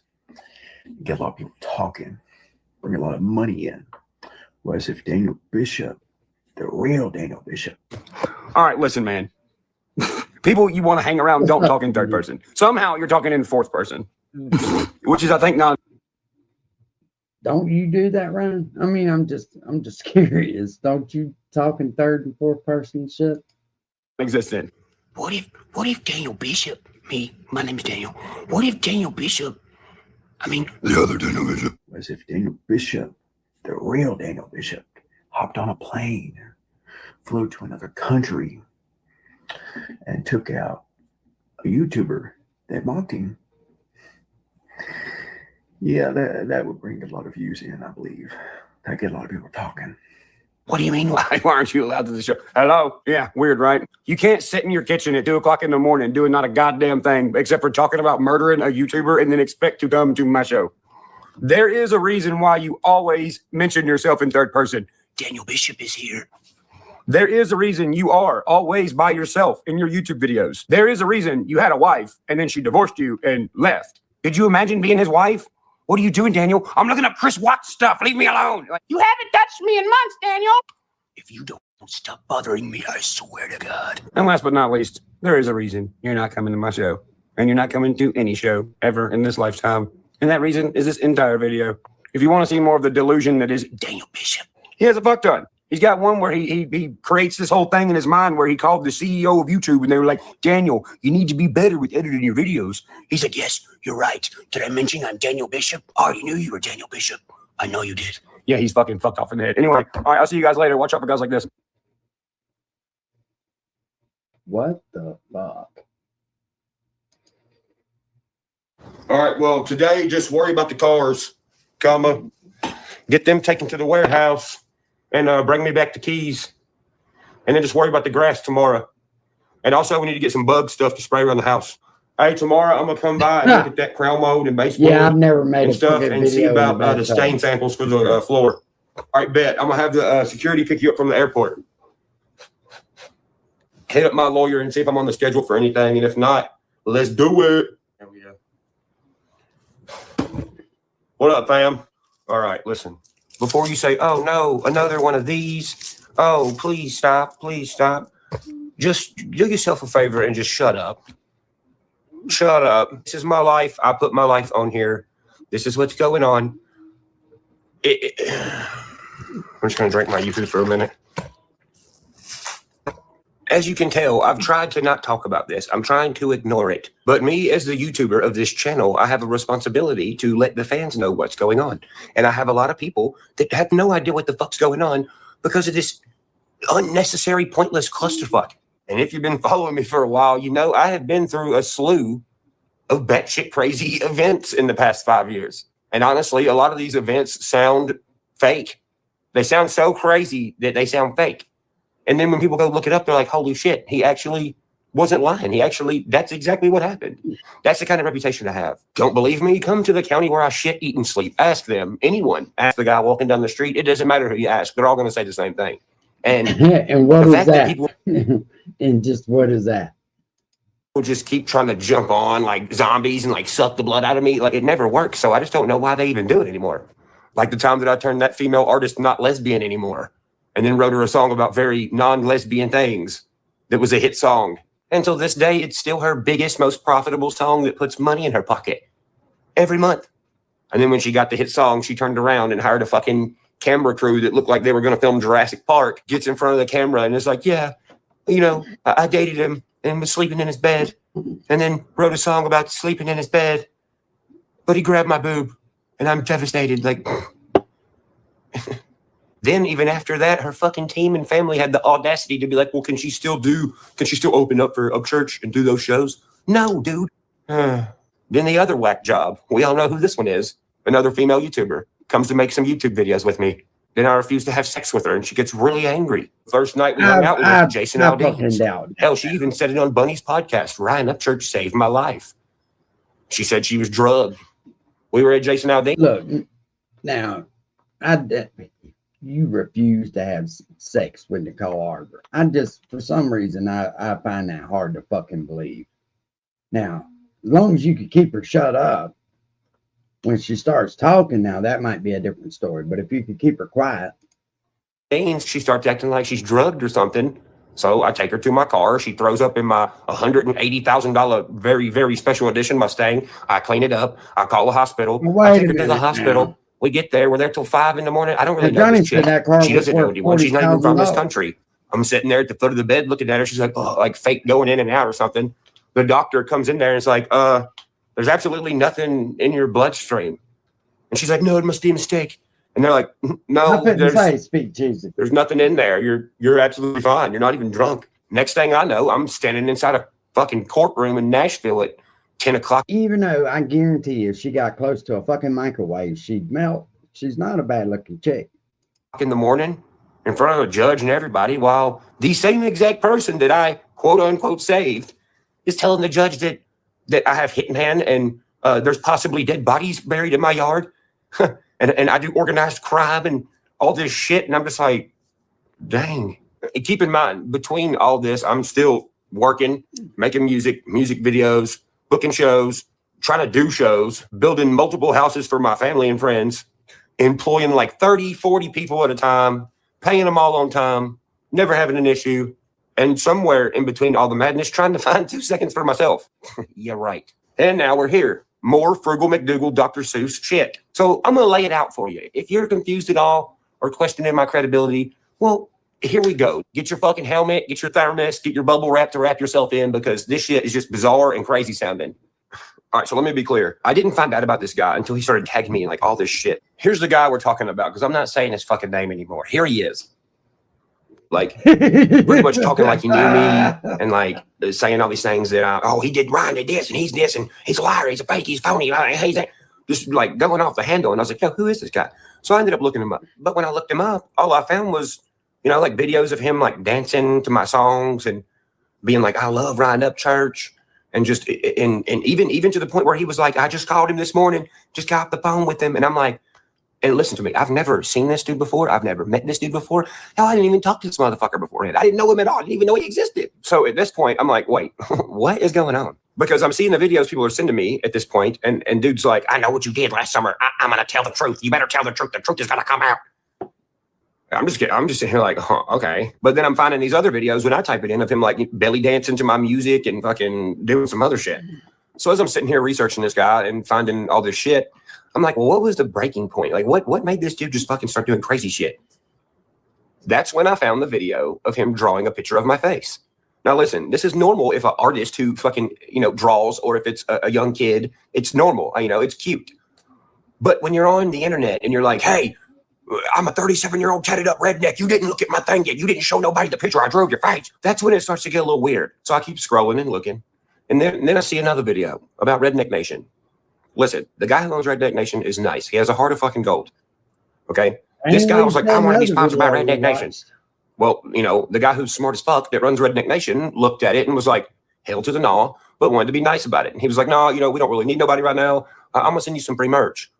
Well, then the free merch didn't get there fast enough. He actually ended up, he got the merch from Redneck Nation, but he didn't get it fast enough. He didn't get something free fast enough. So he starts talking shit about them.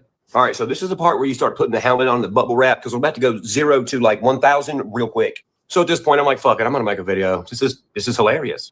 Now, look, this is me being straight up real about shit, okay? Look, I have gone back and forth with other people who are fucking normal, and that was it. And now we're either cool with each other or we just don't bother each other.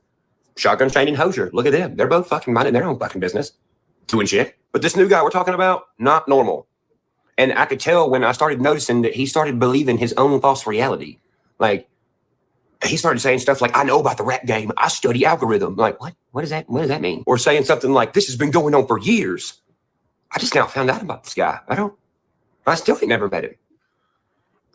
So at first I was like, okay, this is like a character he's made. He's trying to get views, whatever. I'll entertain it. I'll go back and forth with him on videos. I mean, all I do is mention shit they mention, just make a note how dumb it sounds, and everyone loves it. So then after like 1 or 2 videos, I noticed that he's getting fucking hostile and like taking it serious. And I was like, oh, you actually believe the fucking doo-doo coming out of your mouth? So then I look up his criminal record, and I was like, well, goddamn. I had to double check and make sure I didn't click a link for the fucking Declaration of Independence. Now, look, there ain't nothing wrong with going to jail or getting in trouble as long as it's under certain circumstances, man. I've been arrested. You can look it up. My friends, they have felonies. Some of them do. They're still good people. But when you've been arrested like a fucking shit ton of times in a very short amount of time, and you're arrested for like, you know, thieving or domestic assault, and you're like looking into the camera and smiling like you just stole an 8-year-old's bucket of candy and you just ate all of it before the dad came back and was like, where's my son's candy? You're like, I already ate it. So at this point, he has totally convinced himself that he knows me and that this whole thing is, oh, you guys didn't know? Me and Upchurch, we've been going at it? You didn't know we had this humongous big connection? That's when I was like, yes, he is absolutely that shit crazy. Oh no, we ain't got to the crazy part yet. We're about to get there. It's a lot. So as this keeps progressing, I guess he doesn't understand that everyone that watches this channel, he doesn't get that we watch it because, you know, we watch the train wrecks over here. I'm just gonna be real. We watch the train wrecks.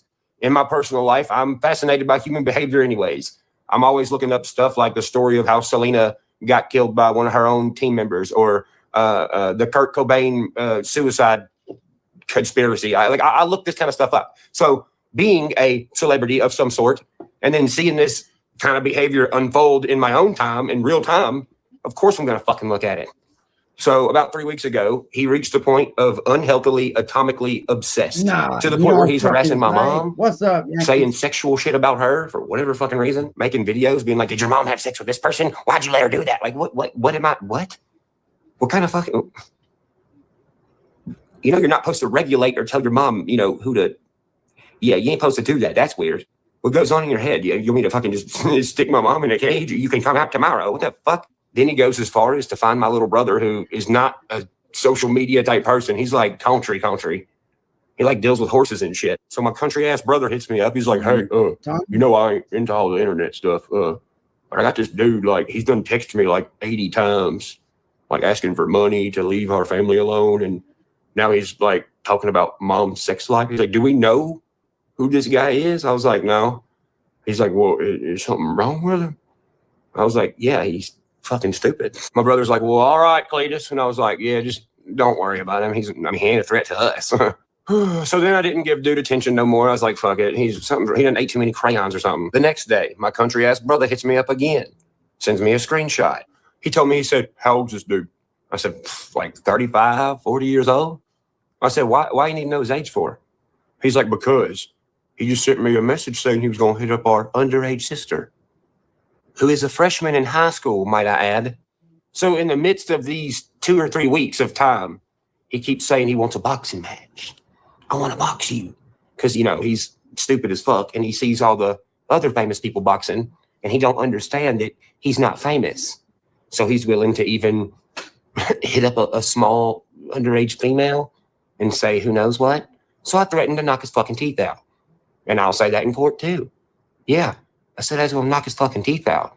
He's insinuating he's going to hit up my underage sister. So yeah, when I see him, I'm still going to do the same thing. Knock his fucking teeth out. And listen, don't waste your time being like, you're going to go to jail. I don't fucking care. Does it look like I care? Oh no, terribly scary. 3 meals a day and I get to watch TV and chill with people who probably already listen to my music on both sides of the bars. Not to mention, if I go to jail in the South, shit, motherfucker, everybody getting ice cream and hot Cheetos and phone calls. Your boy been saving up millions of dollars for years. We're going to have a party. So now that, you know, he's bragged, and keep in mind, he's bragged about all this. I hit up his mom. I hit up his brother. I did this. I don't know why he's bragging about it. He's incriminating himself. So finally, we're at like the past 3 days of this dude's life. He is going nuts. He's pooped all in his bed, and he's like, hey, I'm sick of sleeping in diarrhea. Someone else pooped in my bed. Now he's turning to his own town to clean up his doo-doo bed when in the process of all this shit with me, he has been a nuisance and been harassing the fuck out of his own town. Not just the law enforcement, the government, the fucking mayor, the fucking, the lady at the damn sheriff's office, the sheriff, the attorney in the town. I'm not trying to be funny, but even the people who work at the Wendy's. He walked into Wendy's with his family to get some food, and one of the workers went, oh! So he tried to file a complaint because someone gobbled at him, bro. That sentence alone. You see what I mean when I say it sounds fake? But imagine being a cop in a small town where there's only, you know, limited source of you guys, and you got something serious happen, like, I don't know, a car crash with a teen, a fucking bank robbery, you know, trying to catch people selling drugs to kids. And then you have to stop everything you're doing to go to fucking Wendy's because this dude's mad that somebody at Wendy's made a turkey noise at him.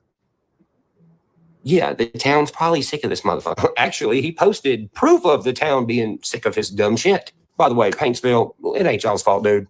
It ain't. I still love all y'all Creek Squad motherfuckers up there. This ain't got nothing to do with you and everything to do with... I don't even want to make the fucking noise anymore. It makes me cringe. So what I'm about to show you is what people think about him and how he acts towards people in his own town. Law enforcement and just random people walking down the street. I need to know what you're going to do about this. What we're going to do. Well, I'm going to look at it the same way I'm going to look at Mr. Frazier's form, and then I'll make a decision. First off, you can't just walk up into a place of the government and act like the sheriff and be like, I need to know what we're going to do about this. No, there's a process. Also, if you'll notice, the other gentleman who's telling them to get the fuck out, he mentioned the name Frazier. Frazier is the name of the guy who was walking down the street minding his own business the other day, and then Johnny just walked up and like half-ass hooker punched him, or at least tried to. I need that. Both of them. Okay. Hang on. No. You don't seem to understand. You seen the video yesterday. You do not dictate to me what you're doing in my office. Now, you're a little bit stoned. I'm going to ask you to leave. You're getting in my face? You leave. I'll complain. Man, leave that old man alone. What are you doing? Antagonizing him, saying, you getting in my face? No. It's the goddamn phone in your hand. If I hold it like this, it looks like the phone is in y'all's face. But really, I'm way back here. I want to file a complaint. Don't file it. I need to file a complaint. I ain't hide. There ain't nothing wrong with me. Are you sure you're not? I've never seen someone say, hey, guy who files the complaints, I want to file a complaint on the guy that files complaints, which is you. I need to file a complaint. Get out. I need to file a complaint. I'll look at it and find out. You talked to the law yesterday. They told you. They told you that I wasn't the aggressor. Yeah. Aggressively tell them you're not the aggressor. That'll work. I will look at it and then make a decision. Get my face like that? Why did you get my face like that? Get out. Why did you get my face like that? Call the police. Call the police. Call the police. I'm going to talk to the sheriff and show him this video right now. Call the police. I'm showing the sheriff this video. This guy and his videos. Now he's going to attempt to run across the town square to be faster than the phone call that guy's about to make. What am I again? You're a moron. All right. Well, I'd say state police be the best way to go because they do have their internet crime division. So y'all live in this hometown and y'all ain't going to do nothing. He did just do so. He told you exactly where to go for your claim. We didn't say we wouldn't do nothing. Can y'all do the report? I just showed you the proof that I had, and there's threats. I'm receiving threats. Can you do the report so I can go file the charges? Number one, you ain't coming in here and you're going to try to... I'm not trying to... The other dude just said the same exact, you're not going to come in here. You do this for me. Yeah, that's how not to get shit done for yourself. Believe me, I've always respected you. I'm not going to put up with this. That's what he's trying to tell you. Yeah, and they're the ones that's coming to my house and threatening to kick my door in and going to John Hobart's house. Moron, I don't know what you're talking about. Well, I do. Well, I do. You're the only one. Yeah, he is the only one. Psychosis, man. Psychosis will make you think fucking everyone's out to get you. And obviously he thinks everyone's out to get him. It's literally everyone. The mayor, the attorney, the cops, the firefighters, the EMS, the fucking cats and dogs in the town. Everyone has cameras on them. That's not a real cat. It's a camera. They got an in-house crime division that can take care. Where's the sheriff at? Where's he at? Where's he at? It don't matter if you found the sheriff or not. He just told you where to go. He didn't say go to the sheriff. He said go to the internet crime division. What part does that? That don't sound like sheriff. I'm gonna say him wait on him. What's it down? Where's the sheriff? Just grab a seat, but do it quietly. You know as well as I do that I ain't done nothing wrong, and I'm trying my best to live right, and you know as well as I do. You're telling a cop, you know as well as I do, I didn't do nothing. The same people who've arrested you like 115 times. I mean, fuck, look right here. Harassment, intimidating the participant in the legal process, contempt of court, slander, slander again, fleeing the police, stealing shit again. Yeah, I don't think they believe anything you say. But you gotta understand, there's a process that we go through, and we have to weigh everything out and look at the best avenue for you to get success of what you're looking for. Okay? That's the part that pisses me off. Nobody gonna come here and start running their fucking jaws on me. Did I run my jaws on you? On you? It was for me. Oh, blame all you motherfuckers. Fuck yeah. I mean, look how he acts. This is why nobody takes him serious. Like, everything is like super fucking dramatized. Fuck yeah. Yeah, you're going to file claims on everyone in the whole world. So he wakes up and decides to go bother the sheriff and ask him the same exact question that he's asked everyone else. What do you know? The sheriff gave him the same answer as everyone else. He doesn't like that answer either. I mean, yesterday, there's no proof. King Clark said that there was grounds for me to file charges against someone behind that church. Nobody told you that. It's made up in your poo-poo brain. Okay. So I'm sitting here and now he's out of state, right? Yes. Okay. Yes. So, and I showed him the proof, and he said there was grounds. Okay. Guess what your guy said? King Clark said that. Okay. No, they didn't. He knows they didn't.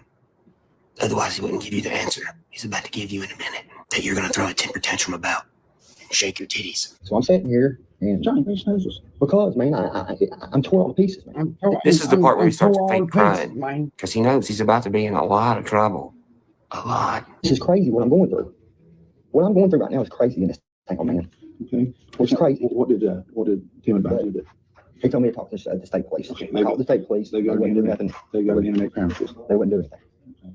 What did they answer? They said that Ryan was crazy, but that Ryan has too much money. Did he expect the sheriff to believe that? How do you think he got to be the sheriff, fucking? Being real good at deciphering bullshit. You feel me? What did the internet crime division say? Oh, they said that Upchurch was crazy and has a bunch of money, so they ain't doing nothing about it. Basically, what the state police told me. Okay. That's what he told me. Billy Meeks sat there and called me a moron several times. He called me a moron. Okay. Did they try to? I got it on video. Okay. Could you imagine being the guy in town who rocks back and forth in a chair, rubbing his elbows, going, "Well, sheriff, what happened was that guy called me a moron." The sheriff don't fucking give a fuck. And the sheriff shouldn't give a fuck. He's not a second grade teacher. That ain't right. This is a place where someone should be able to come in here and be protected. You think they're going to drop everything they're doing to protect a 5'11", 220-pound guy with tattoos who's trying to fight the world? And as he's trying to get beat up by the world and cause havoc elsewhere, he's also doo-dooing in his hand and like throwing it at the mayor and going, you did it, mayor. I give you doo-doo balls. Like, no, they're going to fucking ignore you and not take you serious. And this ain't nothing more than retaliation. The mayor's involved in this. I'm promising you, he is involved in this. The mayor's involved. Okay. Well, like I said, John, most of this stuff that you're telling me about, I don't know anything about. The reason he don't know about it is because it's all made up. It is all made up in this dude's head. John Holbrook, I've tried to bring awareness to this situation. John Holbrook's been involved in this whole situation. Do you see how many people are like involved in this situation that nobody knows about? Like, ain't there a point where the hospital has to pick somebody up because they are like their brains fried? I mean, it is wrong for him for this stuff to be going on. They're letting John do all this shit to me. Okay. Now, have you talked with the mayor? Yes, I talked with the mayor. Walked in his office. He made me put my phone down on the counter. Wouldn't even speak to me. Well, yeah, everybody in your town knows you treat everything like this fucking YouTube video. Wouldn't even speak to me with me recording, right? Wouldn't even do it. Okay. Well, yeah, you can't just, I mean, who wants to talk when you're sitting there going, ain't that what happened? Ain't it? Hang on a second, fucking Terry 6458. I know. Ain't it, mayor? Like, dude, if I acted like that, I hope some fucking cops around here would beat the shit out of me. I hope they would. Now, yesterday, a guy got my face yesterday after I left here. I was so mad when I left here yesterday. 2 guys got my face out here, basically threatening me. No, that's not what happened. Here's the fucking video. You filmed it, dummy. You want to swing on me? Swing on me? Don't want me to swing. Bitch. Bitch. You won't do nothing. Swing. Swing. Dude's 30 feet away, not even in talking distance, minding his own business, walking down the street with, I'm guessing, his friend or his family member. And then this shit happens. Swing, bitch. Swing. Go ahead. Go ahead and hit me. Go ahead. Go ahead. Swing. Swing. Go ahead. Swing, big boy. Down the road. Swing. Get on. Swing. Get on. He brought the problem to the Fraser guy. The Fraser guy's like, dude, what the fuck? Get on down the road.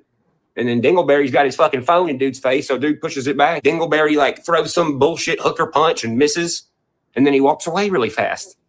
Yeah. You get my goddamn face? I got it on record too, buddy. You got my face. Got my face. Got my face. My face. What are you doing? What are you doing?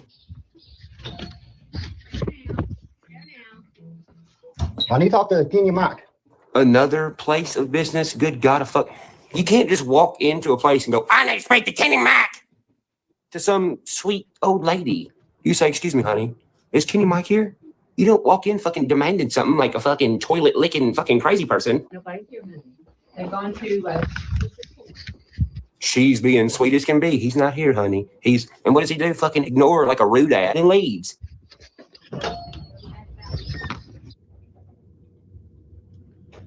They were saying F this and F that right in front of them yesterday. So now we're back at the sheriff's office, and now he's snitching on someone saying the F word. What are you going to do about this officer? Call me a moron. Oh, man. He's going to put him in the bad word corner. Yeah, he doesn't get to play with toys and blocks today. What do you think he's going to fucking do? They're going to laugh. They're going to be like, oh, he wanted to file a complaint because you called him a name. I will have a discussion with him whenever he comes back to work. No, he ain't.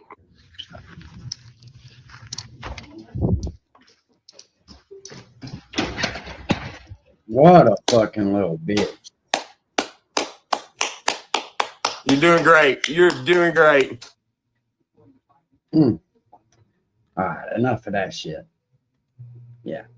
I just wanted to play that one because, like, for those that really think, never mind. I ain't even got to say it. Y'all know what's up. Hey, we'll see y'all later, man. I'm going back fishing. We'll holler. Peace.